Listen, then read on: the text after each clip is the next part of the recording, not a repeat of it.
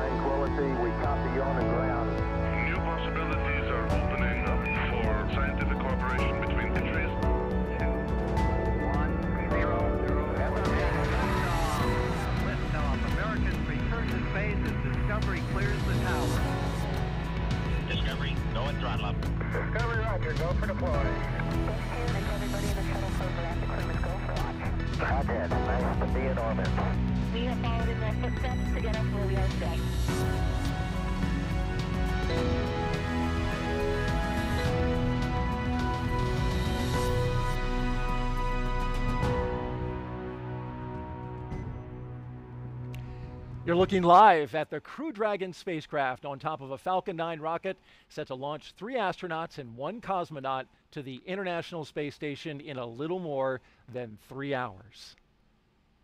It's a beautiful sight outside, beautiful weather here at the Kennedy Space Center, where we welcome you for our live coverage of NASA and SpaceX's launch of Crew-5. I'm Daryl Nail, and with me is NASA astronaut Bob Behnken, who along with Doug Hurley were the first astronauts to fly Crew Dragon into space. Bob, it's great to have you here. You were part of that historic flight, and now here you are back helping us with our launch commentary for today's mission. Well, thank you, Daryl. I'm super excited to be here. A beautiful day to relive my launch experience. Looking forward to it. You certainly will remember this experience well. We've got video recorded from just less than an hour ago of Crew-5 getting suited up in that historic suit-up room. And there you see them. Everything went smoothly. You can see the astronauts there in their spacesuits after getting them fitted and Core tested. Countdown, and those T-minus 3 hours and 23 minutes. The displays are configured for crew ingress on schedule. That's our launch audio. We're going to pause whenever that comes up. But tell me a little bit about those custom flight suits, Bob. Well, Daryl, I've heard those suits referred to as space tuxedos by some of the SpaceX team, and they are custom fit, and they are, you know, what the crew needs to wear in case there was any sort of an issue inside of the capsule. They're custom fit, and they'll be ready to wear them when they head into space. Not designed to go outside the capsule, but certainly if something were to happen inside the capsule, they pressurize, and that keeps them safe. Now, we want to invite you folks who are watching to participate in our broadcast today. If you would like to ask Bob a question over the next 3 hours, you can jump on any number of our social media handles. One of the ones that we're looking at is the hashtag AskNASA handle on Twitter. Send us that tweet with a question and the hashtag AskNASA, and we will get to it. Now, in addition to Bob's analysis, we have teams across the country covering the action, and there they are. We'll get updates from SpaceX headquarters, giving us a wave from out there in Hawthorne, California, and Houston, Texas. Mission Control Center, hello to you as well. And of course, right here in Florida, we've got our interviewees standing by. Now let's check in with our team monitoring preparations for launch at SpaceX headquarters in Hawthorne, California. Take it away, ladies. Hi, I'm NASA's Sandra Jones with NASA Communications. And I'm Jesse Anderson, a production engineering manager here at SpaceX. As we count down to liftoff, welcome to Mission Control. This is where our teams are staffed around the clock to monitor Dragon and the mission. On console or headset in Mission Control are 6 key positions. The mission director is in charge of the room and tasked with making real-time decisions to ensure mission success. The person that you'll hear talking to the astronauts is the Crew Operations and Resources Engineer, who you'll hear us refer to as the core throughout the broadcast, and there you can see him on the screen. The additional positions are focused on vehicle systems, including avionics, navigation and control, software, propulsion, life support, and communication with ground support teams. And NASA has its own team members in Mission Control Houston, where they've been preparing the space station for Dragon's arrival. We'll meet several of the key players later when we check in with them. And upon liftoff, today's ride to the International Space Station will take about 29 hours, with Dragon flying autonomously the entire way. And just like autopilot on a commercial aircraft, the crew always has the option or the ability to take manual control of the spacecraft if needed. So let's head back over to Florida as we await the crew's departure for the launch pad. Daryl? Sandra and Jesse, thank you very much. And here they come, Crew-5. Crew they're ready for crew arrival, and crew are walking out of the O&C room now, on schedule. Indeed they are. And there they are. The astronauts of Crew-5 taking their first steps outside as they head to the pad. From left to right, cosmonaut Anna Kikina, Josh Cassada, Commander Nicole Mann, and Koichi Wakata.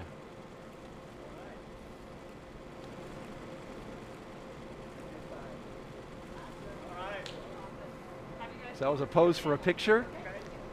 And here they go to their ride out to the pad. 3 Teslas all lined up in queue, along with a full security escort. And the folks you see there, family, loved ones. This is a moment to have an exchange, Bob. It is. It's an opportunity for the crew, if you will, to take a little bit of a break from the technical briefs that they've been having this morning as they got suited up and understood what the weather conditions were. They get a chance to say goodbye to their families, see some smiling faces, again, have a little bit of a relaxing moment with their families before they get serious again and head out to the launch pad. And they keep a certain distance away. You can see the stanchions, you can see the family that are gathered there, and of course that's in the interest of the astronauts' health. That's absolutely true, Daryl. You know, the crew has been in a quarantine state for the last several days. You know, they don't want to bring anything to space station that we don't have, you know, really tight control of. And so they'll stay back from folks, but they'll give some air hugs and some waves. All right, let's listen in.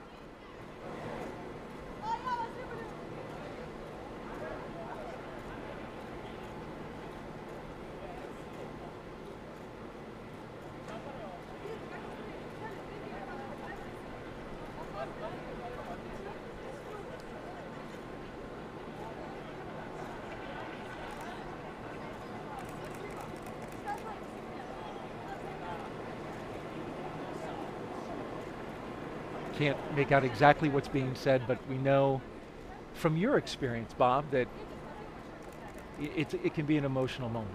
Absolutely. You know, for the Demo 2 mission, my son was super excited to yell Launch America. So that was the one thing that you could absolutely hear. Even inside the suit with our deep insert earplugs, you could hear that Launch America tune when he sang it out.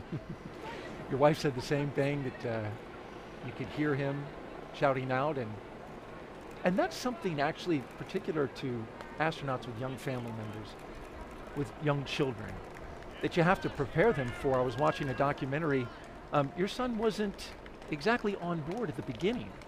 Absolutely. At the beginning of the idea of a parent launching into space was something he was unfamiliar with, a little bit scared of, but we brought him down here to Kennedy, got him a chance to see a cargo launch into space, and then by the end of that experience, he was ready for me to go first, Mommy to go second, and he said he was going third, so we'll wait to see if that happens. And then we'll have him on for the Crew-37 show. Yeah, he thinks probably Crew-16, so Crew he's 16, on a little bit faster earlier schedule, yeah. I like him, he's ambitious. Look at that license plate, I was just noticing that, blast off. Yeah, Daryl, the SpaceX team has been creative with those license plates. It's always cool to see what they add to the Teslas to make the experience just a little bit personalized. It's a nice touch. As you can see, the media in the background positioning themselves for a good shot as the Teslas roll out with a full security escort on a 20-minute drive to pad 39A. And they're queuing up a playlist right now, Bob, with some tunes. In fact, I've got the playlist to one of the vehicles. I believe it's the lead astronaut vehicle, which would be the second one in this line. Here's what they're going to be listening to. Oh Yeah by Yellow, Danger Zone by Kenny Loggins, Stronger by The Score, Slow Ride, Foghat, Everybody Got Their Something by Nikki Costa, Sabotage by the Beastie Boys, Mainstream Kid by Brandi Carlile, and Don't Stop Believin' by Journey. It's a nice list right there. It's a wonderful mix. There's a little bit of a slow and relaxing portion of it, as well as something with a little bit of emotion as they head out to the launch pad. You know, when Doug and I headed out to the launch pad, we had some tunes as well, and we took the experience to capture kind of the same things. The excitements of launching into space. Back in Black was one of the songs we selected from AC/DC, since we were both headed back into space again, and it was an exciting time for us. And that was followed, I believe, by a Girl from Ipanema, which was very much a contrast. It was, Daryl. You know, this is a 20-minute ride out to the launch pad. The crew's been on a very tight schedule as they work their way to get to this point, but now's the time to sit back and wind your watch and wait for the actual launch event. So that waiting music came from the Blues Brothers movie, and Doug and I knew there was just going to be a time where we had to wait our turn to launch on that rocket. Windows are open now in the Teslas, and family members just now retreating back from the vehicles, but then also getting another moment up there next to the car, which just completed.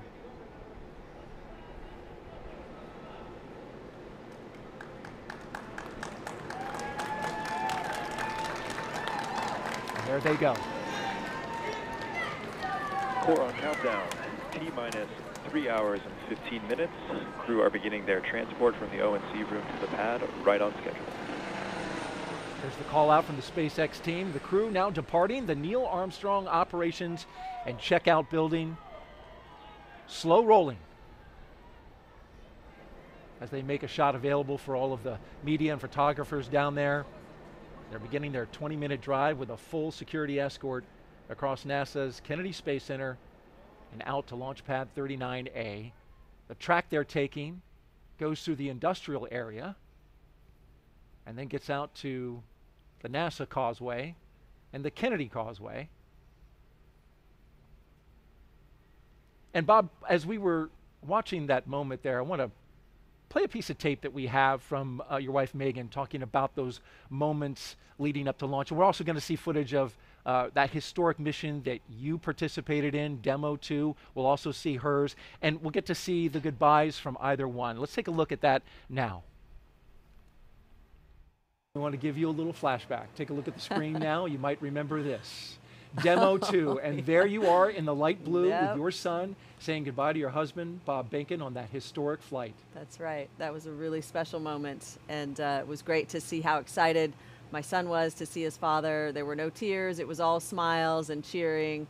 My son, I think, was determined to say, "Launch America," first and loudest, and so that's what he was doing. He did a great job. And then in April, Crew 2, this was your launch, and yes. Now the role was reversed. You were in the astronaut suit getting ready to go out and launch, and your husband was there with your son. That's right, and I was listening out for that Launch America, and sure enough, I could hear it from probably 20 feet away. That was a wonderful moment. Wife, Megan MacArthur, who flew on Crew 2 to the International Space Station following up your certification mission. Yeah, it was a moment that we wanted our son to have a positive experience with, and he certainly did. Again, smiles and hugs and cheering. And while we didn't hear the voices of the crew's families and guests as they walked out, we did definitely hear that cheering when they got their chance to drive away. And we continue to follow the convoy from high above, our flight operations team. The helicopter crew getting a good shot there as they go. Now let's check in with Hawthorne and get our first update from SpaceX's Kate Tice, who, by the way, was at this very desk, Bob, when you launched. Good to have you back, Kate. Thanks, Daryl. I'm Kate Tice, and I'm the Quality Systems Engineering Manager here at SpaceX, and I'm going to be bringing you live status updates from the launch teams this morning. Now, for those following along with our launch preparations over the last week, you'll know that we had a successful dress rehearsal a couple days ago of our launch operations on October 2nd, followed by a successful static fire of our 9 Merlin 1D engines. Now, fast forward a bit to this morning, and we're coming up on, there it is, the T-minus 3 hour and 12-minute mark, and so far all is going well for launch. Earlier in the night, the team began clearing the hazard area and buildings around Pad 39A, known as the Blast Danger Area, or BDA, as you might hear it called out today. At T-minus 4 hours, there was a briefing by the SpaceX launch director, and good news, there is nothing significant to report on the rocket. At this time, the advanced team was also cleared to enter the pad and start prepping the vehicle for the crew's arrival, which we're tracking there on screen, and we're expecting them to arrive at about T-minus 2 hours and 55 minutes, so just shortly coming up. So the only people remaining on the pad at this point in time are those needed for ingress of the astronauts. At the launch pad, Falcon 9 is powered on, and we're currently monitoring telemetry and pressurizing gas storage vessels. Engine and stage checkouts were performed several hours ago. On top of Falcon 9, of course, we have the Dragon spacecraft, and it is ready for the crew. Functional checkouts were performed, and most recently, the Dragon propellant system was pressurized to final flight pressure, and the side hatch has been opened by the advanced team. So at this point in time, I can report that all spacecraft systems are go. And as for the range, launch range is ready to support and working no issues at this time. And as you have probably been following along, we have been tracking the weather conditions carefully over the last week as we dealt with the remnants of Hurricane Ian. As you can see on your screen, it's a gorgeous morning out there at Kennedy Space Center. The weather is cooperating as we count down to liftoff. We have been tracking downrange winds that had been no-go overnight, but as of the T-minus 6-hour weather brief this morning, it cleared and we were green there. So everything is looking good for weather at this point, but we will continue to monitor. Now, with all that being said, let's head back over to Daryl and Bob for another check-in from Kennedy. All right, thank you, Kate. And yes, the weather here at Kennedy is nearly perfect for launch. Let's introduce you now to today's crew. We begin with Nicole Mann. The California native holds a Master of Science in Mechanical Engineering and is a colonel in the Marine Corps. Nicole was selected by NASA in June 2013, and today, the Crew-5 commander will be flying into space for the first time. And once she reaches the space station, she'll be the first Native American woman to stay on station. Sitting next to Nicole is Josh Cassada. He grew up in Bear Lake, Minnesota. The physicist and U.S. Navy test pilot, flew 23 combat missions. He later became an instructor at the U.S. Naval Test Pilot School, and more recently, he served as the capsule communicator in mission control. But today, he's the pilot aboard Dragon. In the role of mission specialist is veteran Japanese astronaut Koichi Wakata. Altogether, Koichi flew 4 space shuttle missions, a Roscosmos Soyuz, and was on a long-duration stay aboard the International Space Station. Altogether, Koichi has spent 11 months in space, the veteran. And the fourth member, the second mission specialist, is Roscosmos cosmonaut Anna Kikina. She graduated from the Novosibirsk State Academy of Water Transport in 2006. In 2012, Anna officially became a candidate for the position of test cosmonaut. Crew-5 will be Anna's first flight into space as part of the recent resumption of integrated crews on U.S. Crew spacecraft and the Soyuz with the Russian state space corporation Roscosmos. As part of integrated crew, a week and a half ago, NASA astronaut Frank Rubio flew to the ISS aboard a Soyuz. Flying integrated crews ensures operational safety. Crew members on station are trained to do maintenance and spacewalks. It also protects against contingencies such as problems that could arise on the station, serious medical issues, or an emergency aboard the station that requires a crew and vehicle that they are assigned to return to Earth sooner than planned. All right, the crew taking a turn onto the Saturn Causeway, and this is the road that leads to the Vehicle Assembly Building.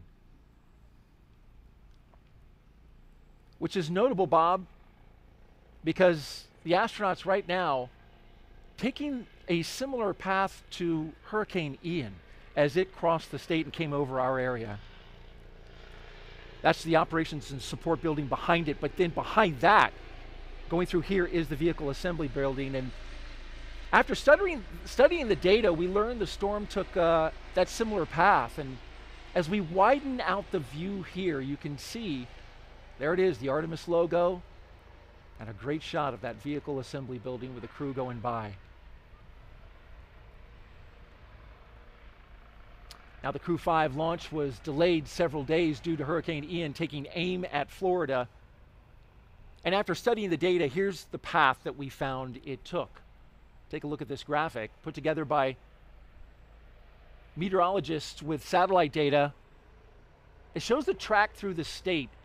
You can see the center of circulation, of course, the devastating impacts to the Fort Myers Beach area, more than 100 people killed, and complete devastation. By the time it crossed our area right there, you can see it came out the other side on Florida. Between pad 39A and 39B, and 39B is where we had our moon rocket, the SLS and Orion spacecraft. But officials here at NASA and the launch team with SLS made the decision to move the SLS indoors, and this is video from that day, 3 days prior. The mighty SLS and Orion spacecraft going into the shelter of the Vehicle Assembly Building as Hurricane Ian passed overhead. It's a 4-mile, 10-hour trek it was that day. And we got winds, Bob, over 96 knots at the top of one of the lightning towers out at pad 39B. So certainly the winds were whipping up high and down below, around 60 knots. It was a good move to put that rocket in the shelter. Yes, it's just remarkable to kind of have seen the track of the storm, have it come right through the Kennedy Space Center, and to be sitting here just a couple of days later getting ready to launch a crew into space.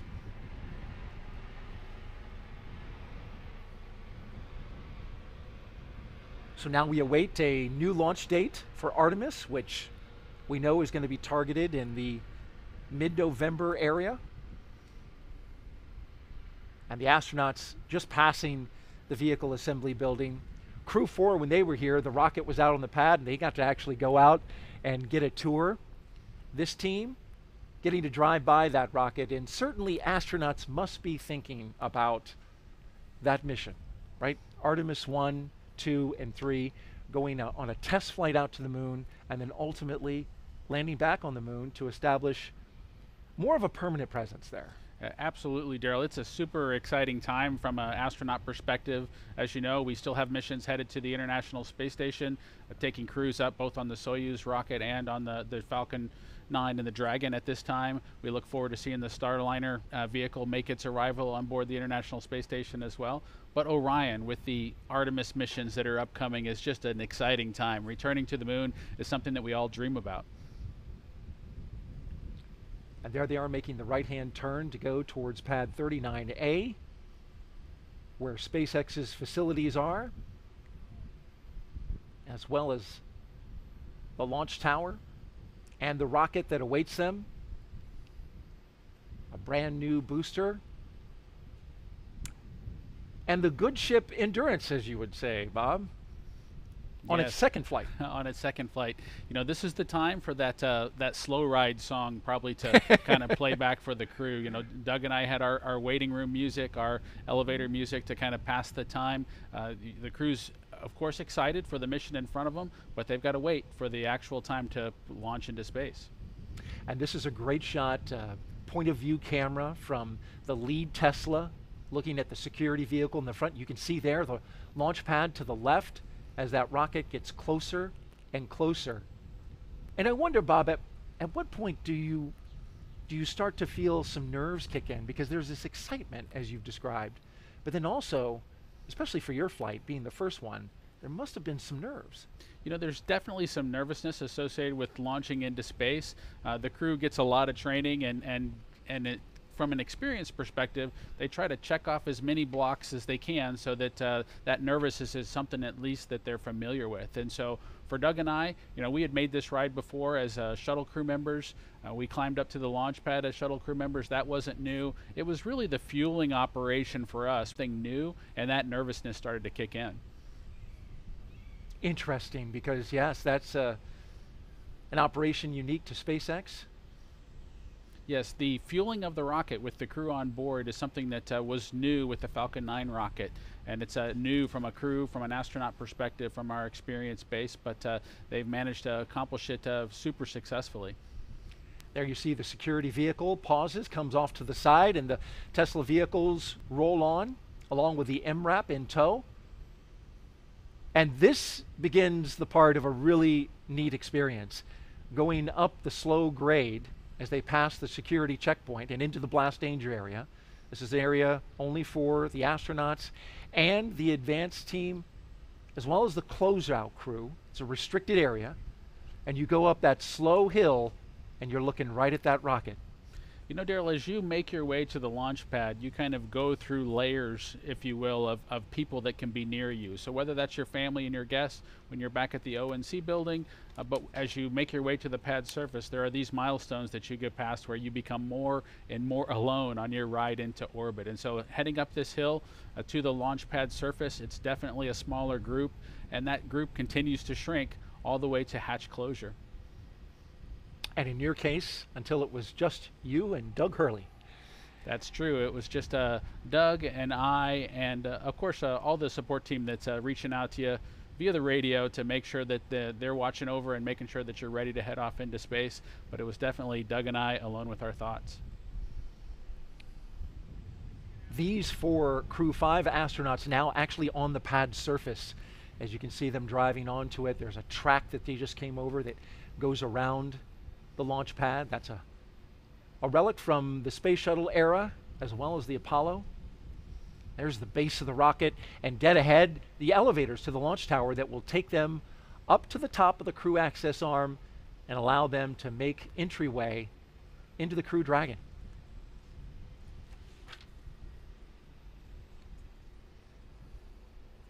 And at T-minus 2 hours and 55 minutes, we'll get that announcement that the crew has arrived, so they're a little early.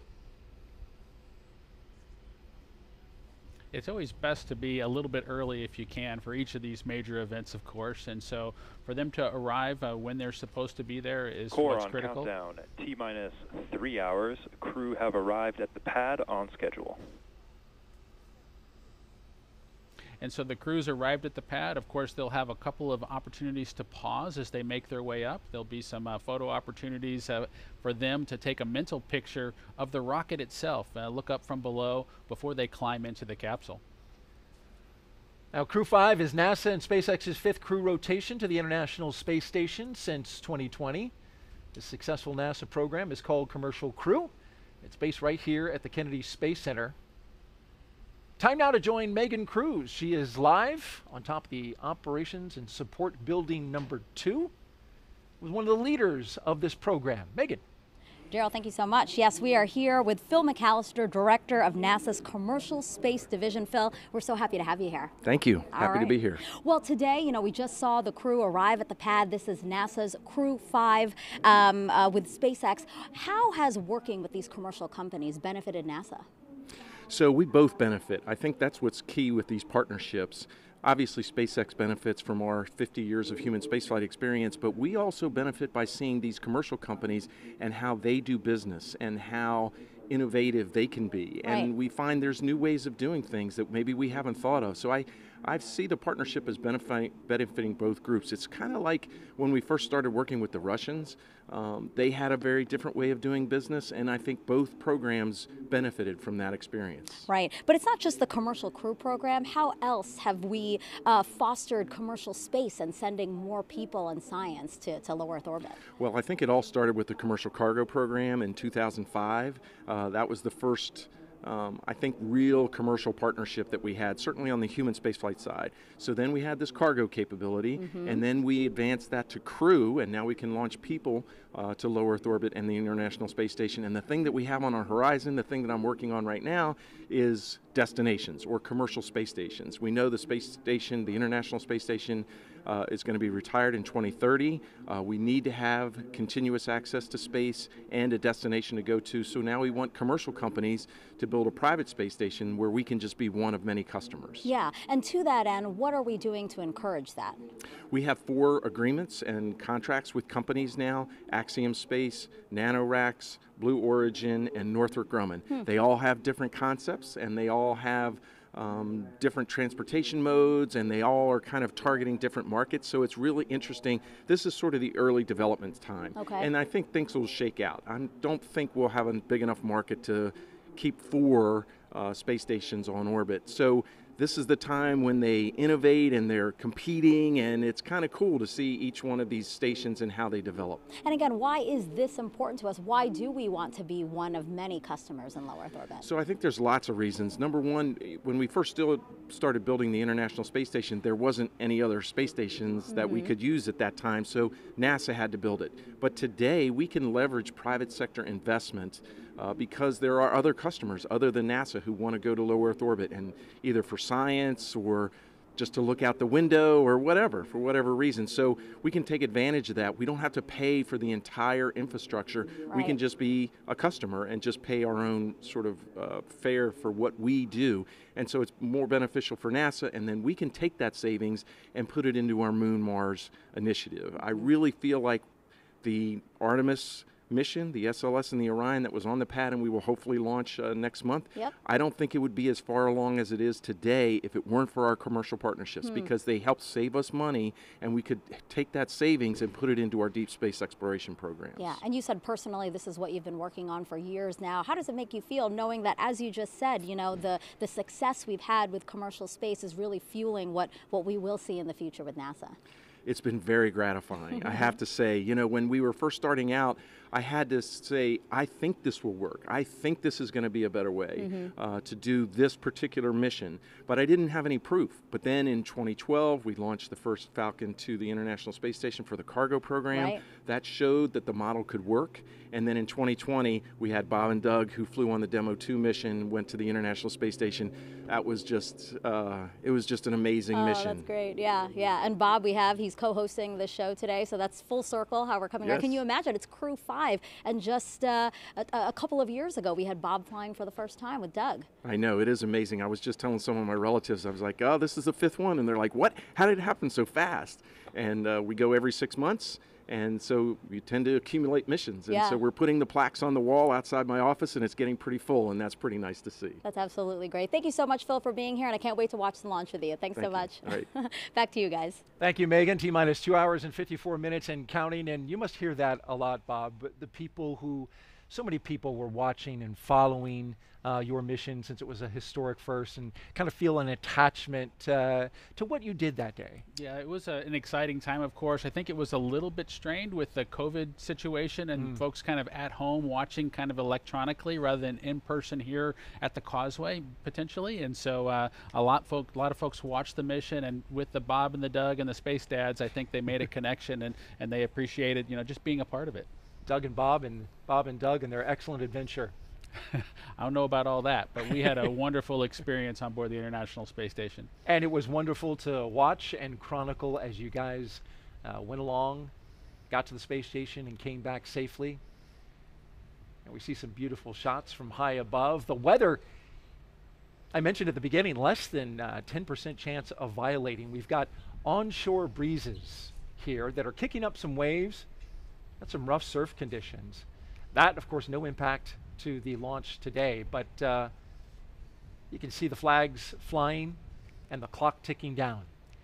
If you're just joining us, you're watching live coverage of SpaceX mission known as Crew-5 as we watch the first 2 astronauts walk out onto the pad surface, getting ready to do what, and I have to admit, I have to attribute this, the rocket recline. There it is. I like the way they did it kind of in coordination as well. I think that was something that Doug and I didn't quite nail on the Demo 2 mission, but I appreciate them getting it sorted out by Crew-5.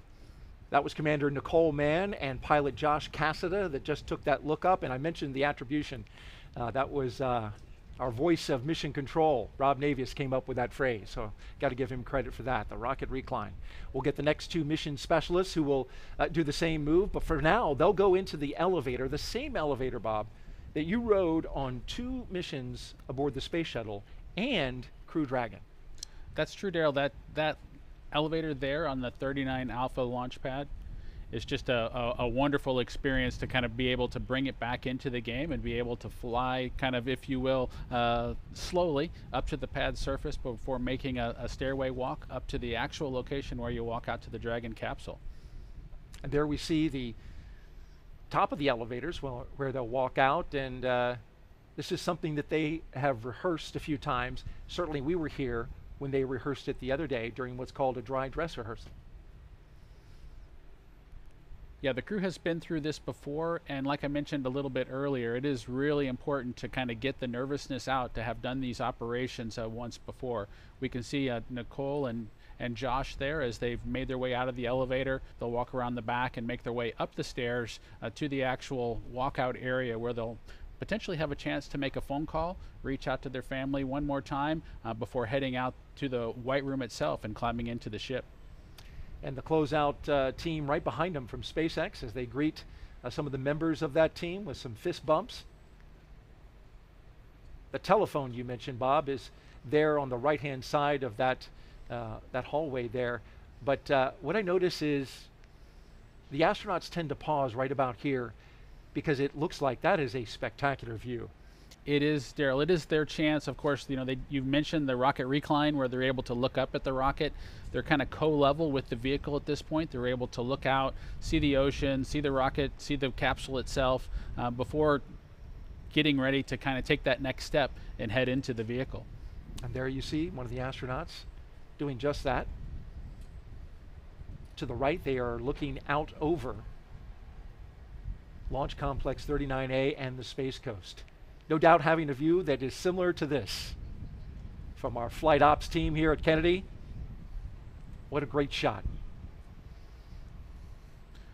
On the left there, you've got the launch tower, and that is the crew access arm that bridges the gap between the launch tower and the rocket on the right. And you can see, Daryl, the second two crew members getting ready to do their rocket recline, if you will, and get a chance to look up at the vehicle. I know they're excited to get their chance to climb in and strap down. Not quite as perfect and in sync as Josh and Nicole were, but they did a great job. Again, better than Bob and Doug. So better than Bob and Doug, but not quite as tightly choreographed as Nicole and Josh. They nailed it. Nonetheless, they get a great view right before they make their way into their spacecraft, and that will ultimately take them into space. We've got a split screen now. The two mission specialists on the left, and to the right, we're tracking our pilot and commander.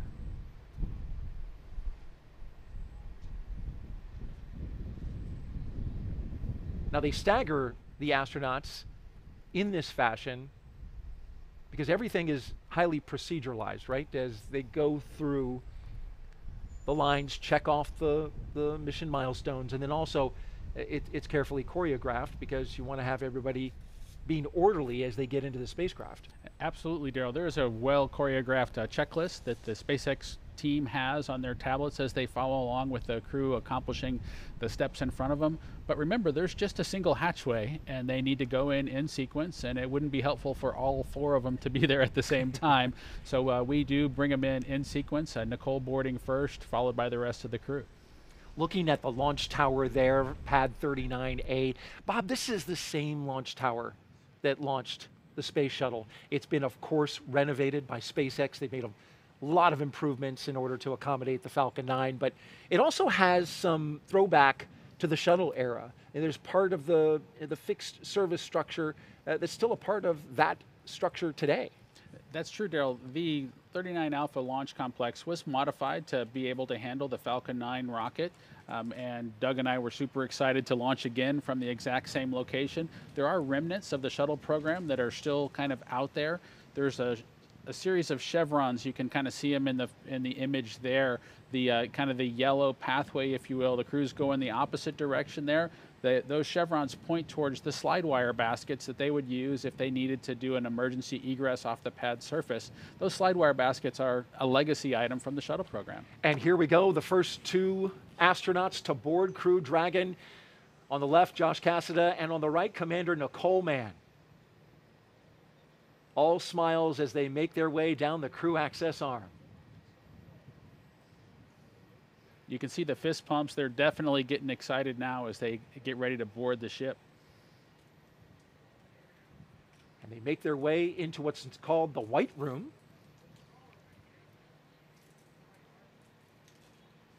Do a photo op there. Core on countdown. T-minus 2 hours and 47 minutes. Crew have arrived at the White Room just a little bit ahead of schedule.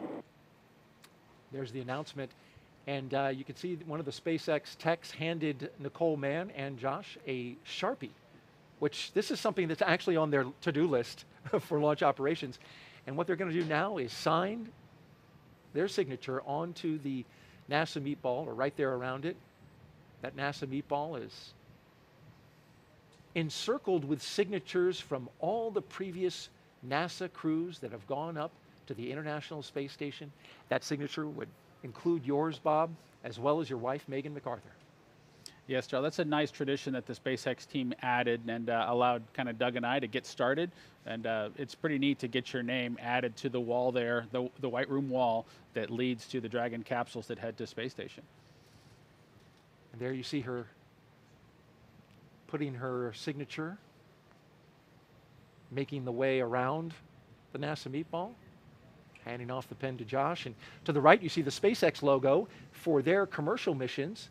They're also starting a set of signatures, which is a great sign about starting to establish that economy in low Earth orbit, the commercialization of low Earth orbit. It's exciting to see the economy in low Earth orbit continue to grow, Daryl. It's also exciting to see the cadre of astronauts continue to grow and view that group as our partners of folks who've been to low Earth orbit, who've been into the black of space, and it's just exciting to see that group continue to grow. As the astronauts prepare to go inside, the first two, the commander and pilot, we've got the mission specialists on the left-hand side of your screen, making their way towards the crew access arm. The white room was a term first used during the Gemini era, literally describing the color of the room, which is painted white. You can see an inflatable seal, which is black colored, connected to the spacecraft, and it inflates to create that environmental seal around the side of the spacecraft, connecting it with the white room. It does, Daryl. That seal, of course, would protect if there was a kind of rain or anything else kind of going on in the area. We don't have that today. We have beautiful weather, but it does ensure that the elements of Florida don't make too far of a way into the capsule itself. So you don't want any mosquitoes or anything headed into orbit with you, and so that seal does its job. It does indeed. There's a lot of humidity and mosquitoes out here in Florida. Fortunately today, we've got a nice little breeze that's keeping it off us here at the desk, which is nice, and kept it off the astronauts and crew when they were getting in their vehicles. Running about a 10-knot onshore breeze, which should help push the clouds around. We've got a few of them out overhead. Our launch weather officer for today, Brian Sizik, from the 45th Space Wing,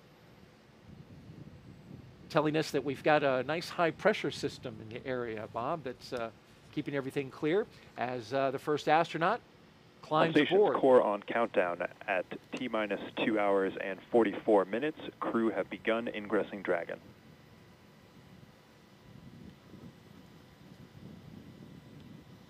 You got to be careful to not bump your head, it looks like. You absolutely, Daryl, need to be careful as you climb through that hatchway. There's a pressure seal that needs to be kind of maintained in pristine condition, so when the time comes to close the hatch, you'll actually get a good seal with that hatch closure operation. And so the crew is keenly aware that they need to protect that environment, and that they climb into the vehicle very carefully. Carefully stepping over that seal. That's important, and later we'll see the closeout team closely inspecting that seal just to make sure that there's no debris, no what they call FOD, foreign object debris, which could compromise the seal. Something you want to make sure you keep the environment on the inside and space on the outside. Yeah, that's absolutely true. That team, of course, it's a little bit difficult in the suit itself to be able to monitor and make sure that you don't bump anything that you're not supposed to bump into. But that team of SpaceX folks just does a great job with assisting the crew, letting them do as much as they would like to do on their own, but also ensuring that everything's done perfectly so that nothing has to be redone in the time-critical situation for launch. And here come our second two astronauts, mission specialists Koichi Wakata and Anna Kikina.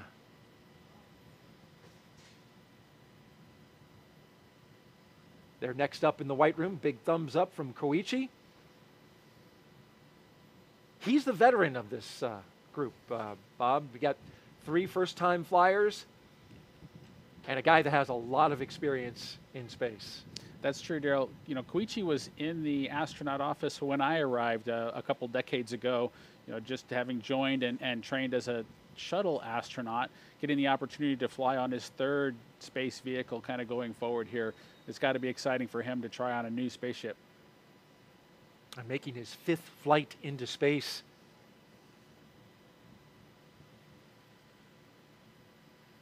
Got the green light flashing above, and I'm going to take that as green as go.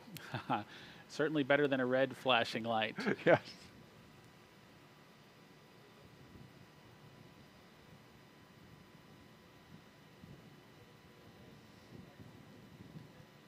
So it does take a relatively large team. It does seem like the crew being able to head out to the launch pad and climb in almost by themselves would be a thing. But in order to make sure that things are all done perfectly, that team of SpaceX folks follows along very carefully with the procedure to make sure everything's done exactly per the checklist. And our mission specialists will now put their signatures on the white room as the commander and pilot finish up securing their 5-point harness into their seat, getting a snug fit. As you can see there, Josh Cassada making sure everything is lined up correctly. Looks like he's got 4 hands. But those are his gloves. I'm sure an extra set of hands couldn't hurt. Yeah, no, he just has the two hands, just like the rest of us, but he does have the gloves there kind of taken off to kind of give him some additional dexterity as he tries to work through getting all the strap-in process completed. You mentioned the 5-point harness, much like a racing harness that the astronauts strap in with.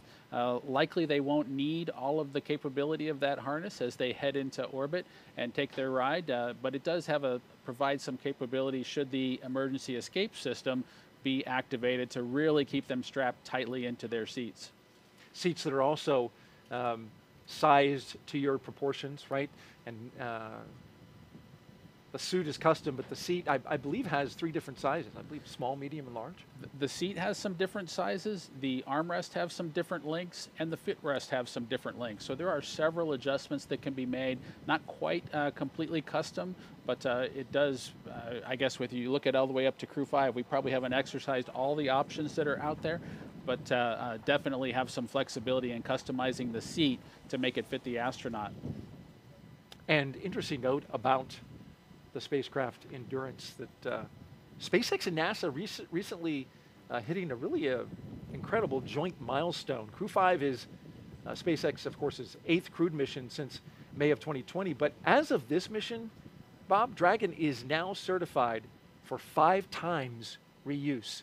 Prior to that, it was 1-time reuse, but they've gone through the process with NASA and accomplished that reuse milestone, which that's impressive. We'll see more flights from Endurance. That's true, Daryl. It is really critical that these commercial vehicles kind of meet their reuse milestones, you know, so that we can continue servicing the International Space Station by rotating crews. And so it's a huge accomplishment to get that behind folks so that we can continue planning for, you know, the duration of Space Station's lifetime being accessible by the Dragon capsule. We continue to watch the action live. In the meantime, let's toss it out back to California with Jesse and Sandra. Thanks, Daryl. This is always an exciting moment watching the crew climb aboard Dragon. This phase of the mission is also referred to as crew ingress, and that term ingress is used when crew members are getting into a spacecraft or airlock, while egress means the exact opposite, they're exiting. So prior to getting on board, the crew completed a foreign object debris check, or FOD check, and that means they themselves have to be inspected for any substances or debris that isn't supposed to be on them or their spacesuits, because this could potentially cause damage to Dragon. And that's also why the crew is wearing covers on their boots and on the umbilical port of their spacesuits. Those covers get removed before they enter the spacecraft. Foreign object debris prevention actually begins right here in Hawthorne before the spacecraft leaves SpaceX headquarters and is carefully controlled all the way through launch day until Dragon's hatch is closed. They're now getting buckled in and attaching their umbilicals to their suits, and you can see the suit techs or closeout techs are present, helping them out as needed. The umbilicals allow the crew to have comms through their suit, air to help keep them cool, as well as delivers nitrox for suit pressurization. As we mentioned earlier in the broadcast, the suit's primary function is to protect the crew in the event of a cabin depressurization. And there are 4 seats configured right now inside of Dragon and are numbered 1 to 4 from right to left when looking at the seats from the hatch. Anna Kikino will be in seat 1 on the very far left, and you see she just climbed in a couple of moments ago.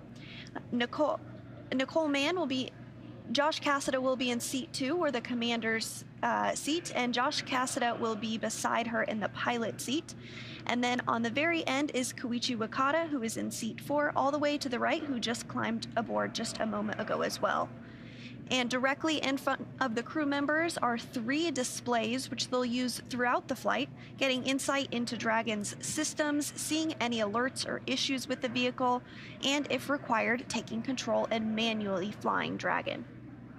Now, once the crew is all settled in, coming up will be a comm check, and that will be to make sure that they can communicate with mission control. And then once that's complete, their seats will be rotated in position for launch. So very exciting watching them getting settled in. We've got this awesome view of the Falcon 9 with Dragon on top, crew on board already.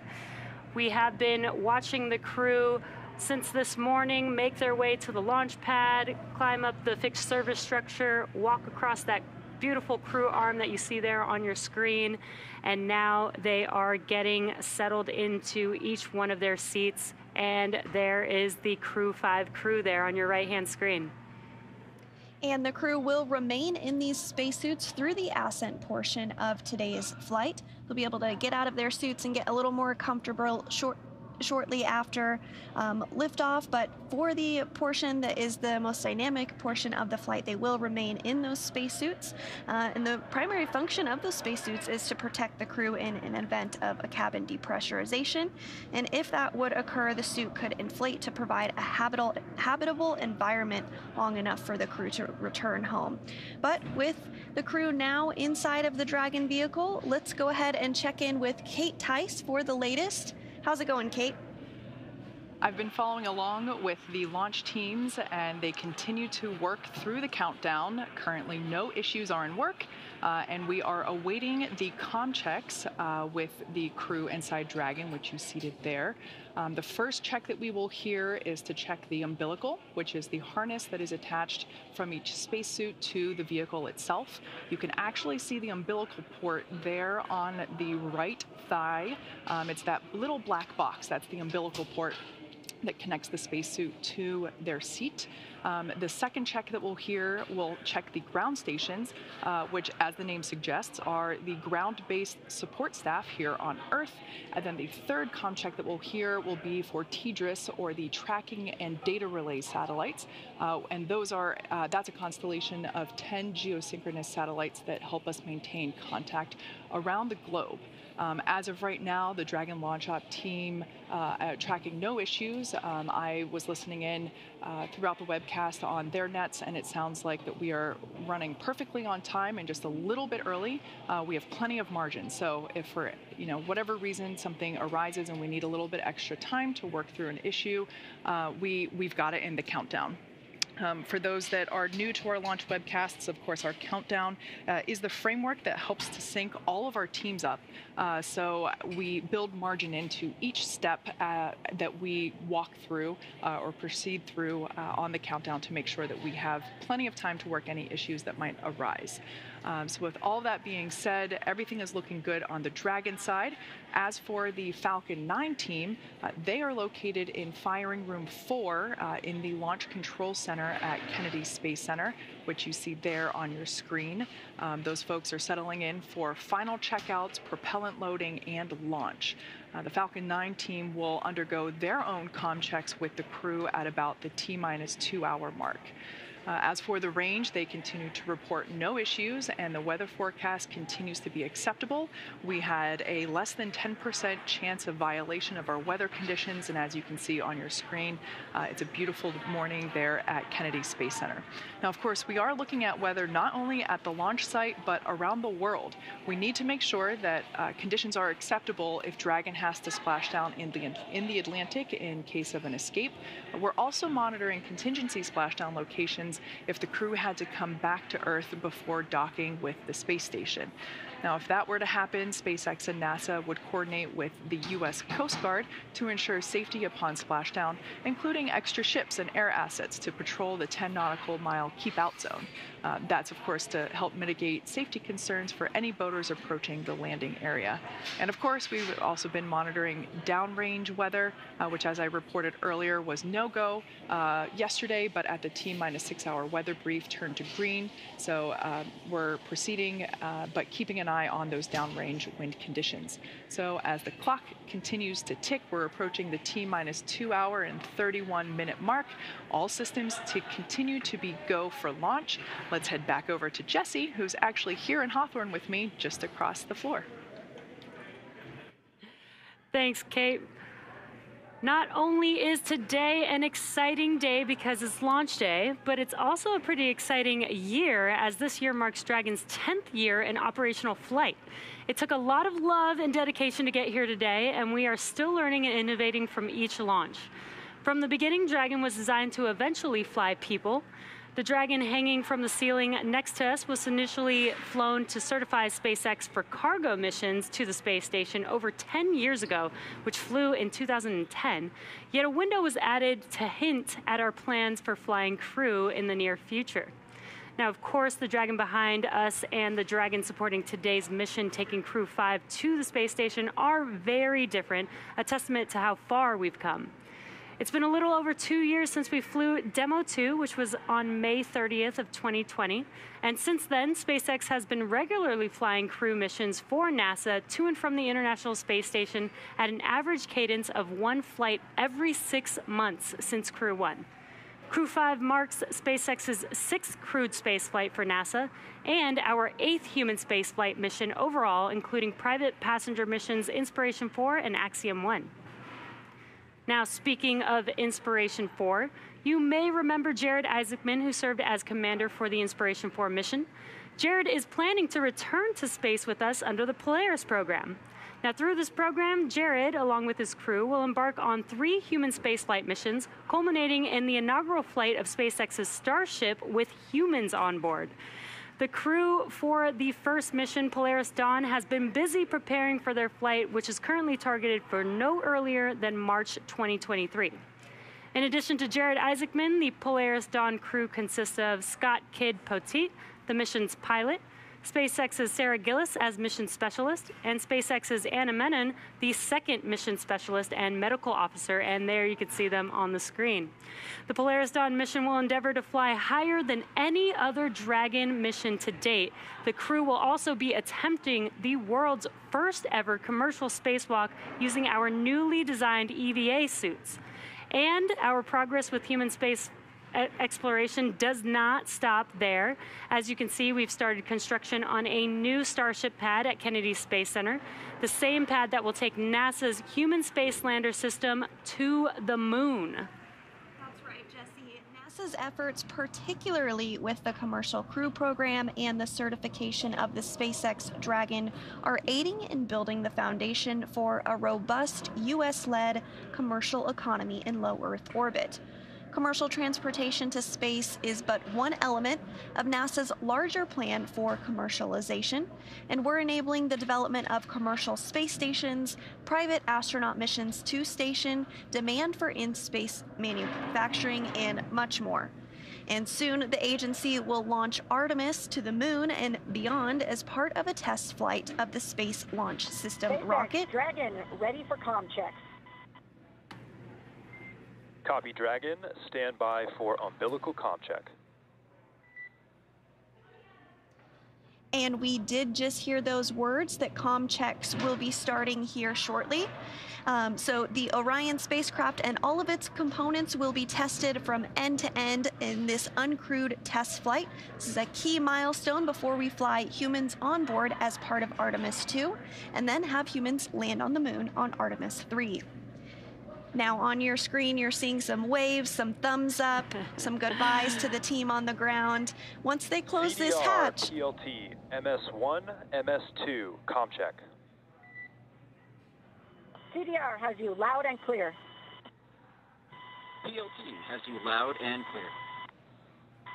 MS1 has you loud and clear. MS2 has you loud and clear. Core, loud and clear. Umbilical comm check is complete. Stand by for ground station comm check.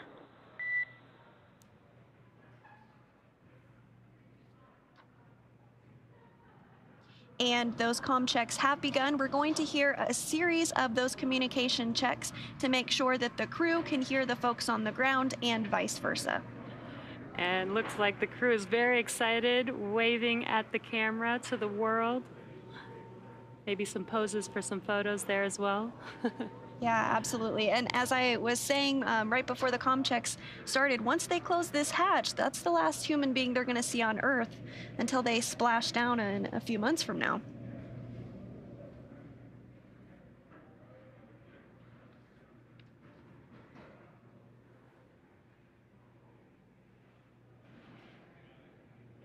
You can also see the crew with their iPads on their tablets on their legs there. They have a variety of different procedures and reference materials that they can view during the mission as well. You'll see them getting that configured and ready for launch now, 2 hours and 25 minutes from now. And these procedures are very, very specific. They are following them all the way, step by step, all the way through. This does include, if you're just now joining us, we are awaiting some comm checks, which they have begun. And they will be stepping through several different comm checks to make sure that the crew can hear and communicate with the ground teams here in Mission Control. And we will do those comm checks through multiple paths to Dragon, including TDRS and ground stations, which you'll hear coming up throughout the continuation of these comm checks. The ground, of course, refers to the different ground stations, and SpaceX has ground stations all around the globe. And then you'll also hear from Core, MD, and LD. The Core in Hawthorne is the Crew Operations and Resource Engineer. The LD is the launch director down in Florida and oversees the countdown ops.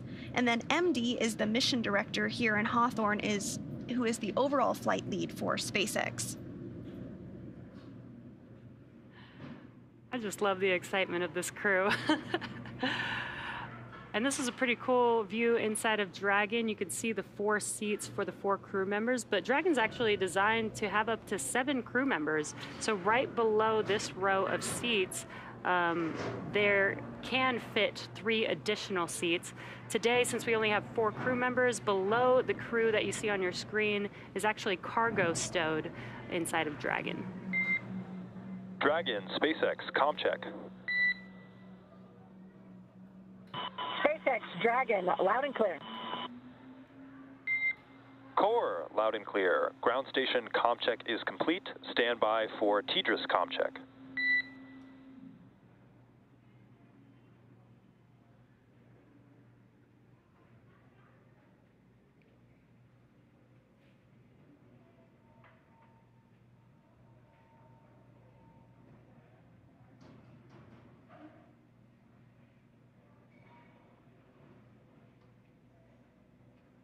We did have a good comm check with the Core standing by for the next comm check, which is going to be TDRS, and that's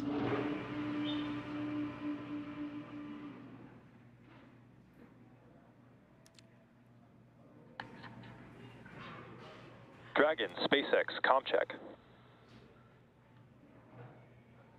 SpaceX, Dragon, loud and clear. Core, loud and clear. TDRS comm check is complete. Stand by for comm checks with DC, MD, and LD in the launch configuration.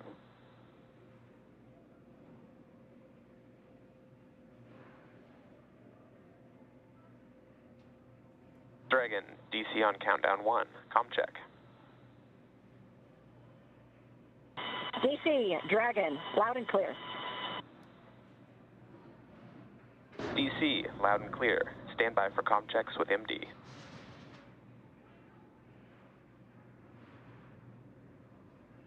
Dragon, MD on countdown 1, comm check. MD, Dragon, loud and clear.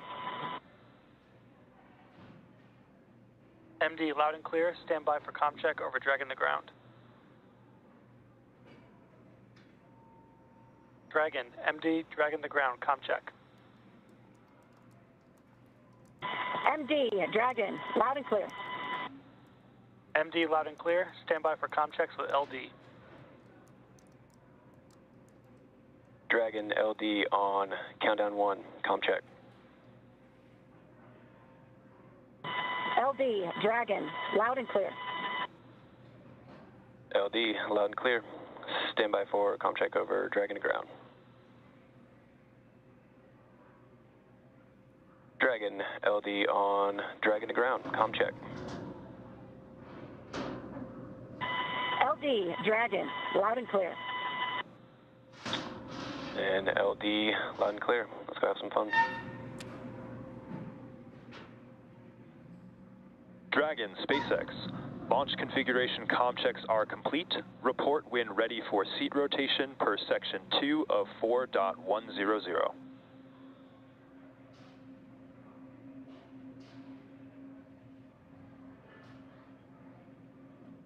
And now that we have successful comm checks, let's go over to the Johnson Space. SpaceX, Dragon, we are ready for section 2 and ready for seat rotation. Looks like the crew is getting ready for seat Copy that, rotation, but Dragon. let's We head will over to the report when Johnson initiating. Space Center in Houston, Texas, and check in with Shaniqua Vereen. Thanks, Sandra, and welcome to the International Space Station Flight Control Room, or Mission Control Center, Houston. A team of flight controllers behind me is actively monitoring the space station as we speak. The crew in orbit has completed a number of tasks to prepare the station for Crew-5, like setting up tools to monitor Dragon's arrival and preparing the sleep stations for the new residents. Many of their clothes and other belongings launched on a previous cargo resupply mission. Back here in Houston, Flight Director Greg Whitney and his team are in constant communication with the SpaceX mission director for Crew-5's launch to the space station. Once we get into integrated operations, the NASA flight director will be conducting a series of go-no-go polls at the predetermined checkpoints for Dragon's approach. For now, we'll continue to follow along from here in Mission Control Houston, so I'll send it back down to the team in Kennedy. Over to you, Daryl. All right, thank you, Shaniqua. And if you're just joining us, it is T-minus 2 hours and 19 minutes until Crew-5 launches as part of the NASA Commercial Crew Program. We've got Commander Nicole Mann, pilot Josh Cassada, and mission specialist Koichi Wakata and Anna Kikina. They are strapped into their seats inside Dragon Endurance. I'm Daryl Nail, and this is Bob Behnken, history-making astronaut here. If you want to get a question into Bob live on the show, just hop on to a social media platform, any of the following: Twitter, YouTube, and Twitch. We're streaming on Facebook as well. Use the hashtag AskNASA, and we will take your question live on the air to Bob Behnken. Now, the Commercial Crew Program has hundreds of super smart engineers and technicians doing amazing work to get us up to the station, and Megan Cruz is with one of them. Megan. Yes, I do have a super smart engineer with me. This is Crystal Jones. She's with CCP's Grounds and Mission Operations Office. Crystal, can you tell everyone what that office is in charge of? Sure, yeah. We have a wide range of functions that we do for the Commercial Crew Program. One is assessing ground systems for crew safety for both launch ops and recovery. An example of a ground system is the crew access arm, which we just saw the crew walk through to get to the spacecraft and ingress the spacecraft. That arm has to swing away from the vehicle for launch, but if there were some sort of emergency and the astronauts needed to get out of the spacecraft, that arm needs to come back really quickly to allow the astronauts to egress. So you're responsible for just making sure that everything is operating the way that it should be if that were to happen? Yes, correct. Okay. Yeah. And then right after this, you're also going to go to the nearby Cape Canaveral Space Force Station. You're going to be inside a room there, and I believe we have a live shot of that room. And you're going to go there so that you can serve as CCP's mishap manager, right? This is the room right here. Yes, that's correct. And I have my FAA and NTSB colleagues there with me as well.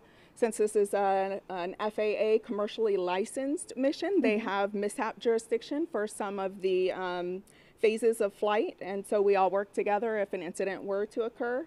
I don't expect anything to happen. I have full confidence in the joint NASA and SpaceX team. You have such an important role here, like you said, a wide variety of things that you're overseeing. You've been here at NASA for almost 15 years. I mean, did you know that you always wanted to work here, and how did you make it happen?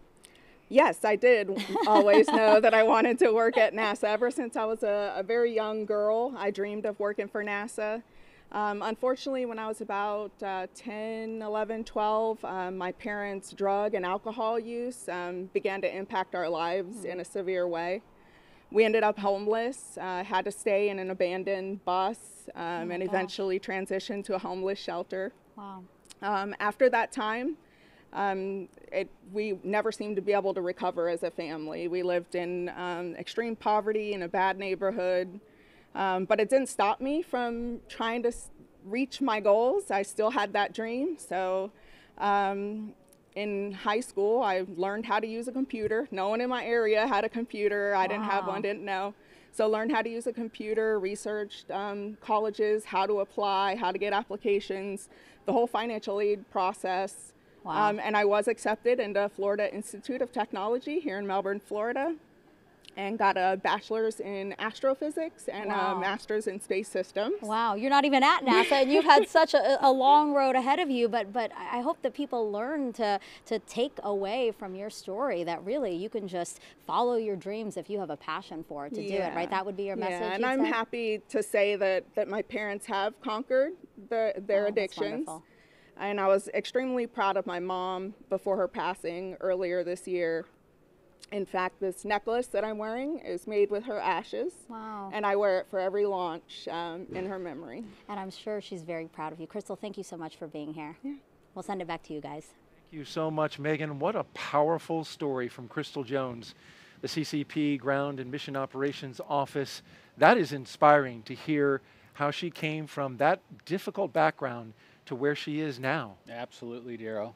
And it's amazing too when you think about going through a difficult road like that and then achieving such a high level of accomplishment here at NASA. We're just so proud of Crystal Jones, and thank you, Crystal, for sharing that story with us. We want to introduce you now to today's crew.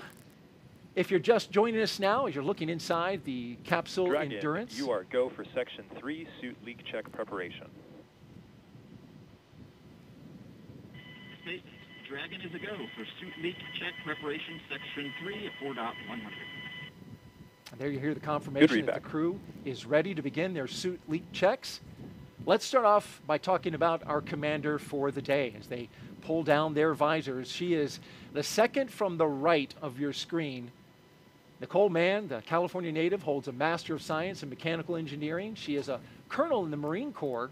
She was an FA-18 Hornet and Super Hornet test pilot and deployed twice aboard aircraft carriers in support of combat operations in Iraq and Afghanistan. Nicole was selected by NASA in June of 2013, and in the years that followed, led the astronaut corps in the development of hardware in the Artemis program. Today, the Crew-5 commander will be flying into space for the first time. And after Crew-5 launches, she will be the first Native American woman to go to space, which is a wonderful accomplishment. Absolutely. Nicole joined the astronaut office when I was the chief of the astronaut office. I'm just super excited to see a colonel in the Marine Corps head to the International Space Station from that commander seat, just like we had for Demo 2. And you being a colonel in the Air Force, I'm sure you appreciate the military discipline that she brings to that role, just like your partner, Doug Hurley, brought a little bit of that. Sitting next to Nicole is Josh Cassada. He grew up in Bear Lake, Minnesota. The physicist and U.S. Navy test pilot flew 23 combat missions. He later became an instructor at the U.S. Naval Test Pilot School. Dragon, we have pair complete and complete with Section 3. There you hear the call that the leak checks have been completed. Good sign as we move forward. And I believe that was Josh Cassidy that came over the line there, who we are talking about. Copy that, Dragon. You are go for Section 4 suit leak check. That was a confirmation, rather, that they were to begin the suit leak check. Copy. Right? Dragon is go for suit leak check, Section 4. All right, want to correct that. Cassada, he's one of more than 100 graduates who became astronauts going back to the Mercury program. More recently, he served as capsule communicator in mission control. But Bob, today he's in the position of pilot aboard Dragon, and that's a position you know well. Yes, it's exciting to see Josh in that seat. You know, as all of our astronauts who come into the program, he brings a balance of operational and scientific expertise kind of to the mission in front of him. In the role of mission specialist is veteran Japanese astronaut Koichi Wakata. He has a doctorate in aerospace engineering, and in 1996 became the first Japanese mission specialist aboard the Space Shuttle Endeavour for STS-72. Altogether, Koichi flew 4 space shuttle missions, a Russian Soyuz, and was on a long-duration stay aboard the International Space Station. During his 2-decade career as an astronaut, Koichi has spent 11 months in space, and so he is the guy with the experience on this crew, the other 3 first-time flyers. Joining Koichi in the role of mission specialist is Roscosmos cosmonaut Anna Kikina. She graduated from the Novosibirsk State Academy of Water Transport in 2006. In 2012, Anna officially became a candidate for the position of test cosmonaut. Crew-5 will be Anna's first flight into space. Now let's check in with our team out at Hawthorne, California. Kate Tice, what do you have? Thanks, Daryl. I'm following along with the launch countdown and our procedures. We're now coming up to T-minus 2 hours and 10 minutes. As you can see there on your screen, the crew is ready for leak checks. Those should be commencing any moment now. The countdown is proceeding nominally at this point on board the brand new Dragon spacecraft Endurance. We've already heard those communication checks between the Dragon team and the crew. We will hear checks, comm checks. So I'm hearing there's about a minute remaining in that leak check. There will be another communication check with the Falcon 9 launch team and the crew that comes up at about T-minus 2 hours. So at this point, we're in the leak check, less than a minute remaining. And after that, we'll be able to say leak checks are hopefully good. And at that point, the closeout lead will then verify that the cabin environments inside Dragon are good to go, and then begin procedures to close the side hatch of the Dragon spacecraft. So that's always an exciting moment. Of course, the closeout team will perform the final leak check on the hatch, and then once that is finished, the team will begin all their steps to ready the crew access arm for retraction, and then the closeout team will leave the pad at about T-minus 1 hour, and we'll hear that called out on the nets that the team has departed the pad. And at that point in time, only our Crew-5 astronauts will remain on the pad. Now, as for Falcon 9, that team is on console in firing room 4. They are preparing for their communication checks, which will occur at T-minus 1 hour and 55 minutes. SpaceX engineers have pressurized the launch vehicle gas storage bottles. Those are composite overwrap pressure vessels, or COPVs. They contain gases that are used to fill tanks with hot helium as propellant is that are filled with propellant, filled with hot helium as propellant is drained out of the first and second stages. We saw the same. Stand by while we just confirm those results long term, and then for next actions. Dragon copies and standing by.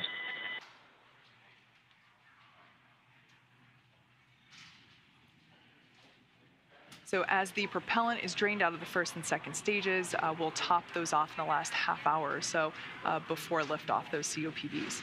Now, we also use pressurized gases to spin the Merlin engine turbo pump when we start an engine in space.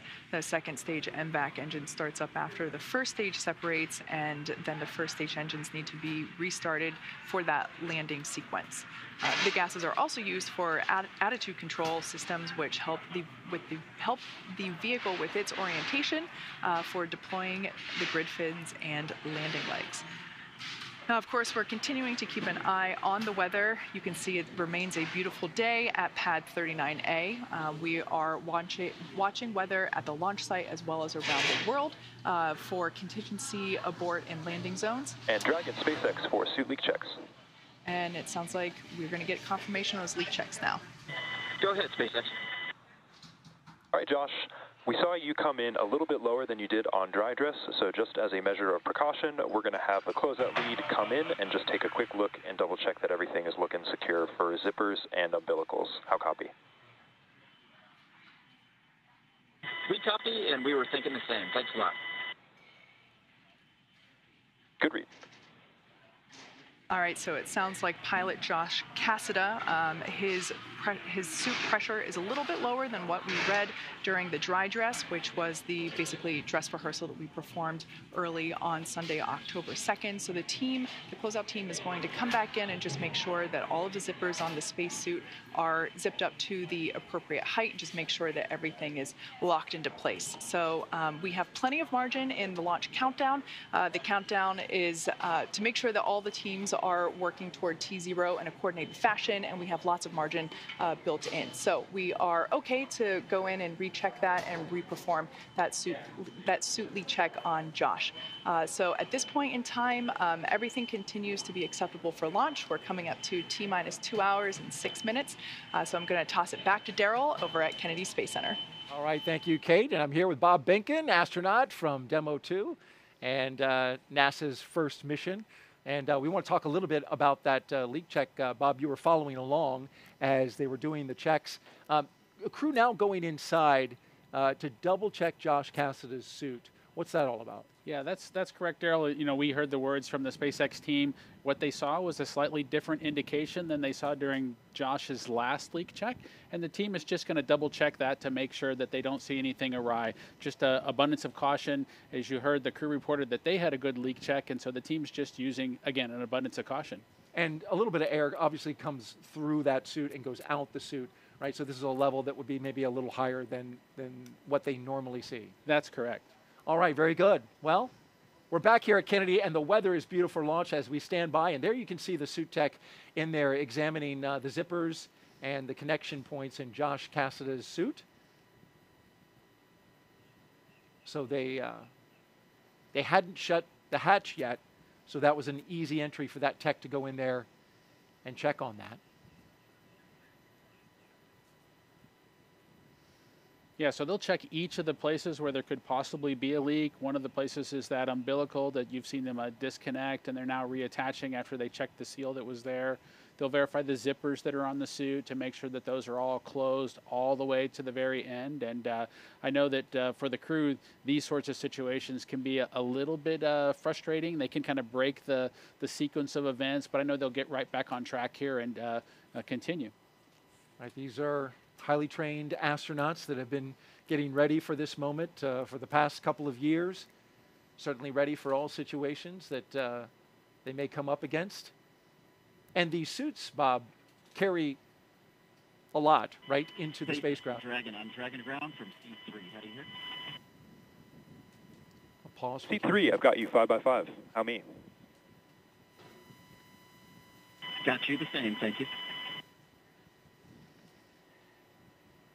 So I don't want to speculate too much, but when you pull the umbilical away, you know, there's an opportunity for the comm system to just need to be re-verified. So we heard Josh check back in. Those connection points, they're grouped together, right? You've got comm and air flowing into the suit at the same connection point. Correct. Also giving a check to Anas, or maybe just doing some zipping up and rechecking.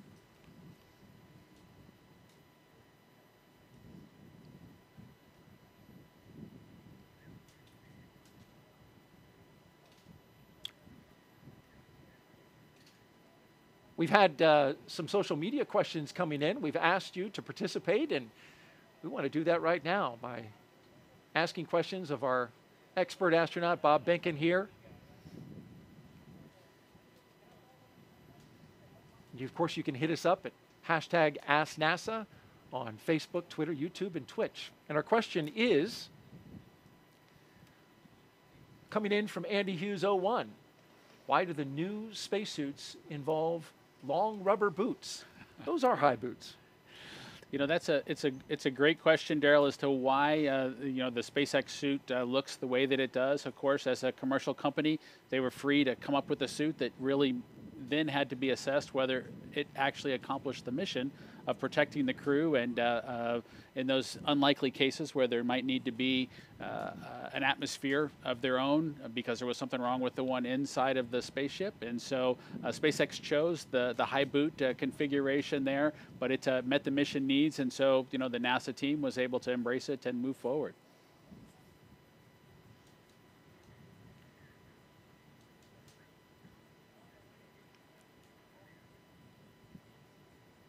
All right, we'll keep an eye on the action inside Crew Dragon Endurance and our three astronauts and one cosmonaut who are standing by. The member of the closeout crew has exited Dragon the capsule. SpaceX, we got a report from the closeout lead about verifying all the zippers and umbilicals. We're just chatting with a few more folks to see if there's any other actions we want to take at this time. We do have 15 minutes remaining in the margin here, so plenty of time. Okay, Dragon copies. Thank you.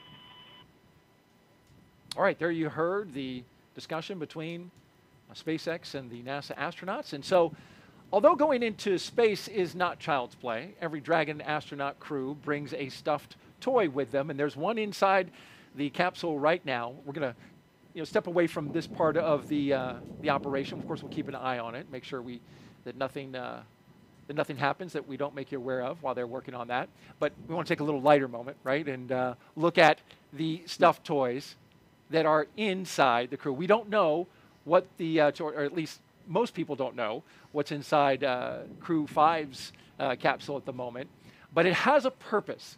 When the toy starts floating, the strapped-in crew has confirmation they've reached microgravity.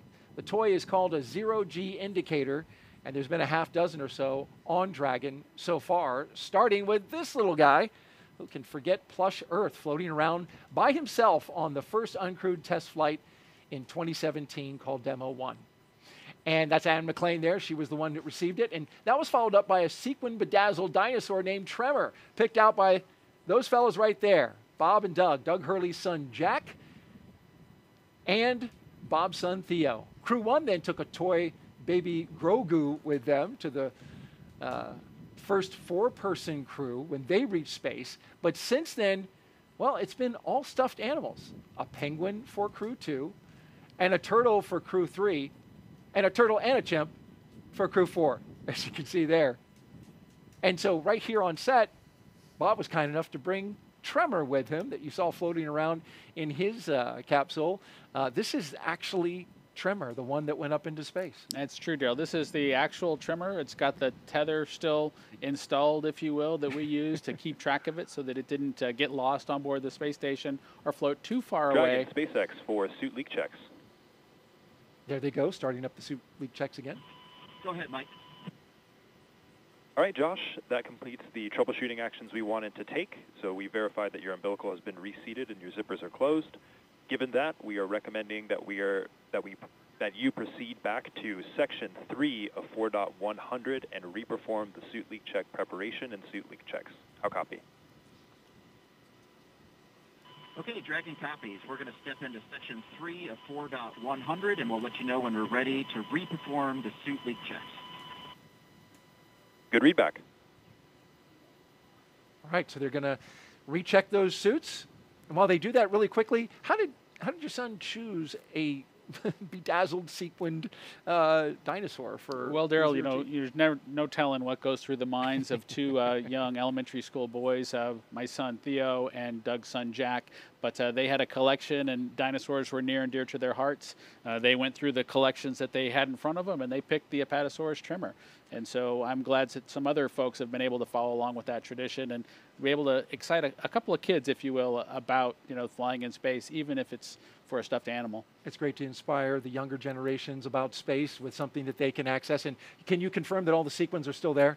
I can confirm, and I do know that the teams look really closely at each of the zero-G indicators to make sure that they're compatible with the SpaceX Crew Dragon's environment as well as the space station environment. And so we got approval, and we were able to take the Apatosaurus Tremor with us into space.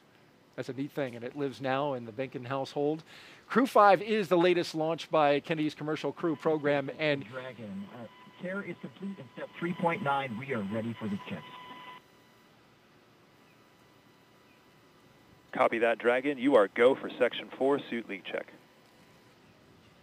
All right, while they start up the suit. Please go for suit leak check. The communication confirming they're going to restart the suit leak check.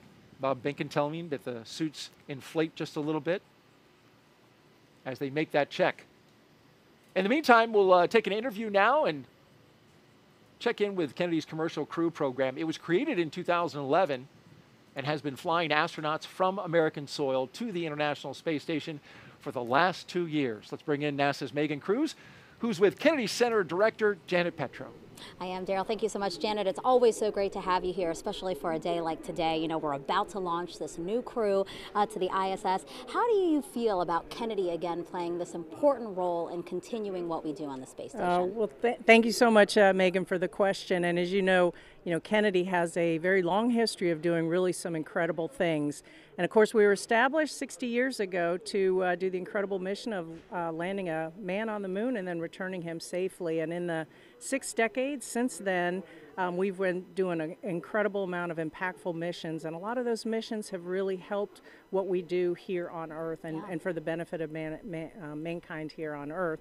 That on-orbiting laboratory that we have up there is doing incredible science and technology and research that's really benefiting humankind here. Yeah. Talk to us about some of the things that we've been able to change and impact here on Earth because we're launching and because of what we're doing here at Kennedy. Yeah, so it's incredible to think that 24 years ago was the first section, the module of the International Space Station called Unity, which was launched.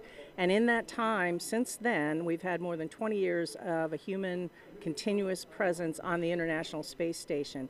And every single time we launch a vehicle, whether it's a cargo or crew, we send up science and cargo and payloads where we do science research and technology development. And all of that not only benefits what we do here on Earth, promoting technology and bettering our life here, but also helps us to look forward to when we go back to the moon and then on to Mars. I'll talk about a few projects that we do here at Kennedy that I'm really proud of. One is the M-SOLO. It's a commercial off-the-shelf mass spectrometer that'll help us seek out and search for ice on the lunar surface. Wow. And then, of course, we are the experts resident here at Kennedy for plant biology. And as we're going to be sending our astronauts further and further into space, to the moon and then on to Mars, they're going to want some fresh food. And so that plant research is really going to help enable that to happen.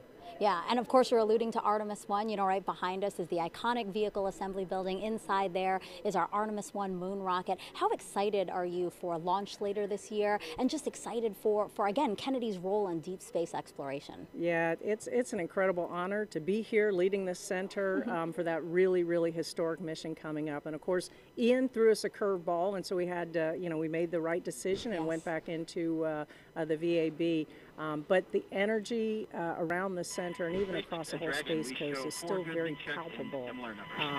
Looking forward to that launch. And when it goes, boy, it's going to really rock the entire Space Coast. And as I said, it's going to be copy very, that, very Dragon. historic, We saw the same we are with all 4 eagerly looking suits all forward to that passing their first leak mission, checks, which is even then though going seat 3 to is help still in us the same family. going on to the moon and then on to Mars. Janet, thank you so much. And we actually just heard a integrity. call out there So at where this time, they're we are going completing to the... proceed with the count and move into Section 5 for side hatch closure and delay any other troubleshooting steps until we get on orbit. How copy? Okay, that's great news. Dragon copies, and we are going to continue into Section 3 of 4.100. Thank you. Sorry, Section 5 of 4.100. Janet, thank you so much. So sorry about that. We did want to take a pause so that people can hear again the operational loops that we're listening into, but thank you so much, and I hope to be watching Artemis 1 with you soon. Thank you very much, Megan, and go Crew-5. Perfect. Janet, thank you so much. Back to you, Daryl and Bob. Bye-bye. All right, thank you, Megan and Janet. And as we were watching the crew there, we saw their suits inflate. We saw that pressurization happen, and then you heard a report out. And if you could just recap that for me, Bob. Yeah, I think the team saw similar indications, but it was 4 good leak checks with similar performance from all 3 suits, all 4 suits that they saw during that first leak check that they accomplished today inside the capsule. So they're going to continue with the launch count, and any further troubleshooting will be delayed until they're on orbit. So we're ready to continue with the count. And so up next, you can see there is the closure of the hatch. And the closeout team will begin performing that. There they are. The hatch is above the entryway into Dragon. They'll remove the environmental conditioning hoses. They'll document that seal and put that on their mobile pads and move through the process.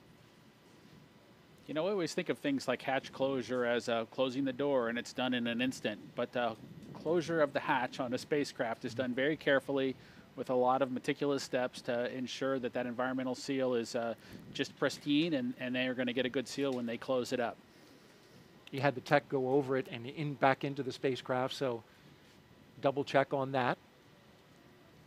They also document the seal. You'll see one of the techs take pictures all the way around the seal.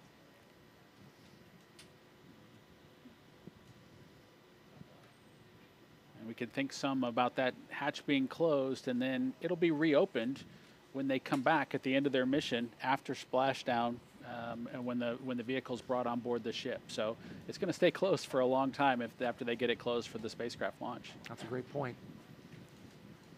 So it needs to be closed well. Dragon, closeout team is taking final steps in preparation for side hatch closure. Stand by for transition to pad hatch closed. Ensure that all items are secure from now through launch. And what is that, Bob?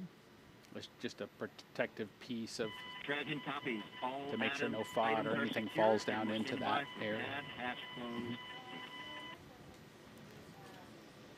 Good words. So some protective equipment for the SEAL there Correct. on the spacecraft. All right, very good. We'll keep watching the action and tracking the progress as we head down towards launch. T-minus 1 hour and 50 minutes until liftoff of Crew-5. Want to head on out to Megan Cruz, who is with our NASA administrator, Bill Nelson. Yeah, it's our honor to have you here, Administrator. Thank you so much. I want to talk to you about how we've had this continued presence on the ISS for 22 years. What do you think of that legacy? Isn't it something? Yeah. Think of the 3,000 investigations that we have done, scientific things, and the innumerable things that we've actually discovered doing all of this science on the International Space Station. Of course, it helps us train our astronauts as we get ready to go fly to the moon, and then we're going to go to Mars. It's such a unique and awesome platform. So yeah, the fact that we can have this continued presence is so great. And you know, Crew-5 is this first mission to resume integrated crew flights to the space station with Roscosmos. Integrated crews have always been the norm on the space station, right? That's right, because we built the space station together now with 15 nations, particularly with the Russians. There's a Russian segment on the station. They provide the propulsion. We, the U.S., provides the electricity.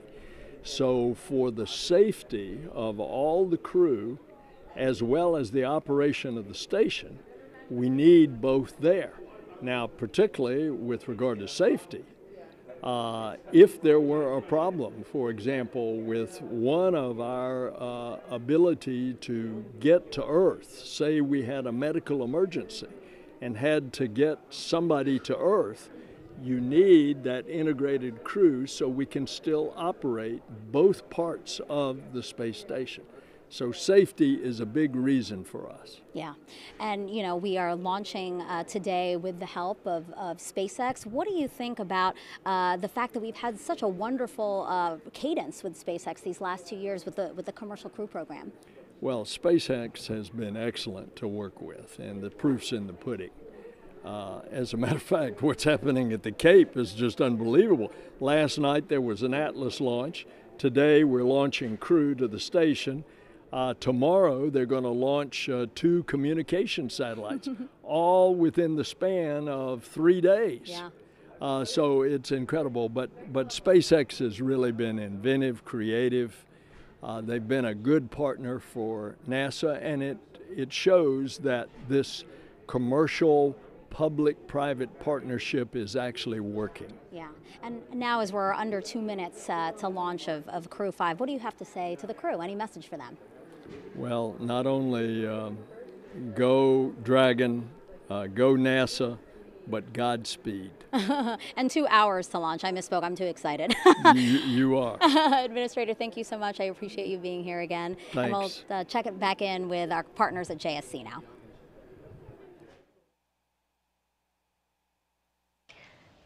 Thanks, Megan. And when Crew-5 arrives at the space station tomorrow evening, they'll officially become Expedition 68 flight engineers.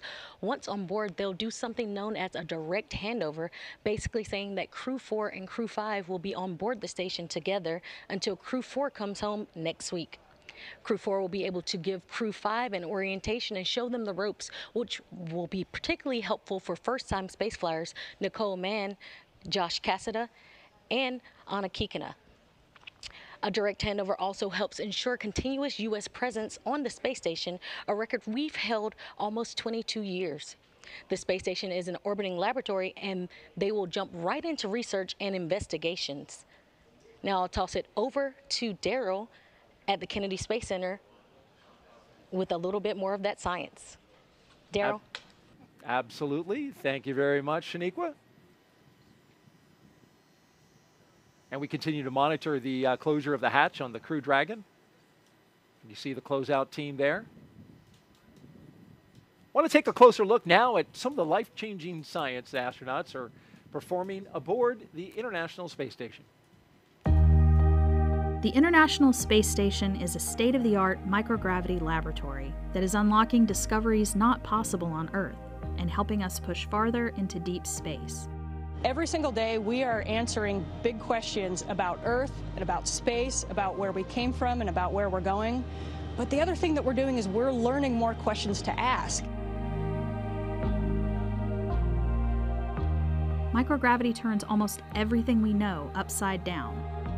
Liquids behave completely differently. Fire burns in new ways. Biological systems reveal surprises.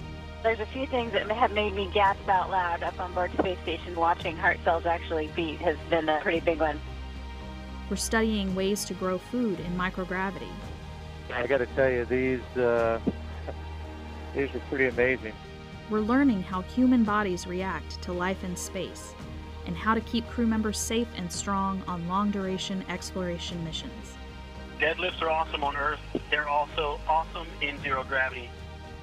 We're testing technologies that will be critical to our return to the Moon and Great Leap to Mars. Our research has contributed to medical and social benefits on our home planet, allowing us to find new ways to combat disease back on Earth and develop technologies to deliver clean water to remote communities in need. The spectacular vantage point of more than 200 miles above our planet supports our monitoring of Earth's climate, natural disasters, and plant life. The orbital perspective that we have here on the ISS is just absolutely amazing. Earth is gorgeous.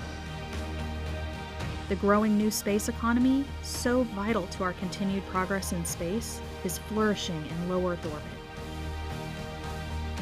We're inspiring future generations from a platform that is one of the largest international collaborations of our time. We're doing science at 17,500 miles per hour. Come along for the ride. So much about what these missions are about is the science, and even though, Bob, you were telling me, test flight, that of course it was historic at the time, that was reestablishing America's presence to launch from American soil, get to the space station. You didn't have a lot of science on your flight, but when you got up there was a lot of science to do, right? Even a backlog. Absolutely, Daryl. You know, for my launch guest, even though it was a test flight that we were headed to the space station to check out a new vehicle, my T-shirt said, "Because science." And that was the reason that we were going. And I was proud to be a part of when I arrived at the space station, of the science that we were able to accomplish. As you mentioned, there was a bit of a backlog. We had a single U.S. crew member, and Doug and I were put into service right away, trying to support getting the science program back up and running and back at full speed. Working hard on that science, just like our next guest who is joining us now. We have Mike Roberts here with us. He is the chief scientist for the ISS National Laboratory. Mike, thank you so much for being here with us today. It's a beautiful day to launch and a good day to talk about some of the science that's on board. You got currently, as I understand it, 235 investigations on board. 76 of them are new, and you got a little bit of them flying right on this rocket here behind us. Yeah, it certainly is a beautiful day here today, and we look forward to getting the science off the ground. As Bob indicated, it's a very busy time up in orbit for the crew because they are very busy not only maintaining the science portfolio of NASA so that we can continue to live and operate in space, they're also conducting science in space that benefits us here directly on Earth, and that's an important part of why the ISS National Laboratory exists. What is some of the science that Crew-5 is working on? So as the crew goes up today and docks the station, they're going to be engaged in a lot of research that addresses medical needs here on Earth. We have partnerships with the National Institutes of Health through the National Center for Advancing Translational Sciences. which is doing some very important research that leverages the access to persistent microgravity dead environment. As Bob, I'm sure, experienced in the microgravity environment, your body's physiology adapts to that environment in different ways, and in some cases, those effects of microgravity on the body mimic the onset and progression of disease and aging here on Earth. So the National Institutes of Health is taking advantage of that by sending small cells in tiny bioreactors up to space to understand how those individual systems respond to that environment so that we can design more effective therapeutics for use here on Earth. We also have experiments launching on Crew-5, going up with the crew today, that are going to explore the effects of microgravity on the gut microbiome. A company is involved with Los Alamos National Laboratory, so it's another collaboration between ISS National Lab, Los Alamos National Lab, and its partners to better understand how microgravity impacts the gut microbiome and the human body. Microgravity, certainly an impact on astronauts the entire time they're out there. And we've been studying this for so long, and it's great to see a study that's looking at those internal functions of the gut. It'll be fascinating to see what comes of that. As we truck along here, I understand that we now have science on board the actual Crew-5 vehicle. That's not something that's always been capable of happening, right? We do. For ISS National Lab and all of the sponsors, the International Space Station, the availability of extra crew members going up on commercial crew has been a significant advantage. We've doubled the amount of time that's available for crew to conduct science. But also, we have the ability to utilize the crew vehicles to get some science up there that can fit within the confines that's not occupied by the crew. So while most of our science and supplies still go up on the commercial resupply vehicles, we're also able to utilize the vehicles themselves that are taking the crew up to get some expedited science up and get it back. And we're looking at some video now of Lambda Vision. If you could tell me a little bit about that. Another very important development in space is the utilization of space and access for commercial companies. So Lambda Vision is a small startup biotechnology company that is pioneering the use of bacterial rhodopsin, a protein from bacteria, that can be used to manufacture artificial retinas. So Lambda Vision is utilizing the absence of microgravity to improve their ability to manufacture these artificial retinas in space. These artificial retinas, when they're approved for use by the FDA, will enable Lambda Vision to offer the availability to recover from retinitis pigmentosa and macular degeneration here on Earth. Currently, there are no effective therapies for that recover full sight or full vision. How about that? This technology offers that advantage. Offering a lot of hope for people who suffer from those diseases, and so it'll be exciting to see what kind of results come from that experiment. It is, and Lambda Vision's had the opportunity through ISS National Lab and NASA to operate 4 different experiments in space. So this new era of easy access to space for supportive science that benefits here on Earth is really turning into some new great dividends for people on Earth. Mike Roberts, Chief Scientist for the ISS National Laboratory, thanks for being here and sharing your knowledge about the science on board the ISS. Thanks, Daryl. All right, as we continue to watch the operation and our team check through the milestones here, we will toss it back out to Houston. Actually, we're going to throw it to California and Hawthorne, where Sandra and Jesse are standing by. Thanks, Daryl. Earlier, we did talk about the progress that both NASA and SpaceX have made in human spaceflight since we first started flying Dragon regularly over 10 years ago. So to support our increasing number of human spaceflight missions, your spacesuit team has been busy at work, Jesse. Yes, we have. You might be surprised to know that the completion of the Crew-5 suits marks SpaceX's 50th completed IVA, or intravehicular activity suit, including development, training, and qualification suits. 30 of those suits were created for flight. This number is inclusive of the suits that the Crew-5 astronauts are wearing today. 17 of the 50 were built and used for development and training. 1 was used to get our suit qualified for space, and we produced suits to support the passengers for a couple demonstration missions as well. You may recall Starman and Ripley. Starman flew on our first Falcon Heavy flight in 2018 and is still flying around out in space. And Ripley was the anthropomorphic test device that flew on Demo 1 to help us collect lots of data before flying Bob and Doug. And as a reminder, this spacesuit that you've seen the crew wearing throughout operations today is an intravehicular activity suit designed for use inside Dragon. Its primary function is to protect the crew in the event of a cabin depressurization. Now, when the astronauts move onto the International Space Station following docking, the spacesuits will stay on board Dragon. The astronauts will then use NASA's Extravehicular Activity, or EVA, suit when outside of the International Space Station performing spacewalks. The suit teams work tirelessly to make sure all of our astronauts have a positive experience while wearing our spacesuits and ensures the highest level of safety. Now, similar to how we innovate and further develop our launch vehicles with each tester mission, our spacesuits have continued to evolve since NASA astronauts Bob Behnken and Doug Hurley first donned them for Demo 2. Some improvements include the patterning process for better fit. Patterns are the individual pieces of fabric that go together to create the suit. Our process involves taking measurements, generating patterns based on those measurements for each layer of the suit, and then performing fit checks where we put together non-flight, quick versions of the different layers of the suit to make sure that they fit correctly before making the flight suit. Now, we've also continued custom patterns for each crew member and have made significant reliability upgrades in the spacesuits. And while the suit is a single piece, which means the helmet, gloves, and boots all remain attached as one piece, with us today is a SpaceX helmet lent to us by the spacesuit team, and you can see it here on the table right now. That's right, Sandra. This helmet is made from 3D printed nylon and has a visor that pivots open. And Dragon SpaceX for side hatch leak checks. Go for Dragon.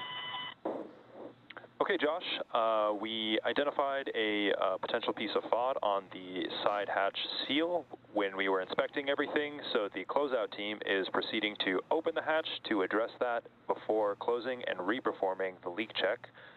For big picture awareness, we still have approximately 12 minutes remaining in the margin for this timer to perform this action, so we'll be able to run through everything without issue here. Okay, Dragon copies will be opened up the side hatch and taking a look at the pod, and we've got 12 minutes of margin. Appreciate the heads up. Good readback. So we just got an update. We were closing the hatch. It sounds like they do need to do another inspection, reopen the hatch, re-inspect the hatch lining to make sure that there's no FOD caught in there, and then perform the procedure to reclose the hatch one more time. It sounds like we do have some margin, 12 minutes of margin, so we are still on track for liftoff today. But as we were mentioning, the helmet is made from 3D printed nylon and has a visor that pivots open. It's also equipped with a microphone, which is embedded into the helmet, which allows the crew to communicate with the mission operators while suited and seated in Dragon. That's right, and those communication systems that you were talking about, you can see inside. They're not inside this helmet because it's not going to be used throughout the mission, but the crew does have the ability to hear via the helmet, and you can see the slots right there for that capability. Yeah. And so now we're going to check in with Kate while the team is working on the hatch. So Kate, how's it going over there? Thanks, Jesse. Yeah, it's super cool to see that helmet up close. Now turning our attention back to the progress with the integrated launch teams, we are coming up on T-minus 1 hour and 32 minutes. As we just heard a couple of moments ago, the closeout team identified a little bit of FOD in that hatch seal. So basically the process is we close the side hatch, we inflate the seal around the hatch to a certain pressure, and then we hold that pressure to see if there's any decay or leak. And if there is, that's an indication that something is in the seal, and that's what occurred today. So the team is in the process of reopening the hatch. They'll clean the seal out, close it, and inflate the seal and re-perform that leak check. So normal, as we heard mentioned, we do have 12 minutes of margin in the launch countdown. As I've mentioned before, the countdown is to make sure that everybody is, all the integrated launch teams are aligned, and we do build margin in order to make sure that we can deal with things like this as they come up, similar to whenever pilot Josh Cassada had a little bit of decay, or excuse me, not decay, a lower pressure value read on his suit, so we rechecked the suit pressure there as well. So working through those, no issues. We're still tracking for launch today, and as you can see, the crew seated there comfortably in the capsule. It looks like Anna might be taking a little pre-launch nap. I don't know if I personally would be able to pull that off, so I really admire the calmness that she's demonstrating today. So once that hatch is closed back up and we successfully leak check on that, we should be good to go. We see some movement there. She's not napping. As for the launch engineers, they are located in Firing Room 4 in the NASA Launch Control Center at Kennedy Space Center. They have a view through their large windows of Pad 39A, which is located just 5 kilometers east of them. Currently, the Falcon 9 team is loading helium and nitrogen gas into storage bottles on the launch vehicle. You see on your screen Firing Room 4 there now. RF checkouts are now also complete, and the final review of vehicle testing performed earlier today is underway. So the SpaceX chief engineer, who for this mission is Dan Alex, he will check in with the team at T-minus 80 minutes to verify that we are good to continue with the countdown. Now, the next major activity, we will flow a small amount of fuel into the first stage to prime those Merlin 1D engines for ignition. The team is also monitoring fuel and liquid oxygen loading preparations, ensuring that the propellants in the ground tanks are correctly chilled to prior to loading them onto Falcon 9. Propellant load will begin at T-minus 35 minutes. Now at just under T-minus 1 hour and 30 minutes ourselves, the weather continues to be green. As you can see, beautiful clear day at Pad 39A, but we are of course monitoring weather at downrange as well, and that continues to look good, and the range remains green and ready to support. So all that being said, we are on track to launch in under an hour and a half from now, and we are certainly getting excited here in Hawthorne. With that, let's turn it back over to Daryl and Bob at Kennedy Space Center. How's it going over there, guys? All right, thank you very much, Kate, and we continue to monitor the work that the closeout team is doing right there, rechecking the seal to Dragon between the hatch and the spacecraft. And there you can see the techs making that inspection now, taking a light around it. They had the hatch closed, but reopened it after doing the side hatch leak check. And Bob, it was interesting, we were talking about this just briefly before Kate threw to us, and there's a way they can check that seal to see if there's any FOD in it. And I thought it was interesting how they do that. Yes, Daryl, Kate gave a great explanation of that process just a couple minutes ago, but what they do is they need to find a way, of course, before you get into space to make sure that the integrity of that seal is good. And so what they do is they're able to inflate a small portion, a small volume, to ensure that they do have a good pressurization on the sides of that seal. And if they do have a leak or some indication that things aren't exactly right, you know, the most likely culprit is some sort of foreign object that's kind of captured in that sealing surface. And so the team goes back in, cleans that area out, and then we'll kind of reaccomplish that leak check to make sure that it's good before the crew gets into the vacuum of space with the spacecraft. And you can see they've wrapped up that process of inspecting, cleaning, and documenting the seal, and now they've reclosed the side hatch to Crew Dragon with our Crew-5 astronauts inside, and they'll start sealing up the hatch now. We'll keep monitoring the action and let you know what's going on. And Dragon, the team's for got a quick update, the closeout team was able to open the side hatch and remove the hair that they identified as FOD. They've closed the side hatch and are stepping into their leak checks right now. We are right on schedule for launch today. Dragon copies. That's great news, and we're standing by for that leak check. Thanks. Okay, well, there you heard confirmation that they found what it was. And real quick, Bob, before we throw it to an interview, a hair was identified. It's fascinating to me that something as small as hair can actually compromise a seal. Yes, it's really important that that area is super pristine, and like we talked about a little bit earlier, you know, that hatch is going to be closed for 6 months as they make their way into orbit, and then won't get open until they come back and are on aboard the recovery Dragon ship. Ground is going to be commencing a health check for launch escape system a second time. Expect a momentary flight computer state change, followed by that transition back to pad hatch closed. Dragon copies. We'll expect it again prior to going back to pad hatch close. Thanks. Good read back.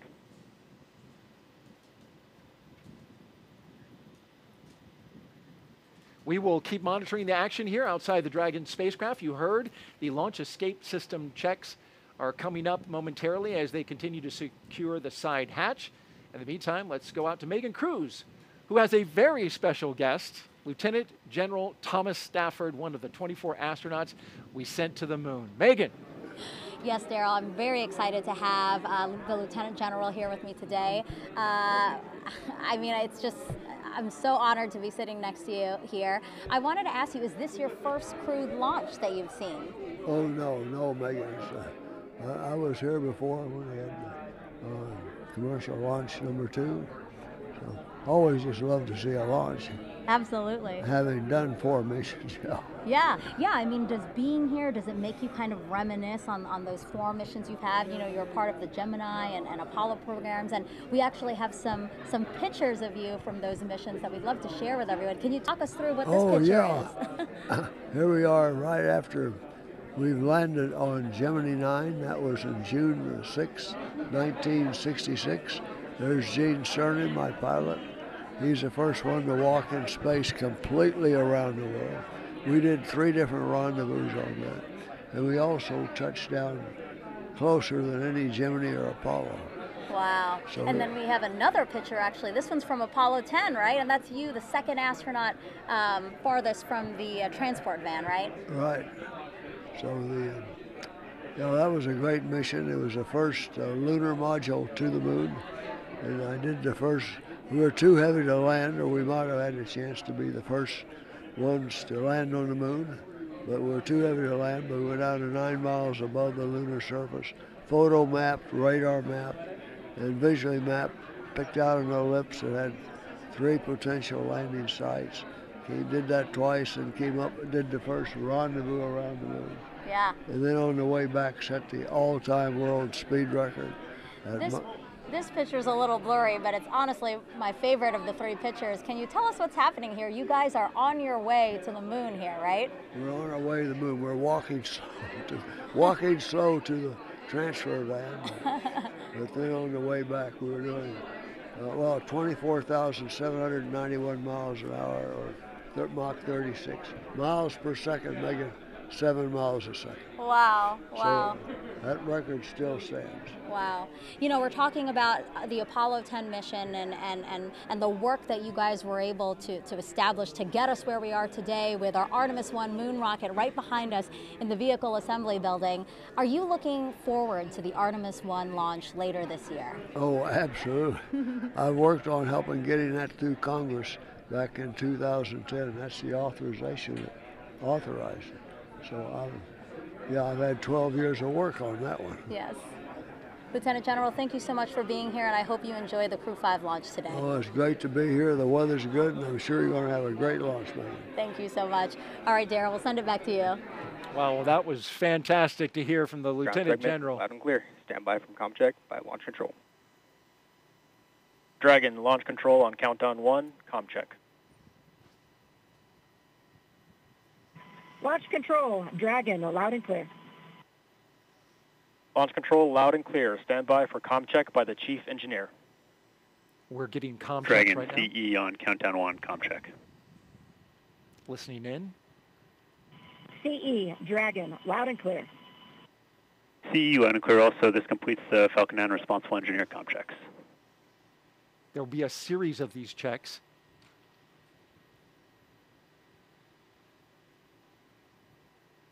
Establishing a number of communication paths to the crew from launch control. Want to just update you really quick. We got a good side hatch leak check. Again, a good side hatch leak check after some FOD was found that compromised it following the first closure. Teams went back in, opened the hatch, cleaned off the seal, shut the hatch back, rechecked the seal, and we are good to go. Again, good side hatch leak check, and we're moving forward now with the ComChecks. The SpaceX team working quickly. They had 12 minutes of margin. They whittled that down to about 3 or 4 minutes. And so great job by them. Tackling that issue that can pop up as you're preparing to launch a spacecraft to the International Space Station. There's the Falcon 9 rocket on the pad with the Dragon spacecraft atop. We've got a beautiful day. Nice skies above. Take a little moment to listen to a special message now from somebody who's familiar to both of us, more him than me. Our previous co-host from the last Crew mission, Crew-4, and the launch broadcast, a very special person to all of us here. Let's take a listen. Hello, husband. It looks like you're doing a great job with the launch commentary. Keep up the great work. It seems like all those tips that I gave you are paying off. A couple of things I forgot to mention, though. You should probably share some of your snacks with Daryl because he does get a little hangry if he doesn't get enough to eat. And also, it's important as the co-host to make sure you laugh and smile at all of his jokes. It makes him feel really good. Actually, there's a couple other people in the family that want to say hello to you as well. Just give me 1 second.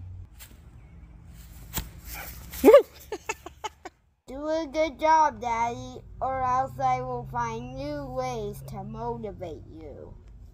In all seriousness, though, Nicole and Josh and Koichi and Anna, I want to wish you well on your journey. You guys have worked so hard to get here. You're going to be absolutely outstanding on the International Space Station. I cannot wait to see you up there. We're going to be cheering you on from down here. Have a blast, and we'll see you when you get home.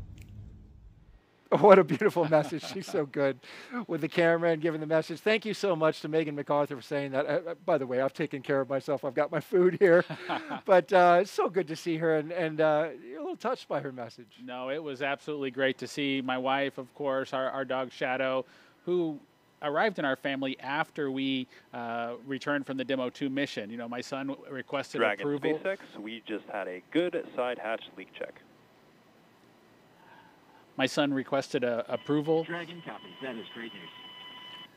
to have a dog when the mission was accomplished, and so that was pretty cool to have the dog included. And of course, Darth Vader making a guest appearance, not something that I expected, but that costume has a little bit of history. We surprised Megan during the mission on board her time on Space Station with that costume, and surprisingly, she found one on board Space Station to surprise us right back. How about that? And he's using the dark side of the Force at the moment. He's going to motivate an answer out of you. He may have heard that line from both his mother and myself as we try to work through elementary school. Well, a nice moment there. Thank you, Megan, for doing that. And I'll make sure Bob laughs at my jokes, or maybe I need to just tell better jokes. That's what it is. Hey, we want to catch you up on the action. We did have some FOD that was found in the seal in the side hatch, and that was removed. The SpaceX team working quickly to get that removed and cleared. They resealed the hatch and repressurized it, and we have confirmation just heard minutes ago of a good side leak hatch check, and so the team is moving forward. The beautiful shot of Dragon as we look out over the Atlantic. We've got some social media questions, and we asked you to submit them. We've had a little action that we've been dealing with this morning, so haven't been able to do a whole lot of questions, but we're going to start getting to them now. And @Con asks, what kind of personal items can the crew take with them to the International Space Station? No, Daryl, it's a great question, and one that we get asked often. What kind of personal items can the crew take with them?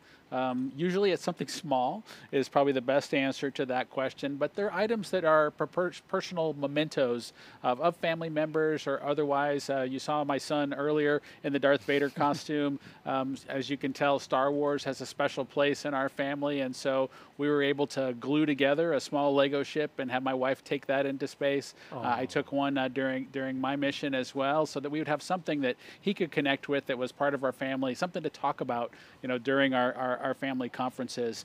There are many small items with individuals that you want to make a personal connections with that typically the crew will take with them. They also take something that's special to them that allows them to either remember Earth or take advantage of a hobby that they have, whether it's a guitar or other musical instrument, small items like that. It must be nice to have that connection back to Earth and your family because of You know, you're up there in space, and especially now with these long-duration space missions lasting 6 months. And it's interesting, you mentioned the small effects. Commander Nicole Mann taking her wedding rings, but also some surprise special gifts for her family, and a dream catcher that her mother made for her when she was a child. That's aboard her personal effects, which you get about 3.3 pounds of personal effects, as you mentioned. So a nice cultural memento, part of her heritage as a Native American, the first Native American woman to go to space. Let's check back now with California and toss it out to Hawthorne with Sandra and Jesse. Ladies. Thanks, Daryl. We are just 1 hour and a little over 15 minutes from launch, and it is getting more and more exciting as we get to that T0. The crew has already ingressed the Dragon vehicle. They were helped out by our closeout team. Umbilicals were attached to their suits, which provides breathing air and comms to Dragon. Suit leak checks were completed, as well as comms checks completed with the core and the launch director.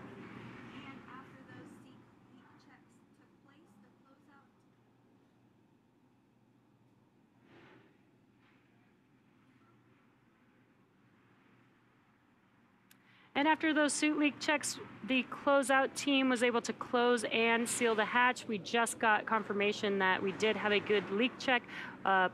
During the first round of closing the hatch, they did find a piece of FOD. It was a piece of hair. We were able to open it back up, remove the FOD, and close the hatch, and then completed that seal check. And now the closeout team is just wrapping up. And once they wrap up in that white room, they will depart the white room. And those final weather checks will be coming up soon, which will be necessary before a final go, no go. And there you can see the closeout team there on your screen. Again, just wrapping up the final procedures for hatch closure there. So let's check back in with Houston for a status on the team supporting the space station on their readiness for launch. Shaniqua, how's it going? Thanks, Jesse. The team here in Mission Control Houston has polled that they are go for the launch. The International Space Station and its onboard crew are ready for Crew-5 astronauts to lift off. When Flight Director Greg Whitney polled his team, he was asking the flight controllers who work on all the different systems on board the space station if their focus areas were online and working properly. This includes life support systems, proper communication links, computers that allow us to command the station on board and their subsystems, and our ability to maneuver the space station are fully functional. The crew in orbit is awake and just finished their midday meals. They will start crew arrival preparations shortly, making sure they are ready to receive the new crew tomorrow. Mission Control Houston will continue monitoring the mission as we check off milestones for today's flight. In the meantime, I'll send it back over to Hawthorne. The International Space Station Flight Control Room is ready for launch. Sandra? Thanks, Shaniqua. That's great news. And while Crew-5 is launching today, just a few months ago, we were launching another crew to the International Space Station. That is, of course, Crew-4, who launched in April. The Crew-4 astronauts currently on board the International Space Station have spent nearly 6 months conducting scientific research in areas such as materials science, health technologies, and plant science to prepare for human exploration beyond low Earth orbit and to benefit life on Earth. Such research also lays the groundwork for future exploration of the Moon and Mars, starting with the agency's Artemis missions. Dr. Chow Lingren was born in Taipei, Taiwan, but spent most of his childhood overseas in England. He was an instructor and jump master with the U.S. Air Force Academy and also has a doctorate in medicine and served as a NASA flight surgeon. After he was chosen as an astronaut, Lingren flew on Soyuz and spent 141 days in space during Expedition 44 and 45. He has a wife and 3 children and is the commander of Dragon Freedom. And up next is fellow airman Bob Hines. He was born in Fayetteville, North Carolina, and has a wife and 3 daughters. He has a Master of Science in Aerospace Engineering and served 21 years in the U.S. Air Force as a test pilot and as a fighter pilot in the F-15E. He came to NASA as a research pilot where he flew science missions in the WB-57. He's the pilot for NASA's SpaceX Crew-4 mission, which has been his first spaceflight. Now, there's a couple mission specialists on board Crew-4, one of which is Jessica Watkins, who considers Lafayette, Colorado her hometown. A talented rugby player in college, her team won the national championship in 2008. Watkins was a postdoctoral fellow in the Division of Geological and Planetary Sciences at the California Institute of Technology. She completed several internships with NASA, including one testing system designs for the Mars Perseverance mission at JPL. She became an astronaut in 2017, and just like Bob, Crew-4 was her first flight to space. And the second mission specialist is Samantha Cristoforetti. She was born in Milan, Italy, but now lives in Cologne, Germany with her partner and 2 children. In 2006, she earned her fighter pilot wings and flew the AMX attack fighter at a base in Italy. In 2013, Cristoforetti launched into space aboard a Soyuz for a long-duration spaceflight to the International Space Station. And several years later, she was awarded the Knight Grand Cross of the Order of Merit from the President of Italy. Crew-4 was her second spaceflight. This 4-person crew is currently preparing for Crew-5's arrival and also their return back to Earth just days from now. And while Crew-4 was on board, they received a visit from another Dragon. SpaceX's 25th resupply mission to the International Space Station launched on July 14th, carrying over 5,800 pounds of science, research, hardware, and other crew supplies to the orbiting laboratory. Dragon stayed on station for a little over a month before being packed with critical research and hardware to be analyzed after a safe splashdown off the coast of Florida on August 20th. Now let's head over to Daryl at Kennedy Space Center. Daryl, how are you guys doing over there? Well, thank you, Jesse and Sandra. Well, we're having a beautiful day here at the Kennedy Space Center. You can see behind us, we're at the Launch Complex 39, where media are gathering, getting ready to count down the final hour as we get ready to watch Crew-5 launch into space. It is a big day, and especially here at the Kennedy Space Center, where we have just been cranking out the launches, Bob. 3 launches in 3 days from 3 different pads. We had the Atlas V going off from 40 yesterday. We've got Crew-5, of course, from Launch Complex 39A today, and then tomorrow, SpaceX launching from their other launch pad, Pad 41. It's hopping. Outstanding to see all that action down here at the Kennedy Space Center. And again, it's a beautiful day. I'm looking forward to seeing the Crew-5 folks get into orbit. Indeed, and liftoff time is still holding for noon Eastern time, 56 seconds after noon, if you want to be right on the second. We're also tracking no issues at the moment with Falcon 9 or Dragon. We did have an additional suit leak check that we performed, as well as a spacecraft leak check. Those are good to go. Dragon now good to go. The range is green. And of course, the weather is doing fabulous here at the Kennedy Space Center. Downrange, they're watching some winds in the abort corridor, but they're looking good right now. And so the crew of Crew-5, talking about Commander Nicole Mann, pilot Josh Cassada, and mission specialists Koichi Wakata and Anna Kikina, well, they donned their spacesuits in the historic crew quarters suit-up room this morning. They woke up around 4:30 a.m., donned those suits around 7 a.m. They walked out of the crew quarters building as every NASA astronaut has done since Apollo 7. And then they were transported to the pad where they climbed inside the SpaceX Dragon Endurance for its second flight. Now we are seeing them live while they await liftoff. Bob, you lived this with your fellow astronaut, Doug Hurley. What is the crew doing right now at this moment? You know, Daryl, it's a good question at this point. I think you can see on the camera that what the crew is really focused on right now is relaxing. You know, they've had a hectic morning, if you will, one that's very well scripted, one that's very well controlled, but one that causes them to need to be on schedule through all the individual milestones leading up to launch. That part's behind them now, and they're taking a chance to relax and catch their breath before the tanking operations begin here in just a few minutes.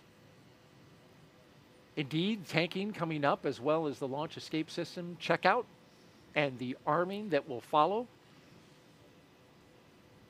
The rocket is on the pad, ready to go. And over the next hour, we will conduct a series of polls to get ready for launch. The crew will also, as I mentioned, they'll be arming that launch escape system, and then the fueling of Falcon 9 will begin. Let's talk a little bit about the details of today's flight. Launch, of course, as we mentioned, set for just a few seconds after noon, a little more than an hour from now. And then Crew-5 astronauts will race towards space, reaching orbit in about 12 minutes. That's followed by a roughly 29-hour flight to dock with the International Space Station, one of the longer transit times to the ISS. And then that docking will happen at 4:57 p.m. Eastern Time tomorrow. And of course, we'll have coverage of that. A quick history of NASA's Commercial Crew program. It all began with the first successful and historic test flight of Crew SpaceX. Dragon. The closeout team has departed the Crew arm, and with that, ground is going to cycle the orbit tank isolation valves to equalize low flow pressure. Dragon copy. All right, they're cycling the valve there, and as well, closeout team is now departing that location that you see, 39A. They'll be making their way off the pad, and that will lead us into getting ready to fuel the rocket. Of course, I was talking about the historic test flight for my partner here and co-host, Bob Behnken. His crewmate, Doug Hurley. Together they flew the mission that was called Demo 2. And after Bob and Doug returned, of course, NASA was certified with SpaceX to fly astronauts regularly to and from the International Space Station. And of course, that led to the regular rotational missions that we see today, the 5th rotational mission to the International Space Station.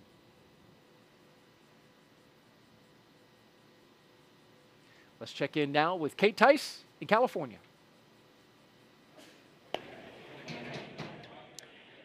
Thanks, Daryl. Quick status update for those that have recently tuned in. We've had a smooth countdown so far today.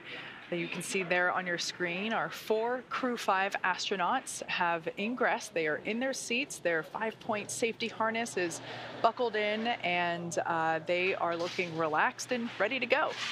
They ingressed about an hour and 45 minutes ago, and the teams have completed the required comm checks, the suit leak checks, the side hatch closure, and its associated leak check. We did have to redo that leak check as a piece of FOD was found in the seal. So we opened the hatch back up, cleared out the seal, cleaned it, and then closed the hatch again and reperformed that leak check, and we got good leak check there. And we heard just moments ago that the closeout team is beginning to depart the pad. And at that point in time, it'll just be the Crew-5 astronauts left on the pad once the closeout team departs the BDA. At this point in time, I'm happy to report that the SpaceX team is working no issues, and the pace is certainly beginning to pick up. As for Falcon 9, our 2-stage reusable rocket, final propulsion checkouts of the first and second stages and the engine began a few minutes ago in preparation for propellant loading. This involves testing and cycling valves and engine pneumatics pressurization. At T-minus 45 minutes, the team will report their readiness for prop load with a final electronic go, no-go poll. Again, that prop load will begin at T-minus 35 minutes. As for Dragon, before we can start loading propellant on Falcon 9, we still have a few Dragon-related tasks to perform. First, we need to retract the crew access arm away from the Dragon capsule. We can see it there, currently connecting the crew tower to the capsule. We will need to retract that access arm away to its launch position. That will happen between T-minus 44 and 42 minutes, so shortly coming up. That will be the last physical change to the Crew tower. With the access arm out of the way, the launch escape system will then be armed. Once those two events are complete, Dragon will be ready for Falcon propellant loading. We did hear earlier in one of the pre-launch briefs that once the launch escape system is armed, we will not have the ability to recycle. So we are basically locked in for launch today as soon as we have that launch system armed. As for weather, we will also verify with the launch weather officer that all the weather meets all of the associated constraints, including items such as wind speed, lightning, and precipitation. Looks like with those beautiful blue sky behind Falcon and barely any clouds, we don't think rain is going to be an issue, nor lightning. Now, we do expect acceptable weather conditions for launch, both at surface level and upper altitudes. As I mentioned earlier, we have been watching those downrange winds, and they continue to trend favorably. So everything green there. As for the range, currently clear for launch from historic launch pad 39A, the worldwide network of ground stations, and the tracking and data relay satellites, or TDRS as you hear us refer to it as. Those are ready to support Dragon as it heads into orbit. Today we have an instantaneous launch window at 12 p.m. Eastern, noon on the dot. Once we begin loading propellant, there is no opportunity to change that T0. The timing for Dragon to rendezvous with the International Space Station is incredibly precise, down to the very second. So we only get one chance at it today. But at good news, at T-minus 1 hour on the dot and counting, we are go for launch. And we are now less than 1 hour until liftoff. This day is the Dragon, you are go for section 6. When ready, report go for launch. Dragon copies. We're stepping into section 6 of 4.100, preparation for LES Army. Good readback. So again, we are now less than 1 hour until liftoff, and this day is the continuation of regular crew flights to the space station from U.S. soil. SpaceX's Crew-5 mission will be the company's 6th crewed spaceflight for NASA, following the crewed test flight Demo 2 and 4 previous operational crewed missions to the International Space Station. It will also be SpaceX's 8th crewed spaceflight overall, including the private orbital mission Inspiration 4. Today, our crew is flying on board Dragon Endurance. It will be the second flight for this capsule, and it will be taking a ride on a brand new Falcon 9. Now, it's been a great countdown so far. Weather, as Kate has been updating us with, is still good for T0, so the excitement just continues to pick up here as we get closer to that T0. SpaceX Dragon in section 6, Crew-5 is go for launch. Copy that, Nicole. Crew-5 is go for launch. And you just heard it yourself, Crew-5 is go for launch. Another exciting milestone. We did start our coverage earlier today with the crew heading to the launch pad. And prior to that, the SpaceX team did help the crew put on their spacesuits and conduct initial checkouts before crew walkout. Crew walkout was where Nicole Mann, Josh Cassada, Koichi Wakata, and Anya Kikina gave final goodbyes with friends and family gathered outside the operations and checkout building before they began that roughly 20-minute ride to pad 39A. And we were able to watch the crew as they boarded their Teslas and headed down the NASA Causeway, headed towards the launch pad.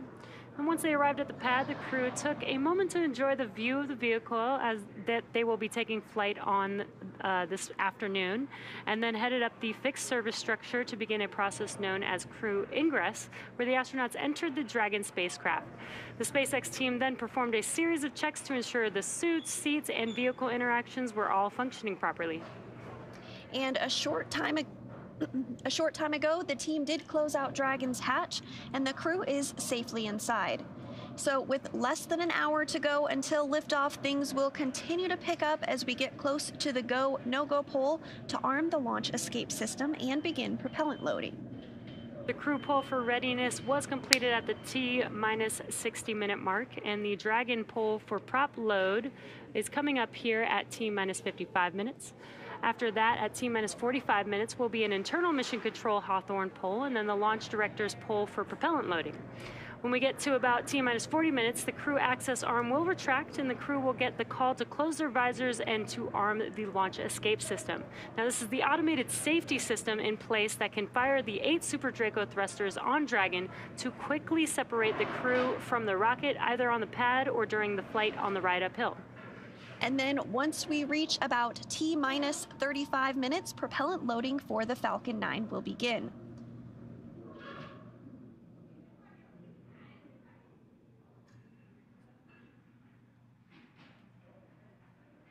So we did hear that the crew is go for launch. Great news. So with that, let's send it back to the team in Florida. Megan? Great news, guys. So yeah, now I'm joined with Brian Oñate, but I'm going to have him say his title because I think I'm going to mess it up. So you say what you are. Sure. Good morning. Yeah, I'm the Chief of the Utilization and Life Sciences Office here at Kennedy Space Center. Yeah, it was a little long. I was like, I'm going to have him say it. Yep, long title. So I wanted to talk to you about how NASA has been studying plant growth and microgravity for many years now. So tell us about the 2 experiments that Crew-5 is going to be working on while they're on station. Sure. We have 2 experiments going up. One is more of a plant research experiment. We call it Plant Habitat 03. It will be going into the Advanced Plant Habitat. And actually, that plant experiment is doing a generational study. So as you can see, that's the advanced plant habitat, and the plant that is growing in there is called Arabidopsis. It's our model plant, and basically we're going to grow that and get it all the way to seed. And the study is basically getting those seeds, bringing them back, and then reflying those seeds to see what happens. So what's interesting is... And the second picture, right, that we have, that's how you capture the seeds. Yeah, that's how we capture the seeds. What's interesting about those seeds, they're actually the size of pepper. So imagine the pepper that you put on your food, very tiny, very small. So we had to actually develop these capture bags to grab those seeds. So what we're noticing is in a previous experiment, the DNA of the plant actually changed, and it almost seemed like it was trying to protect itself from the environment of space, the harsh environment that's up there. So what we want to study is, can we actually grab those seeds, and will those seeds remember that environment? So when we fly the second generation, will they kind of have a leg up? Will they go already kind of pre-programmed to protect themselves, so that way the plants will thrive in space? That's interesting. Yeah. Why is that something that you wanted to see? What can we learn from that or use? Yeah, so what we can do is, for exploration with NASA, obviously we want to get to the orbiting station around the moon one day, or the surface, or the transit vehicle, or Mars. How can we better prepare the plants that we send, or the crops that we send up there, so that they actually are ready to go, they'll thrive, and we understand what's happening, so that the crew can actually consume something great. So always forward thinking here at always NASA. Forward We're thinking. Great. Yeah, always forward thinking. Well, let's talk about the second experiment. That one's called Veg-05, and we have some props here to kind of walk people through that, Yeah, right? we do, yeah. So Veg-05, it's actually, we're growing dwarf tomato plants, and we're going to put them in this, what we call here is a plant pillow. What's interesting, it's actually made out of Kevlar, so exactly what police use in their police vests, so I guess they might be bulletproof, plant pillows. But yeah, so these plant pillows, it's just basically, how do we hold the soil, how do we put the fertilizer and the seed in there in order for us to grow the plants? Because they would just fly around on the space station. They would just fly around on the space station. So we have a little, what we call a quick disconnect here. This is where we apply the water. So once we apply the water in there, we have to keep watering it like here on Earth, and just let the plants grow and let them thrive in space. So, and you mentioned the fertilizer. Yep, the fertilizer and the arsenite. So what you see there on the right there is the arsenite, which is actually clay chips, right? It's the soil that basically allows the water to be absorbed and allows the plants, roots to kind of grow in there and grab water and nutrients. The second there that you see there is the fertilizer, and it's a slow release fertilizer. So when we add water into it, it kind of dissolves little by little, and it provides the food that the plants need so that they can grow. Okay, so why is this important for us on space, but also here on Earth, to learn about this particular experiment? Sure, both of these experiments are important. One is obviously for exploration, we want to make sure that the seeds that we send, the plants that we grow, will thrive, right? So how can we make them excel in space, right? And the second piece with Veg-05, which we find interesting, is how can we actually give food for the crew to eat on orbit, right? Sure. So healthy, nutritious food. This is actually going to be our second flowering plant that we grow in space, which is awesome. So they'll grow up there, they'll have to pollinate, you know, and the crew members might have to be our space bees. You know, we don't have bees up there to help us pollinate, so they might have to, you know, help with pollination. They'll grow, and then hopefully they'll get some nutritious fresh food up there. And the benefit, what I find interesting here for Earth is there's a lot of things that we learn with ISS. ISS is basically a laboratory or another test tool. So we really want to see what data can we gather from growing up there. So when we bring it down to Earth, if we're in a stressful environment or another environment that is challenging, what did we learn up there so we can actually grow better crops here on Earth? I love hearing about the science, Brian. Thank you so much for sharing that with us. us. No problem. Sounds great. Thank you. We'll send it back to you guys.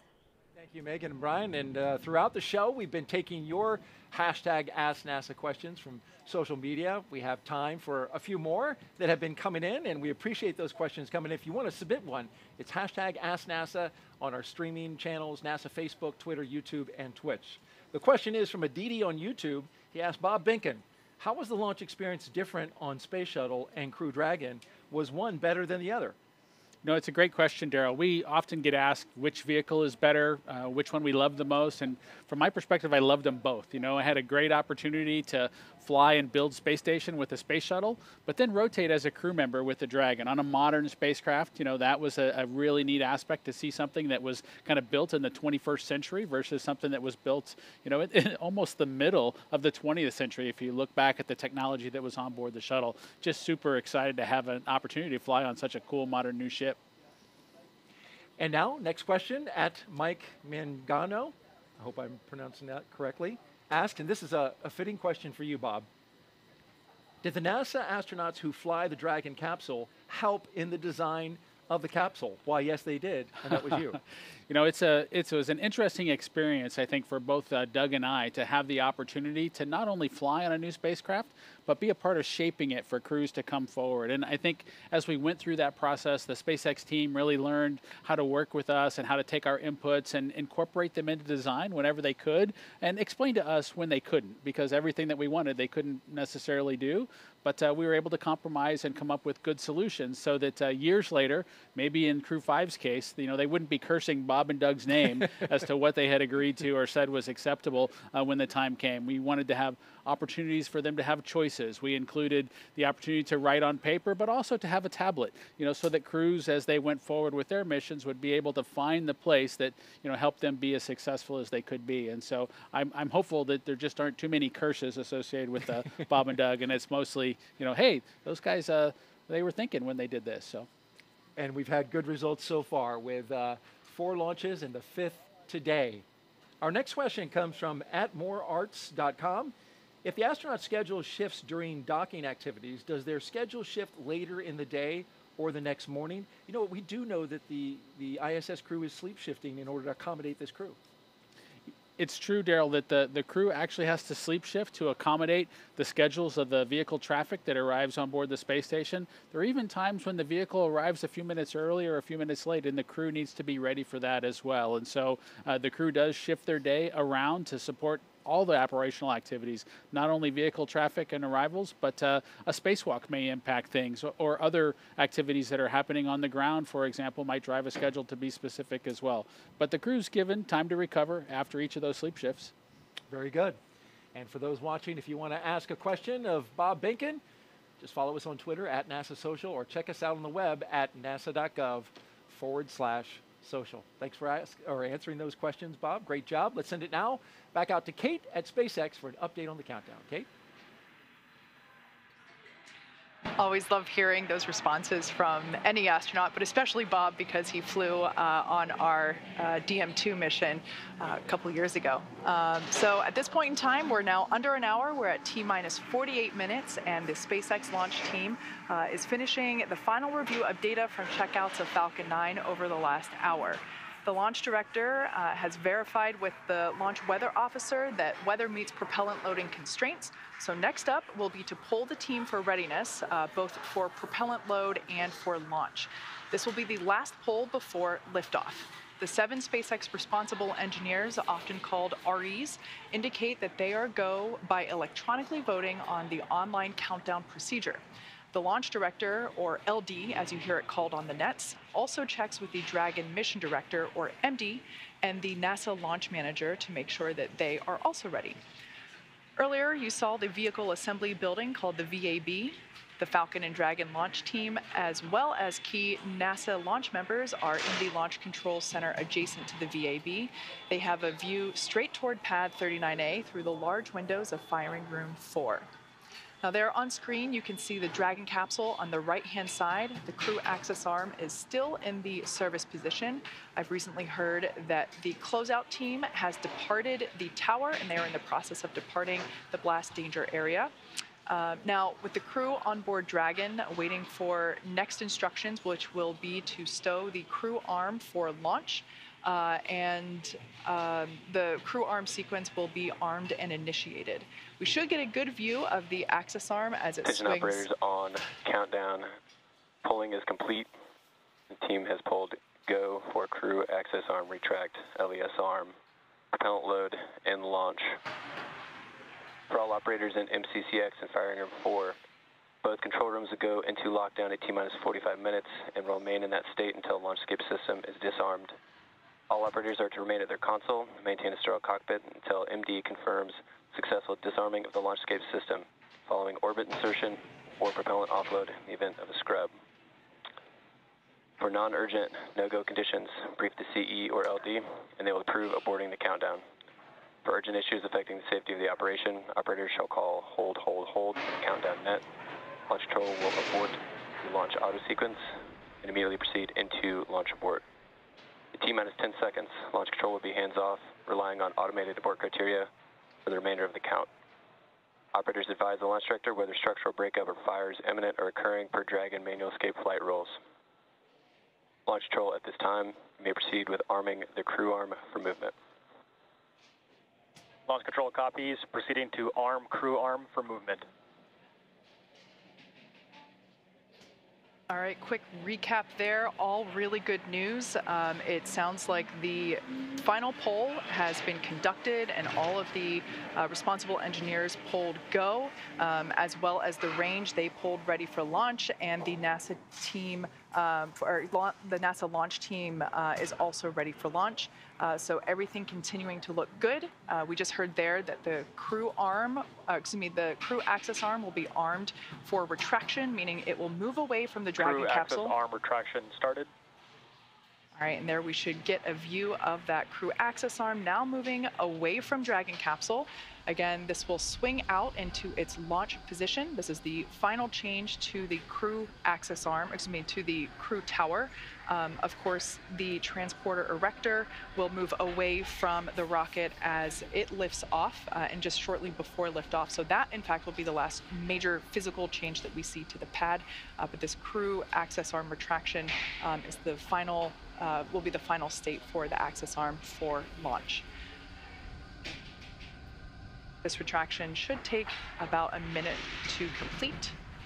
Now, as I mentioned before, the range continues to be go for launch, monitoring the clearance area around the launch pad, as well as air and sea space around the flight corridor. And of course, here at Kennedy Space Center, as you see on your screen, the conditions are gorgeous. Everything continues to be acceptable for launch. Many things go into consideration, such as ground winds, any rain that might be in the area, as well as potential for lightning, any thick clouds, and of course, as I mentioned before, downrange landing zones. We have mentioned before that we've been tracking those, but everything continues to look green for launch. At this point in time, everything is looking on time for our liftoff at noon Eastern. We can see that crew access arm continuing to retract. Pretty cool shot there from inside the arm on the right-hand side of your screen as we see Dragon slowly move out of the frame. So with all that being said, the teams are ready. We will begin the propellant load at T-minus 35 minutes. And we are getting excited here at SpaceX headquarters. The energy is definitely starting to pick up outside of mission control. But with that, let's hand it off to Daryl to check in back over there at Kennedy Space Center. All right, thank you, Kate. And back here on the lawn and the host desk, looking out at what one of my coworkers called a picnic vibe, with the media and NASA social folks all joined here to watch Crew-5 launch in just crew about access 42 arm minutes. retraction complete. And there you heard confirmation that that crew access arm has fully retracted from the rocket. A gorgeous shot there from our flight operations team here at the Kennedy Space Center, a helicopter encircling the pad right now to give you that view. Great job, fellas. T-minus 42 minutes and counting as we zip around Launch Complex 39A. The background, the launch tower for Dragon, and in the foreground, a Starship launch tower under construction. Up next, we're looking at the launch escape system getting ready to arm, and of course that comes right before we start loading propellant. We're expecting to hear those call-outs in just a bit. On a beautiful bluebird day at the Kennedy Space Center. Our crew, Crew-5, is in their seats at the very top of that rocket, inside the capsule Endurance, making its second flight. There they are, from left to right. Cosmonaut Anna Kikina, Josh Cassada, Nicole Mann, and Koichi Wakata. And Daryl, they're getting into position to begin their procedure that'll have them arming that launch escape system that you mentioned. They'll be able to hear some clicking of valves and follow along on their display screen as once they've kicked off that procedure, as the vehicle kind of catches up and completes that arming sequence. And as you know, once the fueling operations begin, the crew has to be ready to potentially launch somewhere if there was some sort of a problem. And so that launch escape system needs to be in place and armed in preparation for that fueling operation to begin. That system will stay armed throughout the ascent phase until the crew is actually safely in orbit, allowing them a safe way to escape from the Falcon 9 rocket should there be any sort of a problem with the vehicle. And we're expecting to see the astronauts close their visors and arm the launch escape system that you just talked about, Bob. Here in a little over a minute, we'll get the call out from the launch team. You'll also see them ensure that their feet are in the appropriate locked-in position, their straps are tight, because again, should that system be required, they might be going for a pretty significant dynamic ride. But of course, we don't expect that to happen today, but they'll have that system in place just in case as the appropriate safety measure. Yeah, Bob, that launch escape system, powered by Super Draco engines, capable of moving Dragon a half a mile in just 7.5 seconds. Which is equivalent to a peak velocity of 436 miles per hour. I know you know this system well. You were very much briefed and very aware of its capabilities. You want to be able to not only get off the launch pad, but also get off the rocket while in flight. So it's got to move fast. Absolutely, Daryl. And for shuttle systems, you know, the crew would really have to do a lot of manual activities to steer the vehicle through the appropriate escape or abort scenarios, as we talked about them in those days. But this system is highly automated, and the crew primarily follows along with its operations. Dragon, you are go for Section 7 of 4.100 to close visors and arm the launch escape system.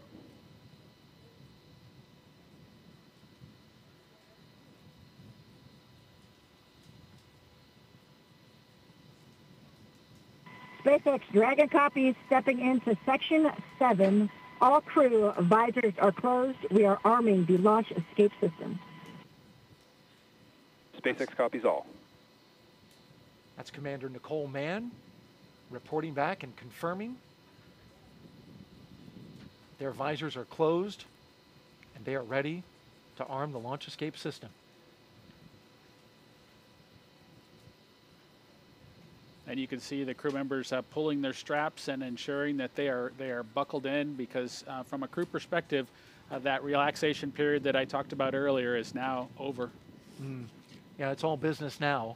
Want to make sure that you're in your seat, firm and tight, for the operation of fueling. This is also the part of the operation that starts to be a little bit different than training. You know, you really can't capture the This tones. is MD on countdown 1. Launch escape system is verified armed. All right, we got the verification of the armed escape system. So from a training perspective, the sounds and things that the crew will hear during the loading operation are just different than they're able to capture from a training perspective. And so now is when it starts to, again, be a little bit different from a crew perspective.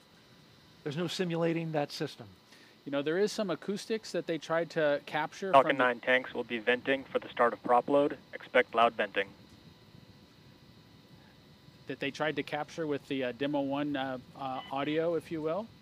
But as you heard in the comm that just came through there, you need to get reminded to expect loud venting during some of the operations. And these are new things from a crew perspective that you've been briefed on, but now you're going to hear them for the first time. 3 of the 4 crew members inside that capsule right now have never flown to space before. They are first-time flyers. The lone exception, Koichi Wakata, who was a veteran with JAXA, and is getting ready to embark on his 5th flight to space. And as we wait for the next mark,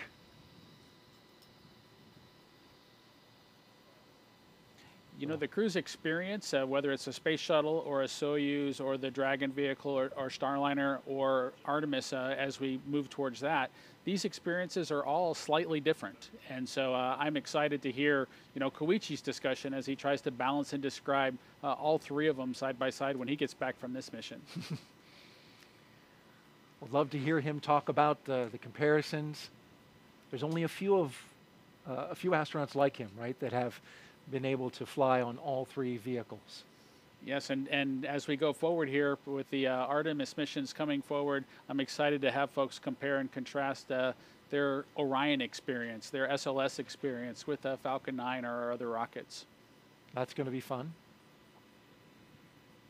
Just a few seconds now, and we're awaiting the confirmation to the beginning of loading propellant into the Falcon 9 rocket.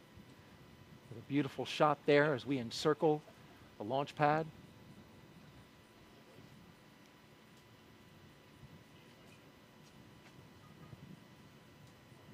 Just a few more seconds until that call out.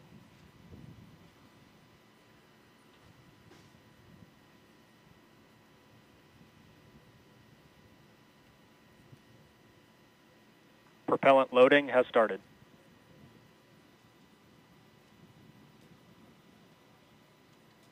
And so it begins. The loading of propellant aboard the Falcon 9 rocket, liquid oxygen and RP1. Got your propellant and your oxidizer, which blended together make quite the combustion. Millions of pounds of thrust to get Crew-5 into space. There are a lot of details to that operation, Daryl, with each of the stages, and as you mentioned, the oxidizer and the fuel both needing to be loaded, and so the crew will follow along with that carefully as the loading operation commences. If there was any reason for them to need to stop that operation, the crew would expect that propellant loading to kind of be backed out and reversed, and so they'll want to understand the state of that fueling operation going forward, just in case they had to back out of it. And we've got a social question now from @GrantB117, who asks, how long does it take to complete the fueling operations? It's a great question, Daryl, and they started it at 35 minutes because that's really, prior to liftoff, because that's how long it takes for the loading operations to kind of get executed. The crew goes through the process, the ground team, of loading that propellant, ensuring that they get the proper commodities on board. The actual sequencing of things might be affected a little bit by the temperature on a given day, but they have that process well monitored, and they begin at 35 minutes because that's how long it takes to get the rocket all fueled up. Thank you for asking, or for answering those questions, and to you out there for asking the questions. Keep them coming. #AskNASA on our various social platforms. And again, now that fueling for Falcon 9 has started, that means the 8 Super Draco engines inside Crew Dragon are ready, if needed, to launch the capsule away from Falcon 9 in an instant, should there be any kind of emergency associated with the rocket or the pad. The NASA and SpaceX teams have trained extensively for exactly that type of contingency. And so now let's go over to Kate Tice at SpaceX headquarters in Hawthorne for another operations update. Kate? Thanks, Daryl. You can probably tell by the background noise that things are starting to get more exciting now that we're just practically 30 minutes away from launch of Crew-5, certainly counting down the final minutes. Everything's still looking good for Falcon 9 and Dragon. With that launch escape system now armed, we are heading for an on-time launch just 32 minutes from now. As you saw, Falcon 9 propellant load began right on time at T-minus 35 minutes. The first and second stages of Falcon 9 are each loaded with 2 liquid propellants. One is fuel, which is loaded into a tank at the bottom of each stage, and the other is an oxidizer, and that's loaded into a tank at the top of each stage. The fuel that we use to power the Merlin engines is a refined kerosene, referred to as RP1 or Rocket Propellant 1. The oxidizer loaded on each stage is a densified liquid oxygen, or LOX. Densified means that it's kept much colder than typical for launch vehicles, and it takes up less volume. And as such, this allows for more oxidizer to be loaded into the first and second stages. Now, to ignite the fuel and oxidizer in the Merlin rocket engine, we use an ignition fluid called TTEB. When TTEB comes into contact with oxygen, it burns, giving off a green-colored flame. Once we have that flame going, we add in the kerosene fuel to the Merlin chamber, and the engine ramps up to full power.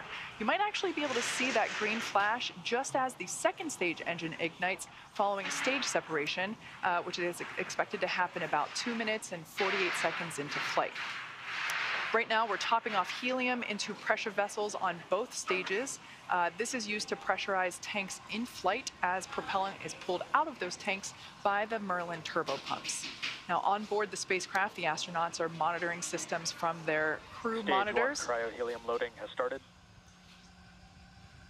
All right, there we just heard that the cryo-helium load has begun. Again, that is going into those pressure vessels that I mentioned earlier. Now, the crew training simulator has included playback of the sounds that were recorded in a previous Dragon capsule during recent flights. So all of the pops and the hisses that the vehicle puts out, all the crew has heard those before, though not live. So they are prepared for all the noises, the extra noises that they're now hearing. As for the range, continues to report no problems. They are go to support launch. Weather also clearly looking great. I think we're actually seeing even fewer clouds than we were about 20 minutes ago. We had a less than 10% chance or probability of violation of our weather constraints, also known as a POV. So that's really good. That is for the launch site conditions. We are also tracking downrange weather conditions as well as launch sites around the world in the unlikely event that Dragon needs to escape. Now, as a reminder, today we have an instantaneous launch time because we're heading to the International Space Station. So at this point in time, if we hear a hold for any reason, we will have to stand down and target our backup launch opportunity, which is tomorrow, just under 24 hours from today's planned launch. At this point in time, at just under T-minus 30 minutes till launch, let's turn it back over to Jesse and Sandra for an overview of what's to come until liftoff. Great, thanks Kate. Always great to hear that we've got good weather and it looks beautiful over there at KSC. For Crew-5, the astronauts' flight to station will take about 29 hours. And as we await T0 in just about 28 minutes from now, the ground operations team is doing a series of system checks to make sure both Dragon and Falcon 9 are ready for launch. You're looking at a live view of our teams at the Cape as they prepare for liftoff. And as we wait for the launch clock to hit 0, we want to give you an overview of what the ascent portion of the mission will look like. Now, once we hit T0 and a successful launch occurs, we will watch Falcon 9 and Dragon lift off from historic launch pad 39A and make their ascent. About 50 seconds into flight, Falcon's 9 engines will throttle down to help pass through the period of a maximum dynamic pressure on the rocket, or what we typically refer to as max Q. At this point in time, the vehicle will be going supersonic. And once we're through the period of maximum dynamic pressure, we can throttle up our 9 Merlin engines again. From there, at about 2.5 minutes into flight, we have a series of 3 events that will happen in rapid succession. The first is MECO, or main engine cutoff, and this is where all 9 Merlin 1D engines shut off in preparation for stage separation, which is, of course, our second event. This is where the first stage detaches from the second stage, and the first stage will make its way back to Earth for landing, while the second stage continues on its journey with the third event, which is SES-1, or second stage engine start number 1, and this is where the MVAC engine lights up and propels the second stage along with our Crew-5 astronauts to orbit. As Stage 2 heads towards its targeted drop-off orbit, Stage 1 will execute 2 burns in order to make its way back down to Earth. The first is the entry burn, and that's where 3 of the 9 M1D engines will reignite and shut down. And this helps to slow the stage down in preparation for entry back into the Earth's atmosphere. While the first stage is heading back to Earth, the second stage will cut off its 1 Merlin engine that was ignited right after stage separation. Once this happens, we will wait for confirmation of a good orbital insertion. About 90 seconds after Dragon gets into orbit, Falcon 9 will land back on Earth. The landing burn is just a single engine burn, powerful enough to bring the vehicle's speed down rapidly in order to touch down on the drone ship at about 9.5 minutes into the mission. While Falcon 9's first stage is landing, Dragon is preparing to separate from the second stage. About 3 minutes after the second stage gets into orbit, we should have a great view of Dragon with its 4-person crew drifting away from the second stage. Once Dragon is a short distance away, it will begin checking out its Draco maneuvering thrusters to make sure Dragon continues to increase separation distance from the second stage. And it is worth noting that these are not the Super Draco engines that would be used during an abort scenario. About 40 seconds after separation, Dragon's nose cone deploy sequence will begin. It will take roughly 4 minutes for the nose cone hooks to unlatch and open, exposing its guidance navigation controls that will help Dragon autonomously fly to the space station. And lastly, once the nose cone is deployed, the remaining Draco thrusters on the forward bulkhead will be checked. From there, over the next... Stage 2 cryo-helium loading has started. From there, over the next 29 hours, Dragon will be in its rendezvous and approach phases, undergoing a number of phasing burns as it makes its way back to station. All that will be coming up soon, but for now, let's check back in with Shaniqua in Mission Control Houston. Shaniqua? Thanks, Sandra. The flight controllers here in Mission Control Houston are laser focused on the onboard systems of the space station, making sure it is ready to receive Dragon vehicle tomorrow. They're also making sure communication links between the station, Dragon, and the ground are working properly. The consensus right now is that everything is proceeding nominally. Teams here in Mission Control Houston, the teams in Hawthorne, and the astronauts aboard the space station will monitor the autonomous docking of the Dragon spacecraft tomorrow evening. They'll perform a series of leak checks, then work to open the hatches both on the Dragon side and inside the space station's pressurized mating adapter. We expect hatch opening to take place around an hour and a half after docking. And once aboard, the astronauts will be greeted by Station Commander Samantha Cristoforetti, and then the whole station crew will join in for welcoming remarks to the new crew members. Now, due to critical science, this welcoming remarks will be about 90 minutes after the crew is on board. Once on board, the crew members will no longer be referred to as Crew-5, but rather as flight engineers of the International Space Station.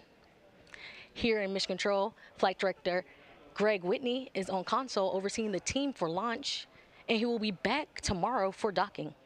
We'll be on air continuously through Crew-5's arrival, but live coverage of docking is expected tomorrow around 4:57 p.m. Eastern Time.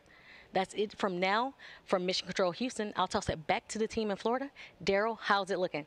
Well, it's wonderful out here, Shaniqua. Wish you could be here. We got picnic weather out here at the press site and Launch Complex 39, where we are looking out for the launch of Crew-5 from historic Launch Complex 39A, a beautiful sweeping shot of the lawn where we have our special guests. The media are here. We've got NASA social folks who are out on the lawn, and of course, me and Bob. Bob's riding shotgun here as we take our coverage to the next level at the final 23 minutes of liftoff. Now, from the countdown rather. We are just seconds away from the 5th astronaut rotation mission to the International Space Station under NASA's Commercial Crew Program.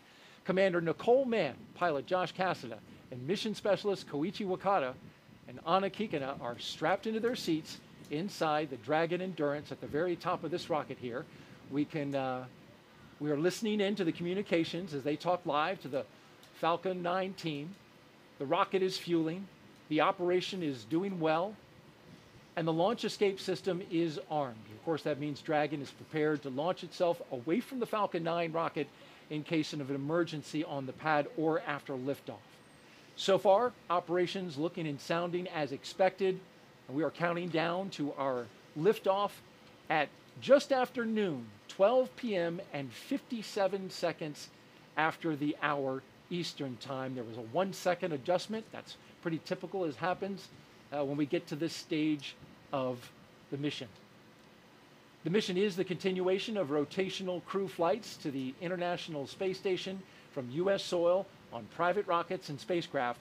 Of course, this would not have been possible without the success of the NASA SpaceX Demo 2 test flight now 2 years ago, and of course the safe delivery and return of crews 1, 2, 3, and eventually here in about a week, Crew 4. Of course, we're happy to have the pilot from Demo 2, and that's Bob Binken. Appreciate you being here, been giving us some great thoughts and explanations about everything that's been happening. Well, thank you, Daryl. I'm super excited to be here for Crew-5 and get a chance to relive my experience during the Demo 2 mission.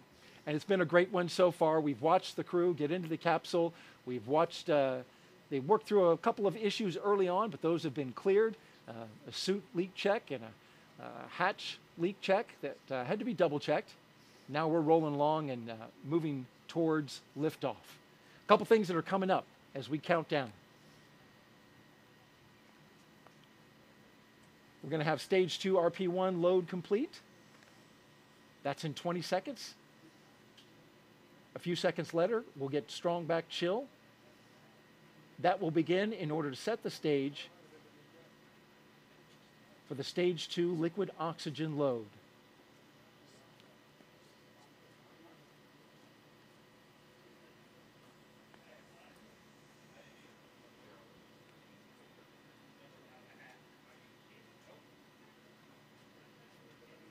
Of course, propellant's load is not an exact science, but once it completes, we'll hear that call out. Stage 2 RP1 load is complete. And there you heard it. Let's talk a little bit about the crew. If you're just joining us, we have a 4-person crew that we call Crew-5, and it's commanded by Nicole Mann. She holds a Master of Science in Mechanical Engineering and is a colonel in the Marine Corps. She was an FA-18 Hornet and Super Hornet test pilot and deployed twice aboard aircraft carriers in support of combat operations in Iraq and Afghanistan. Nicole was selected by NASA in June of 2013, and in the years that followed, led the astronaut corps in the development of hardware for our Artemis program. Today, the Crew-5 commander will be flying into space for the first time, and once she reaches space, she will be the first Native American woman to stay on station. A historic first for NASA and for her. Absolutely, Daryl. The astronaut corps is widely diverse, and I'm just proud to see Nicole join that crew on board the International Space Station. With her is pilot Josh Cassada. He grew up in Bear Lake, Minnesota. The physicist and U.S. Navy test pilot flew the P-3C and the P-8A, as well as 23 combat missions. He later became an instructor at the U.S. Naval Test Pilot School, which is a path to NASA for military officers. Cassada is one of more than 100 graduates who have become astronauts, going all the way back to the Mercury program. More recently, he served as capsule communicator and mission control, but today he is the pilot aboard Dragon. It's a seat I know well, and I look forward to seeing Josh support Nicole and the rest of the crew on their way towards the International Space Station. The mission specialist now, Koichi Wakata, he's the veteran, a Japanese astronaut who has a doctorate in aerospace engineering. In 1996, he became the first Japanese mission specialist aboard the Space Shuttle Endeavour for STS-72. Altogether, Koichi flew 4 Space Shuttle missions, a Roscosmos Soyuz, and was on a long-duration stay aboard the International Space Station. During his 2-decade career as an astronaut, Koichi has spent 11 months in space. Bob, you spent a fair amount of time in space yourself. It's great to have a veteran aboard. It absolutely is, and in addition to being a veteran, Koichi just has a wonderful personality that I know is just it's key to kind of success on board the space station. Our second mission specialist is Roscosmos cosmonaut Anna Kikina. She graduated from the Novosibirsk State Academy of Water Transport in 2006. In 2012, Anna officially became a candidate for the position of test cosmonaut. Crew-5 will be Anna's first flight into space, along with 2 of her other fellow astronauts. Now, each of these 4 crew members will be part of Expedition 68 once they arrive at the International Space Station. And there you see them there inside Crew Dragon Endurance, the second flight for this Dragon.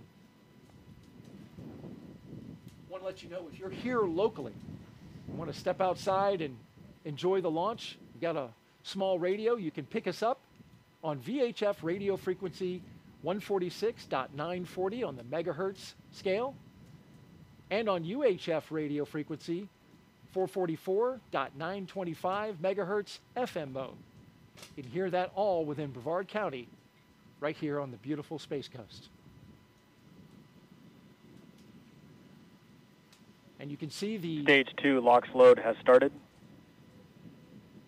Just got the call out that the Stage 2 LOX load has started, putting that liquid propellant into the second stage.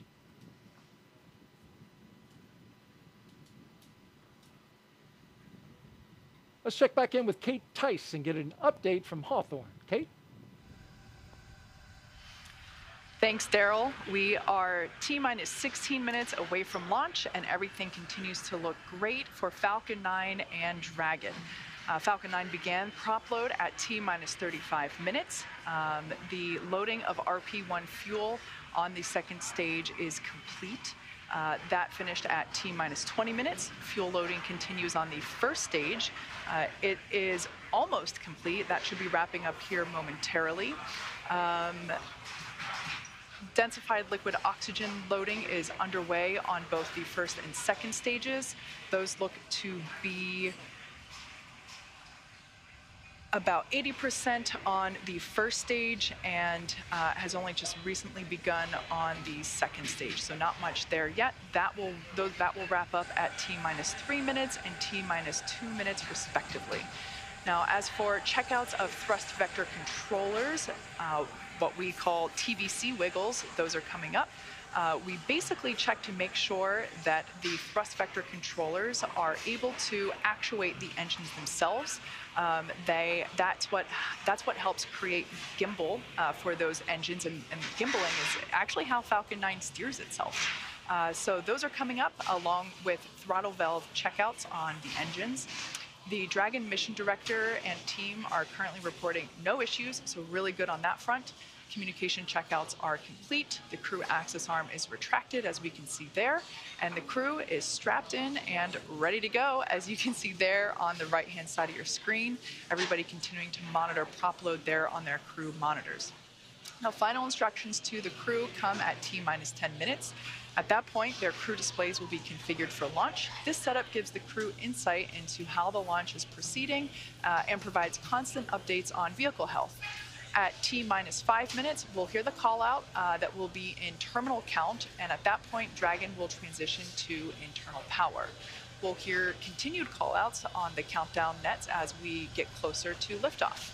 As for range, they continue to be go, continuing to monitor the launch corridor, and everything remains green. As for weather, we're looking at 7-mile-per-hour winds at the launch site, and as I said before, as the countdown continues, we are seeing fewer and fewer clouds. Just an absolutely stunning day there at Kennedy Space Center. Let's check back in with Daryl to see the last couple minutes prior to liftoff. Thanks, Kate, and it really couldn't be more perfect out here weather-wise for a launch. How about that, Bob? It just looks absolutely stunning to look out and see the vehicle ready to go, the crew on board, strapped in. I'm just super excited for them. And there's a view of the countdown clock and the historic American flag that has been standing there since the Space Shuttle program. Now you're looking at a pic of Crew-5. Crew-5 flying aboard the Dragon capsule Endurance, and the booster that you see behind them that they're posing with is a brand new one. Actually was damaged in transit from California to Texas, but it was fixed, repaired. Crew did a great job, the SpaceX team, in getting it all ready. And at the time that Falcon 9 launches Dragon to space, the International Space Station will be 260 statute miles over Australia. Crew-5 will then spend the next 21 hours with Mission Control Team that you see there in Houston, standing by, getting ready. For the beginning of this mission, they'll spend 29 hours rather, chasing down the International Space Station for a rendezvous at 4:57 p.m. Eastern Time tomorrow evening. One of the longer transits, Bob. It's true. It's a little bit longer than usual, or average, I would say, as we work towards Crew-5. But as the launch dates shift around, that changes the time that you can actually arrive on space station. They've got plenty of consumables, so it should be fun to have some time in space. And when they arrive tomorrow evening, we'll have live coverage on NASA TV of docking, as well as the Crew-5 welcome ceremony at 8:15 p.m. Eastern Time, 7:15 p.m. Central. And some final thoughts, Bob, as we get ready to watch Crew-5 launch into space. You know, my opportunity to sit here and watch Crew-5 go has just been inspiring again to see another vehicle head towards the International Space Station. Again, I'm excited for them and just hopeful that Nicole, Josh, Koichi, and Anna have just a wonderful mission. I know that they've got a wonderful launch in front of them. Absolutely, and that's what we're rooting for here. And so with T-minus 11 minutes and counting, we're going to spin our chairs around and watch the launch. But we're going to let Kate and the team focus on the pad as we proceed through the final stretch of the countdown. We'll turn it over to Kate Tice at SpaceX headquarters in California to take us through. Take it away, Kate. Thanks, Daryl. As you can probably tell by the background noise, the crowd is definitely growing here at SpaceX headquarters in Hawthorne, California. Certainly one of our company traditions is to watch the launch itself from behind Mission Control, which you see there on your screen. You can see this is Mission Control Hawthorne, or as you sometimes hear referred to as MCCX. And then, of course, a crowd of employees watching from behind. I personally also stand there if I'm not doing the webcast, so I can confirm it's a great spot to watch launch.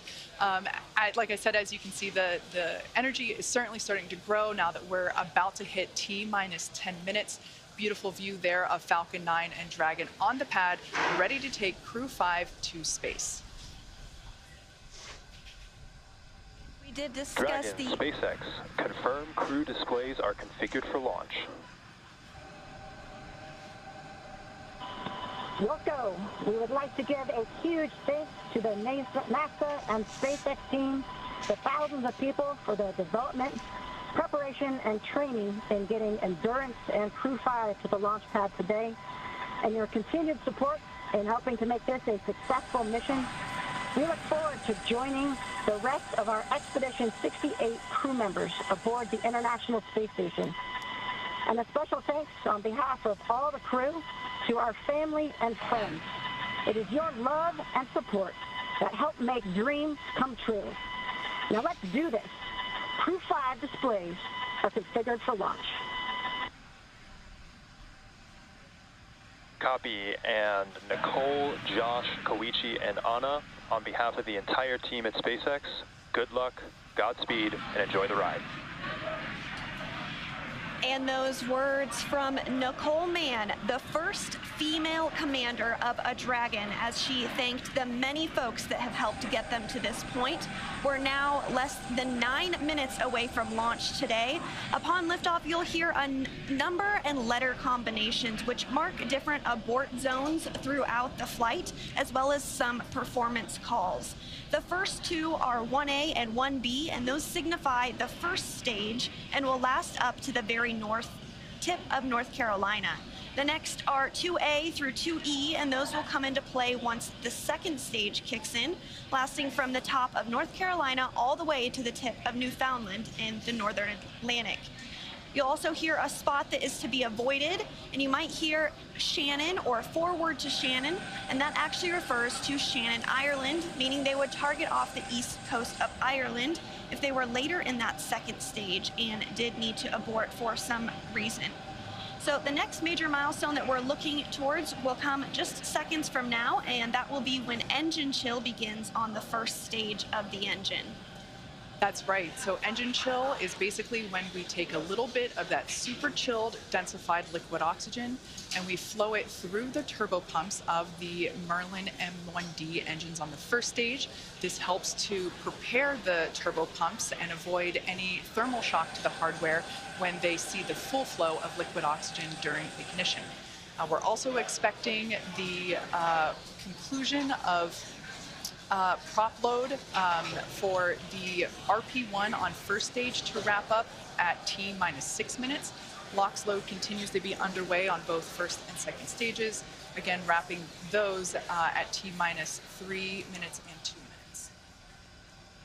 And after that, we'll hear a number of call-outs related to Dragon's flight computer. Some will be Stage 1 engine chill has started. And you did just hear that call out that stage 1 engine chill has begun. Coming up in just about 45 seconds, we should expect to hear that RP1 load is complete. RP1 load is that densified kerosene or rocket fuel that will help propel the crew into orbit. All of that RP1 is loaded into the first stage, and we are standing by to hear that it was loaded into the second stage as well. Again, we expect that to wrap at T-6 minutes. The venting that you see on screen is totally normal. That is just some Stage 1, RP1 load is complete. Great news there that RP1 load is now finished. As I was saying, the venting that you see on the vehicle is totally normal. That's just some of the super chilled densified liquid oxygen just vaporizing as it comes into contact and vents from the vehicle. And coming up, we'll also hear the call for Dragon to configure for terminal count, and then it will be transferred over to internal power, and then we'll hear that propellant tanks on Falcon 9 are getting ready to pressurize, which helps add some additional rigidity and structural support as we get ready for strong back retract. That strong back will retract a couple of degrees at first, and then we will see it swing open completely just shortly, or at the moment of liftoff. Falcon 9 tanks will be pressurizing for strong back retract. Right, and there's that indication that we are preparing for that strong back retraction. Coming up in just a few seconds, we should hear that Dragon is in terminal count. Dragon is in configure for terminal count. All right, there we heard that call. Dragon onboard computers have now taken control of the vehicle. As I mentioned before, first stage LOX or liquid oxygen loading is underway and will wrap up at T-3 minutes. And the second stage will wrap its LOX load at T-2 minutes. Launch teams continue to report no issues and everything remains green and for an on-time launch. Retract has started.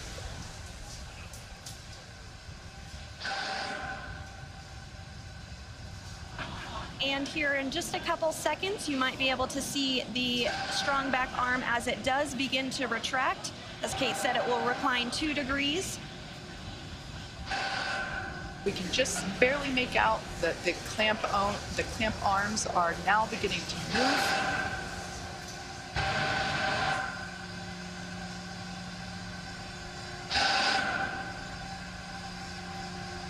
All right, now that those clamp arms are removed, as Sandra said, this will retract by 2 degrees, and then at liftoff, the strong back will retract another to 45 degrees, allowing Falcon 9 to clear. Strong back is part of the transporter erector, and the transporter erector is what provides the liquids, and the gases, and the electrical connections to the vehicle. It's also what we use to integrate the vehicle in its horizontal position, and we can see that 2-degree retraction just now complete. And the next call out that we should hear in about 20 seconds is that the first stage LOX load is complete.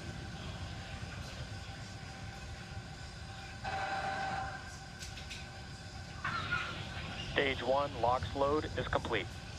And there we go, all of the oxidizer loaded on stage 1. Soon we'll hear that stage 2 LOX load is complete, and that will be the last propellant call out we'll hear today. Now less than 3 minutes until launch. Dragon is in terminal count and is on internal power.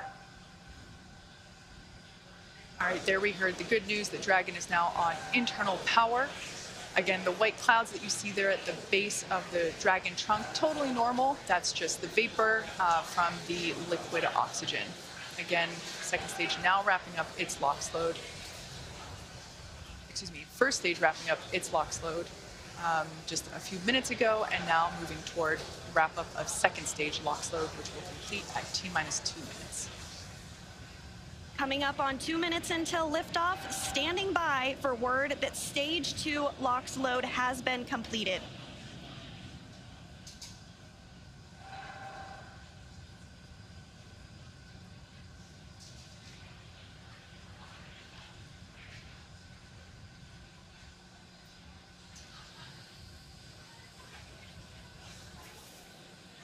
Dragon is in auto idle. Stage 2 LOX load is complete. There we heard the call out. Falcon 9 is now completely fueled. All of its propellants. So Gas closeouts are starting. Expect loud landing. all of its propellants, and we can see that leftover liquid oxygen now being vented or released, now flowing further away from the vehicle. So nearly 1 million pounds of liquid oxygen in RP1 now on board Falcon 9. It is fully loaded and ready for launch. And coming up at T-minus 1 minute, we'll hear that Dragon is in countdown. Its flight computer will switch to countdown mode, and we'll hear that the flight termination system on Falcon 9 is armed. FTS is armed. Falcon 9 is in startup and is now controlling. And there you heard it. Dragon is in countdown. Dragon's flight computer in countdown. The flight termination system now armed. We should get the final go for launch from SpaceX launch director Mark Soltis. Dragon, SpaceX. Godspeed. Go for launch. SpaceX Dragon, go for launch. SpaceX T-minus reports 30 go. seconds. Crew reports go. 30 seconds until liftoff.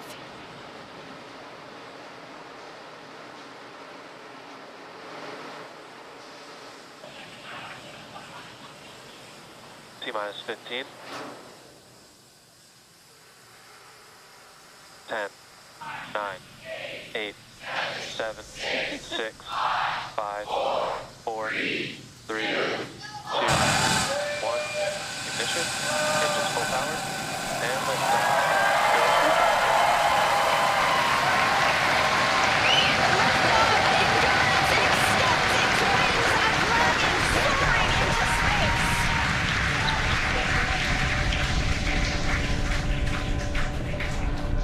Stage 1 propulsion is nominal. Vehicle is pitching downrange. Stage 1 propulsion is nominal.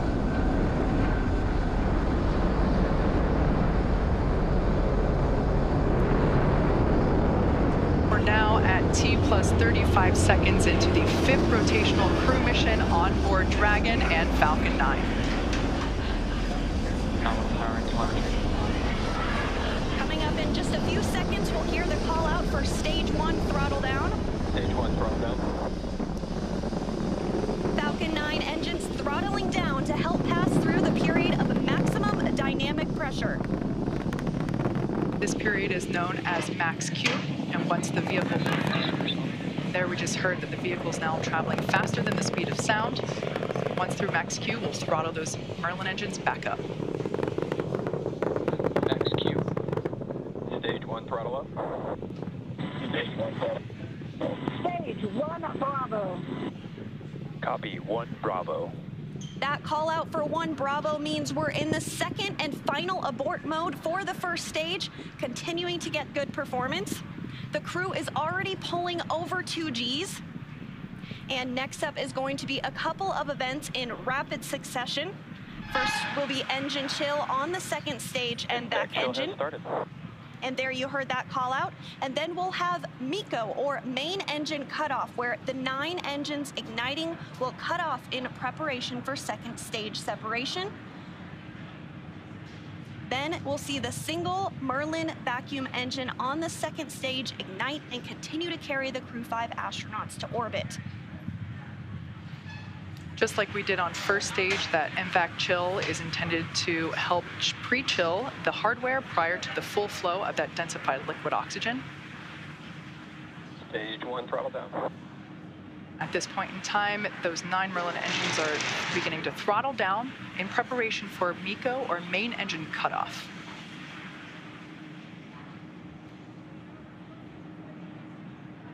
Standing by for MECO. And MECO. Stage 2 Alpha. And stage separation confirmed. Copy, 2 Alpha. There we should see that second engine begin to ignite now. And obviously confirmed by the loud cheer behind us here at Mission Control Hawthorne. And we're also in 2 Alpha for the aborts if needed. Again, second stage is lit and continuing to carry the Crew-5 astronauts into orbit. We're now getting a view of the first stage after that stage separation. The second stage still being illuminated by that single Merlin vacuum engine, and that's on the right-hand side of your screen. First stage on the left-hand side of your screen making its way back to Earth. We will be attempting to land it on our drone ship, which today we are using Just Read the Instructions. Acquisition signal, Bermuda.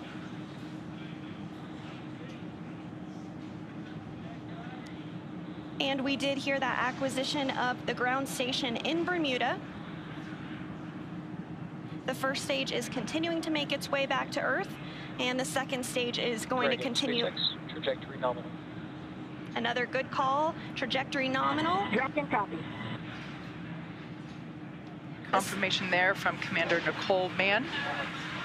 You can also sort of see the Space Coast there in the background of the first stage on the left-hand side of your screen. It also looks like you can actually see the thrust plume created by the first stage as it's now rotating just out of screen. Second stage is going to continue firing until a little over 8 minutes into the flight, really doing the heavy lifting now, getting the crew into orbit.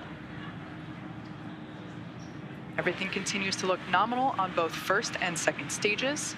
As I mentioned before, the first stage will be making a landing on one of our drone ships, which is currently parked a couple hundred miles off the coast of Florida in the Atlantic Ocean. So we can see now that... Dragon, SpaceX, trajectory nominal. Good confirmation there that we have good trajectory. The second stage now traveling over 5,400 miles per hour. Crew is pulling a little more than 1 G right now. That's going to continue to ramp up, peaking just before we get to second stage cutoff here in just a few minutes from now.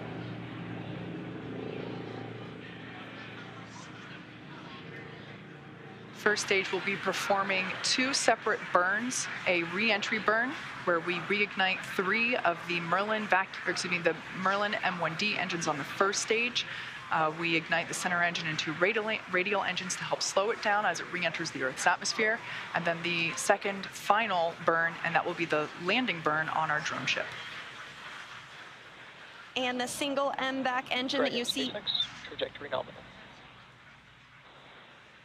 The single MVAC engine that you see on the right of your screen is continuing to fire. We did hear another call out that trajectory is nominal. Crew heading in the direction that they are supposed to be. This single engine can produce over 220,000 pounds of thrust in the vacuum of space. Now over 200 kilometers in altitude. We will start to hit events now in a rapid succession as the first stage continues to make its way back to Earth and the second stage continues its burn, just a couple minutes left in that burn. For those of you just joining us, just over 6.5 minutes ago, our 4 Crew-5 astronauts launched from Kennedy Space Center in Florida, and they are now making their way into orbit on the second stage inside Crew Dragon. Trajectory nominal. Which we're hearing that the trajectory on that is nominal. Dragon copy. They are safe inside Dragon Endurance, whereas the first stage on the left-hand side of your screen is making its way back to Earth.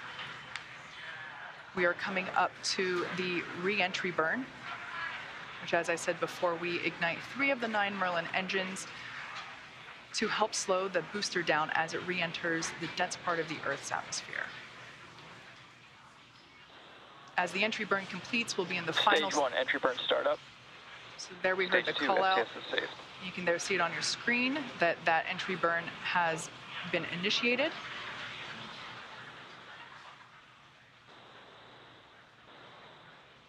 And as that entry burn completes, we'll be in the final different abort phases here shortly, which essentially correspond to areas along the very northeastern seaboard of the U.S.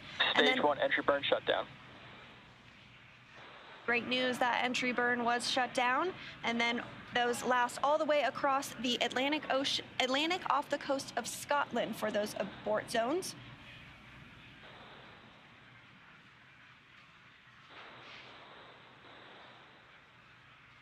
Everything continues to look nominal for both the first and second stages.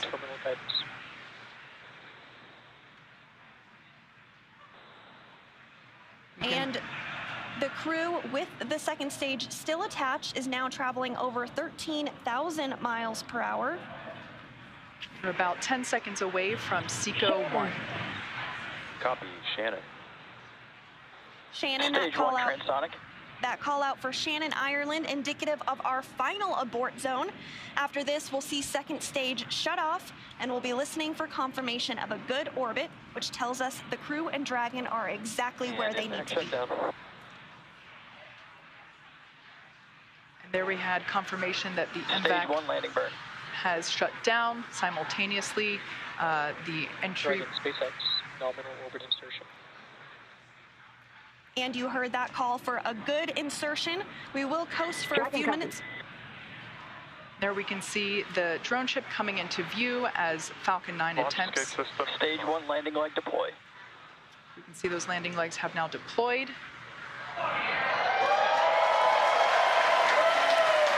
And as you can see on your screen, and you can hear by the clapping and cheering behind me, Falcon 9 has landed on our drone ship, just through the instructions, parked off the coast of Florida. And again, that second stage separation will be coming up just a couple of minutes now.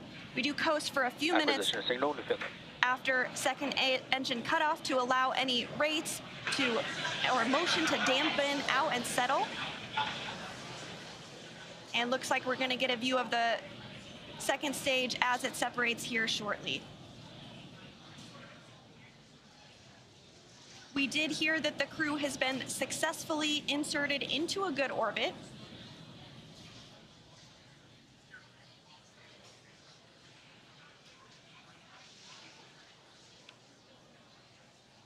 Again, the crew is still attached to the second stage.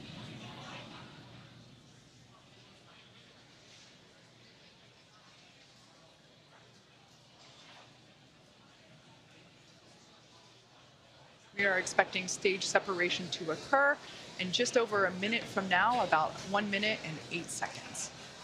And that's when the, when the second stage will separate from the Dragon trunk. The Dragon trunk is the part of hardware where we are able to house the cargo that is able to be exposed to the vacuum of space, as well as the solar panels, which help power Dragon while it is on orbit.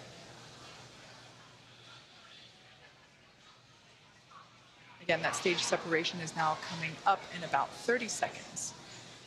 After stage separation, we will have nose cone deployment. Now that Dragon is in the vacuum of space, we will be able to open the nose cone and expose that forward hatch, which is what is utilized to dock autonomously with the International Space Station. And that nose cone does stay closed for the flight uphill to help protect all of the guidance, navigation, and control sensors. We are standing by for second stage separation.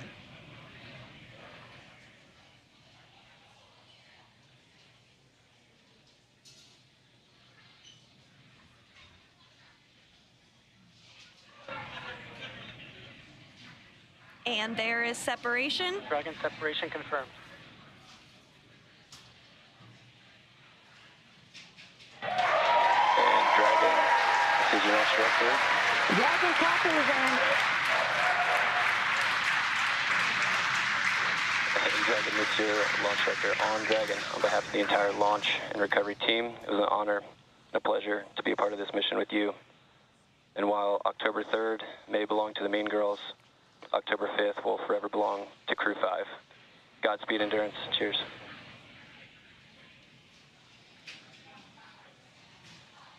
Awesome. Thank you so much to the Falcon team. Woo! That was a smooth ride uphill.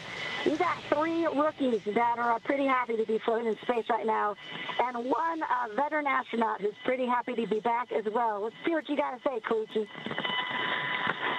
Falcon team, it was a smooth ride, and I see all the 3 happy faces here. Back in 0G, and I appreciate all the help to give us the smooth ride and training. And thank you so much. JAXA の支援隊の皆さん、非常にスムーズな打ち上げでした。打ち上げご支援していただいた皆さん、応援に駆けつけてくださった皆さん、ありがとうございました。この調子でチームワークを持って頑張ります。Thank you for your support. Anya. Thank you, Falcon 9 and fellow agencies, to Roscosmos, NASA, and JAXA, and SpaceX exactly for giving us that opportunity. We're so glad to do it together. And thank you for everybody, for all people who with us. Спасибо большое всем агентствам Роскосмос, NASA, JAXA и, естественно, SpaceX за предоставленную нам возможность. Мы рады всем экипажам делать то, что мы сейчас делаем. И большое спасибо всем людям, кто сейчас с нами.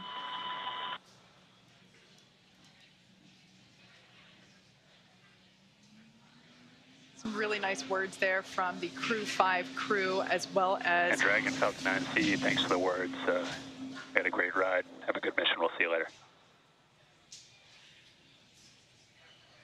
A wonderful Mean Girls reference there by Launch Director Mark Soltis, and then we just heard from Chief Engineer Dan Alex. And we just heard our first Quindar tone, indicating the crew is in space. Dehumidifier activation and service section Draco checkouts. Expected loss of signal, New Hampshire. Dragon copy.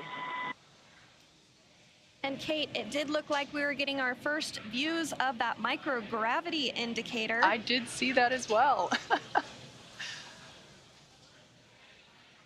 And we're getting views now of the crew on orbit, 3 of them for the first time ever. We saw some cheers, some high fives. Looks like they're feeling great.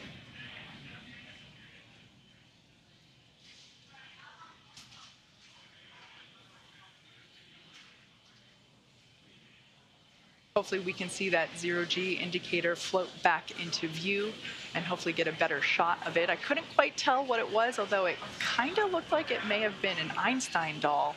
But that's just kind of what it looked like from the backside. I think you're right, Kate. It looked like a baby Einstein to me. So the next milestone that we're looking ahead towards is the nose cone opening.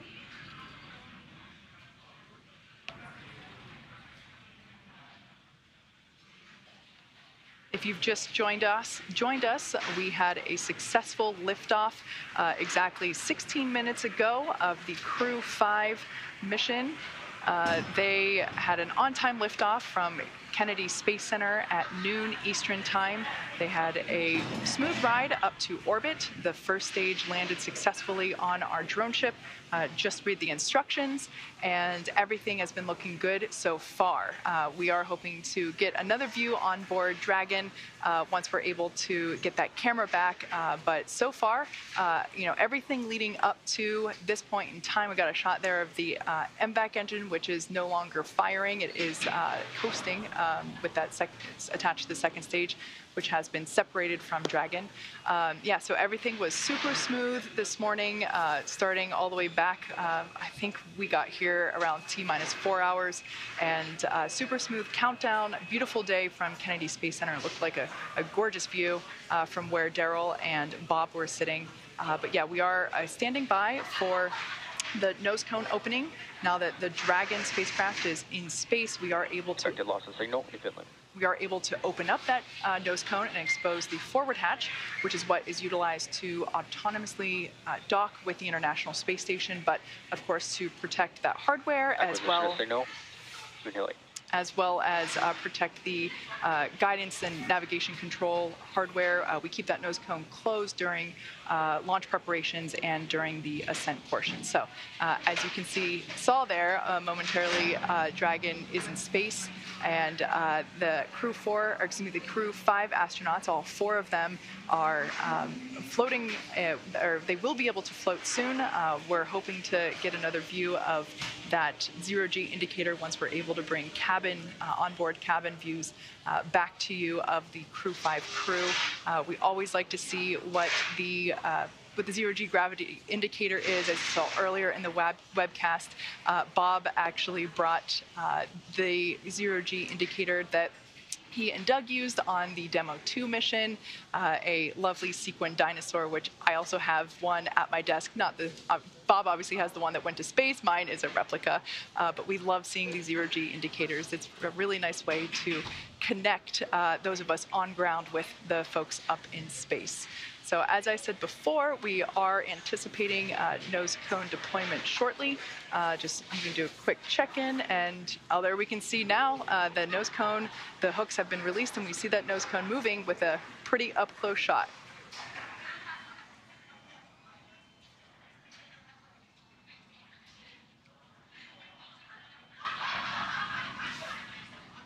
We're continuing to see that nose cone open, and Acquisition of signal, line. as we've mentioned, this does uncover a number of critical systems for the flight up to the space station that will be required for docking. There are 6 hooks that hold the nose cone in place during the launch and ascent portions. Those have begun to retract, and the nose cone is beginning to swing open.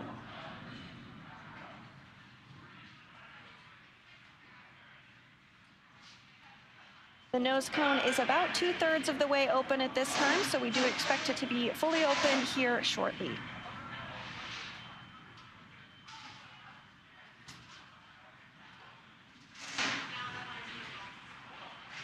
Shortly after nose cone deployment, the crew will be able to get their visors open, and they'll be given the okay to get out of their suits, and that will allow them to settle in for their ride to the International Space Station. It is about a 29-hour journey for the crew from launch to docking to the space station, but as you said, they'll be able to get out of their suits, get comfortable, get some rest, and just enjoy being in the microgravity environment of space. Again, we have 3 first-time flyers and 1 veteran on today's flight, but I'm sure it was an exciting moment. No matter how many times you've been to space, I can't imagine that it ever gets old. I would probably agree with that. I would also imagine that the 3 first-time spacegoers will have a brief period of acclimation to gravity. I know I certainly would, and I also recognize that my period probably wouldn't be very brief in order to get acclimated to that lack of gravity. But yeah, this is something that the veteran astronauts on board station are, always happy to help really introduce the new spacegoers to the new environment. Absolutely, and we did also hear that there was good service section Draco checkouts that took place. We are standing by for that nose cone to be fully deployed, but it should be coming here momentarily.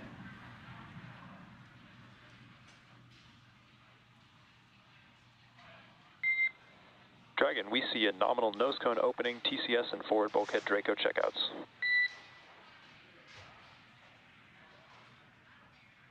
Dragon copies.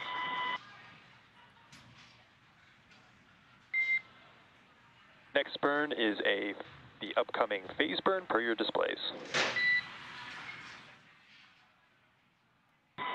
We see the phase burn in 28 minutes. Good readback.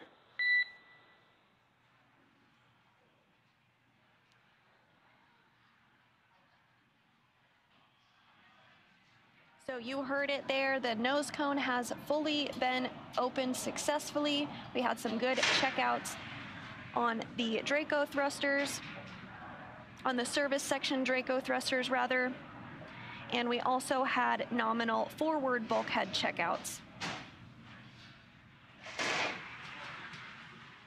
That's right, and the astronauts should be getting the okay to doff or remove their suits in about 6 or 7 minutes. I would imagine that, as Sandra mentioned before, we do have 3 space newbies on board today. I would imagine that they would be pretty excited to get out of their seats. They've been in these seats for a while. The crew ingressed hours ago, and if I would imagine that the 3 folks and even the veteran, everybody would be excited to get out and be able to float around a little bit for the first time on this Crew-5 mission.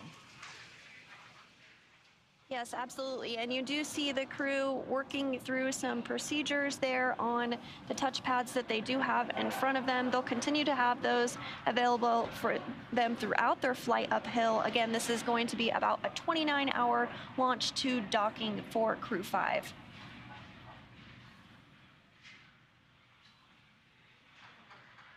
It seems as though that zero-G indicator may have floated out of view, perhaps up above the crew displays. We can see that the visors are up. Dragon, SpaceX, environments are looking good for suit doffing. For today, we can leave the camera configured for a little while longer, but at this time, you are go for 4.012 and 4.300. As a reminder, please stow the suits with the visors closed. I'll copy. Okay, Dragon copies. We are go for 4.012 and 4.300. We're going to keep the cameras configured, and when we stow the suits, we'll do it with the visors closed. Good readback. At this time, you're also go to tell the world a little bit about that stowaway we saw shortly after second engine cutoff.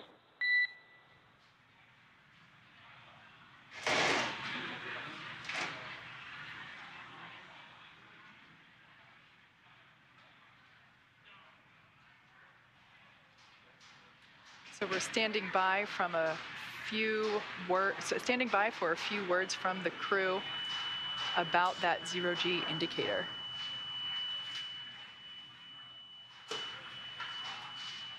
And there it is.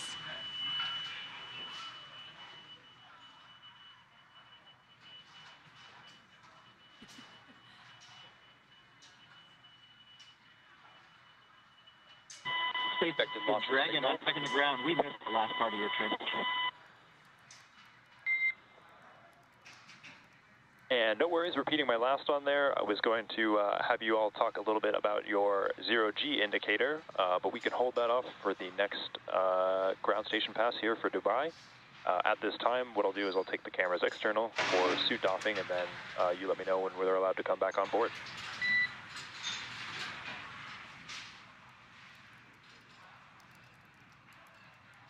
Okay, Dragon copies. So we'll let you know when you come back on with the cameras, and we're excited to talk about our stowaway here. Okay, Dragon copies and working. And it does sound like we are in a brief expected loss of signal with the crew. This does happen from time to time when we're in between our satellites, but we will have views and communication back with them here shortly, and we're looking forward to hearing their words on their stowaway and what that special meaning is for the crew. So with Crew-5 now successfully on orbit, let's head over to our counterparts at Kennedy Space Center in Florida. Daryl, it was spectacular to watch this launch from here in Hawthorne, but tell me, what was it like to see it on the ground? It was amazing. First of all, we got an idyllic day right here on the Space Coast. I mean, the temperatures are like, mid-70s. There's a cool breeze. Phenomenal launch. Bob, I want to get your thoughts. You've flown, you've watched. This was pretty perfect. No, this was just outstanding. It was picturesque, with the blue sky, the blue background, a beautiful day here in Florida. The only thing I wish was that I was there with them, because that is the one place that is better to watch a launch from than right here at the Kennedy Space Center is on board the rocket ship. I got to believe that. And though we weren't on board, we did get to watch the views as we were going up and saw them land the booster, which, by the way, that booster also going to be SpaceX's and NASA's Crew-6 booster. So more the reuse, NASA taking advantage of that as well. Absolutely. Every chance that we get to reuse a capsule or reuse a booster kind of drives down costs and increases the opportunity for more folks to fly in space.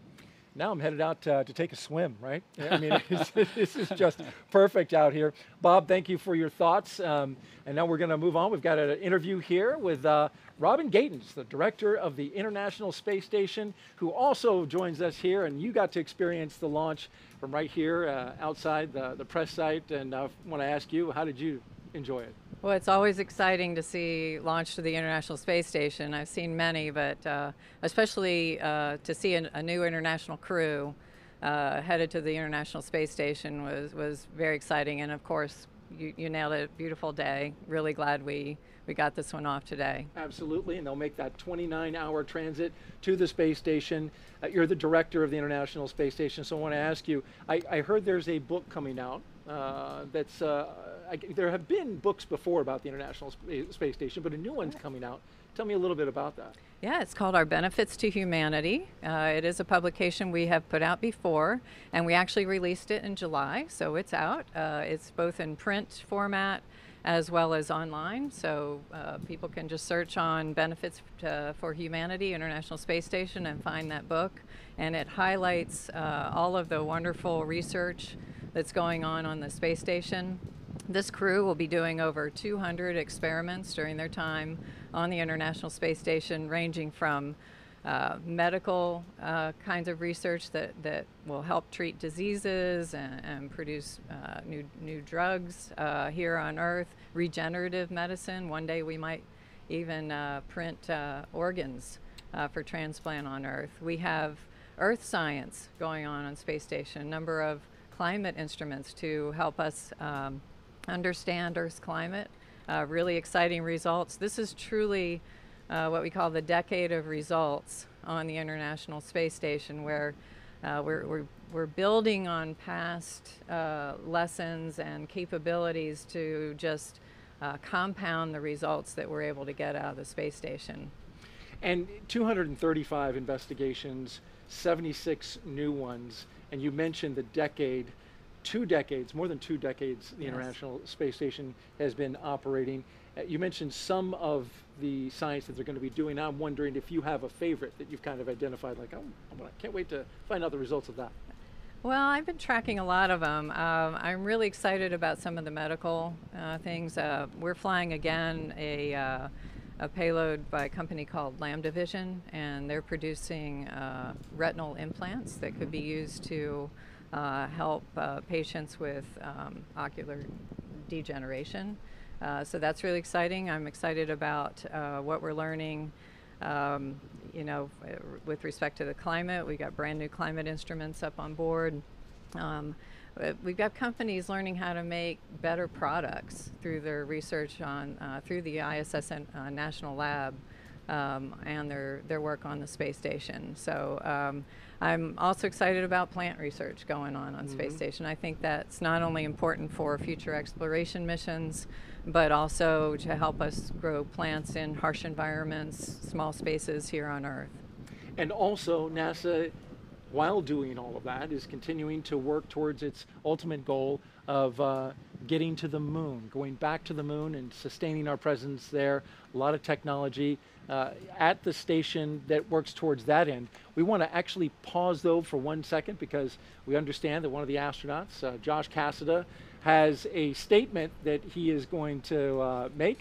It is relatively about his zero-G indicator, which if you saw in the coverage, it was I don't know if it was a baby Einstein, Bob, but it was a little Einstein. It definitely looked like a small Einstein, but we'll listen to Josh and hear exactly the details.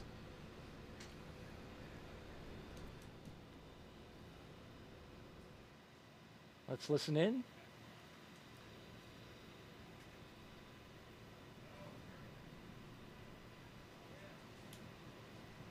Again, waiting for astronaut Josh Cassada with a special message. And Dragon, cameras are internal. SpaceX.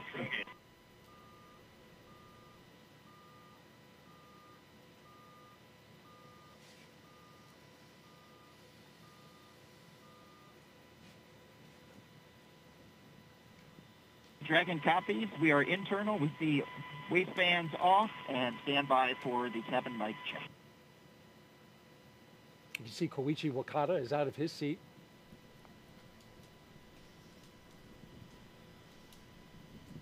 Yeah, this SpaceX Dragon from the cabin mic comm check.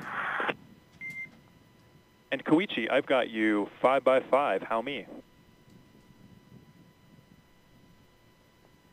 Mike, we have you loud and clear also. Great news, and we're also getting some great views inside the capsule here, so if you all want to get a chance to talk about your indicator, we'd all love to hear some.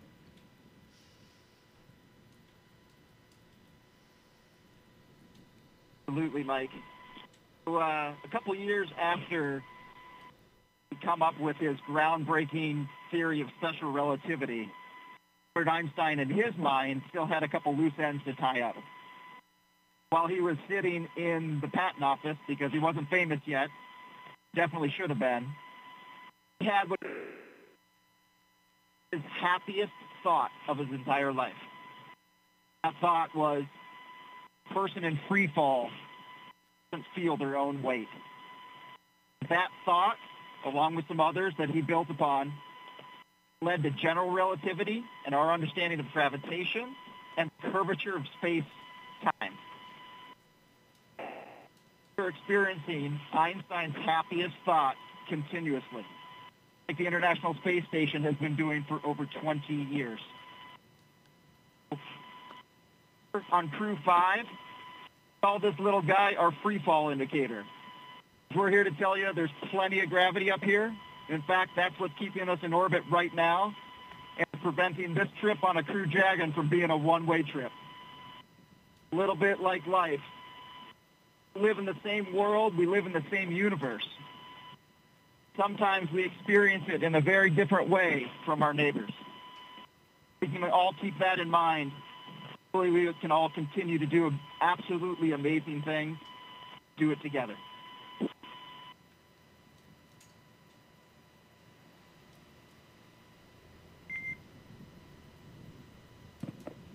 Well, that was excellent, Josh. We appreciate you all taking the chance to share with us some of those special words and some of the meaning to you all.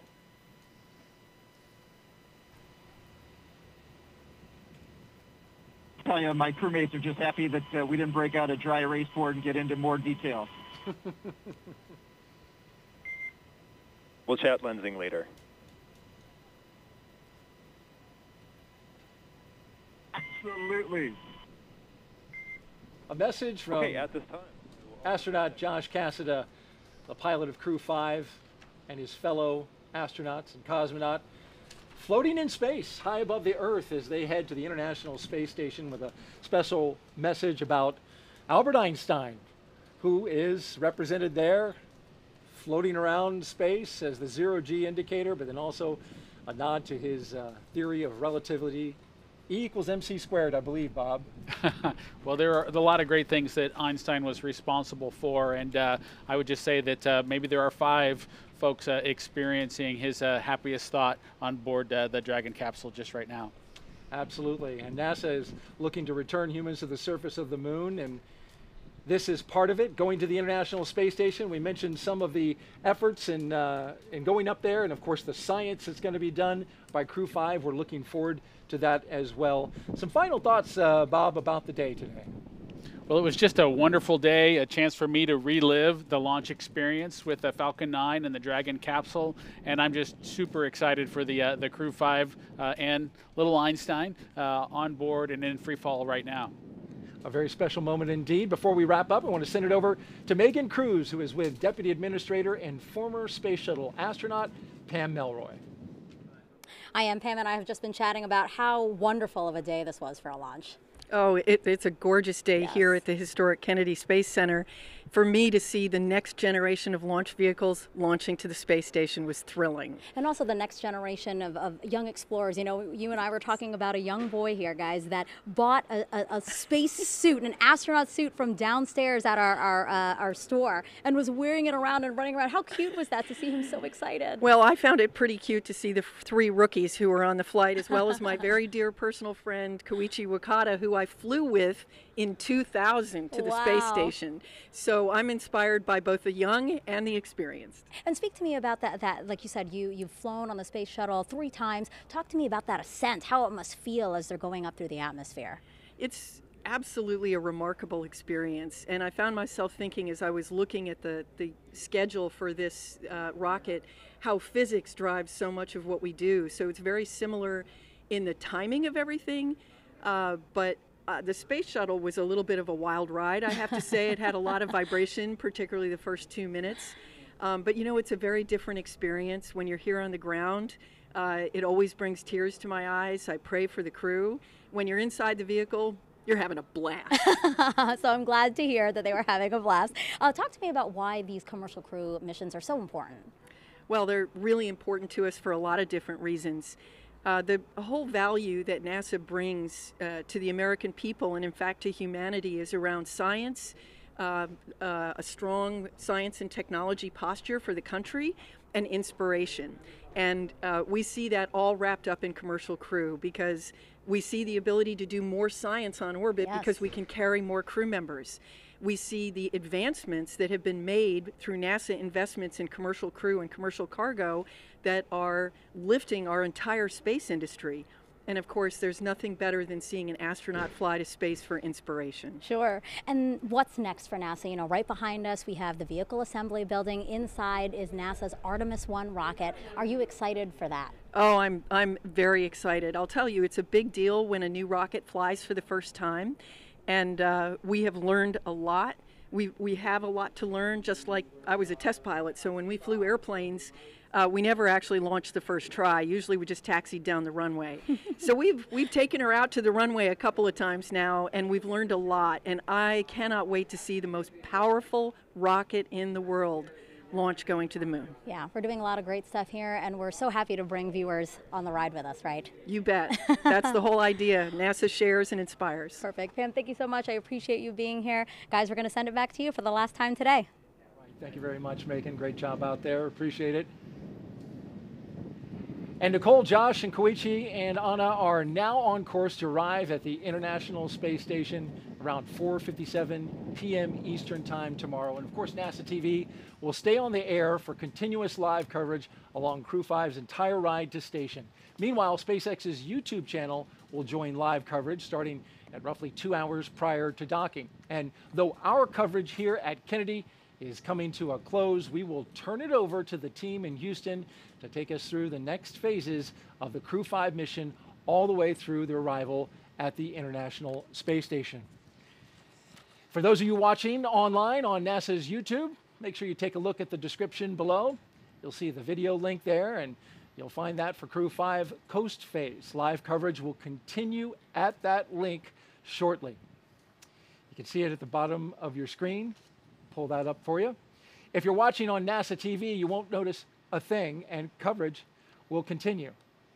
So a post-launch news conference is scheduled for 1:30 p.m. Eastern Time on NASA TV, and you can find mission updates on Twitter at NASA, at SpaceX, and on the web at nasa.gov, including timing on any potential live tours of Dragon Endurance during the trip to station.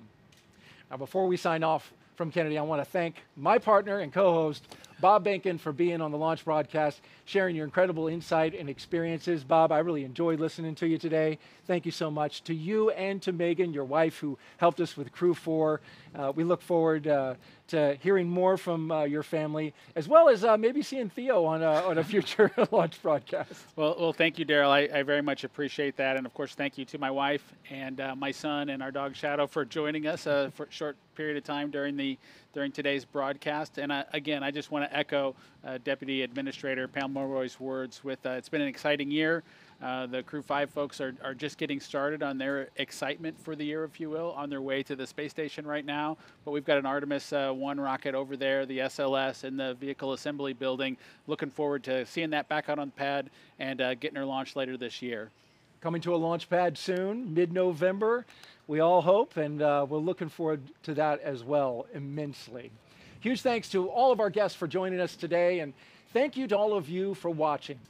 Here now are the highlights from the journey we took today, and just a reminder from here at the Kennedy Space Center to keep looking up.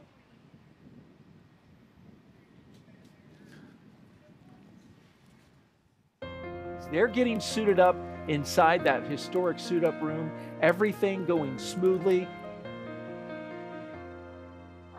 And there they are, the astronauts of Crew-5 taking their first steps outside.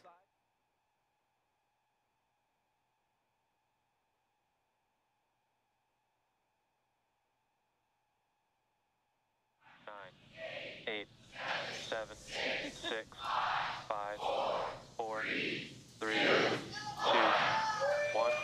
Ignition, engines full power, and liftoff. Go Crew-5.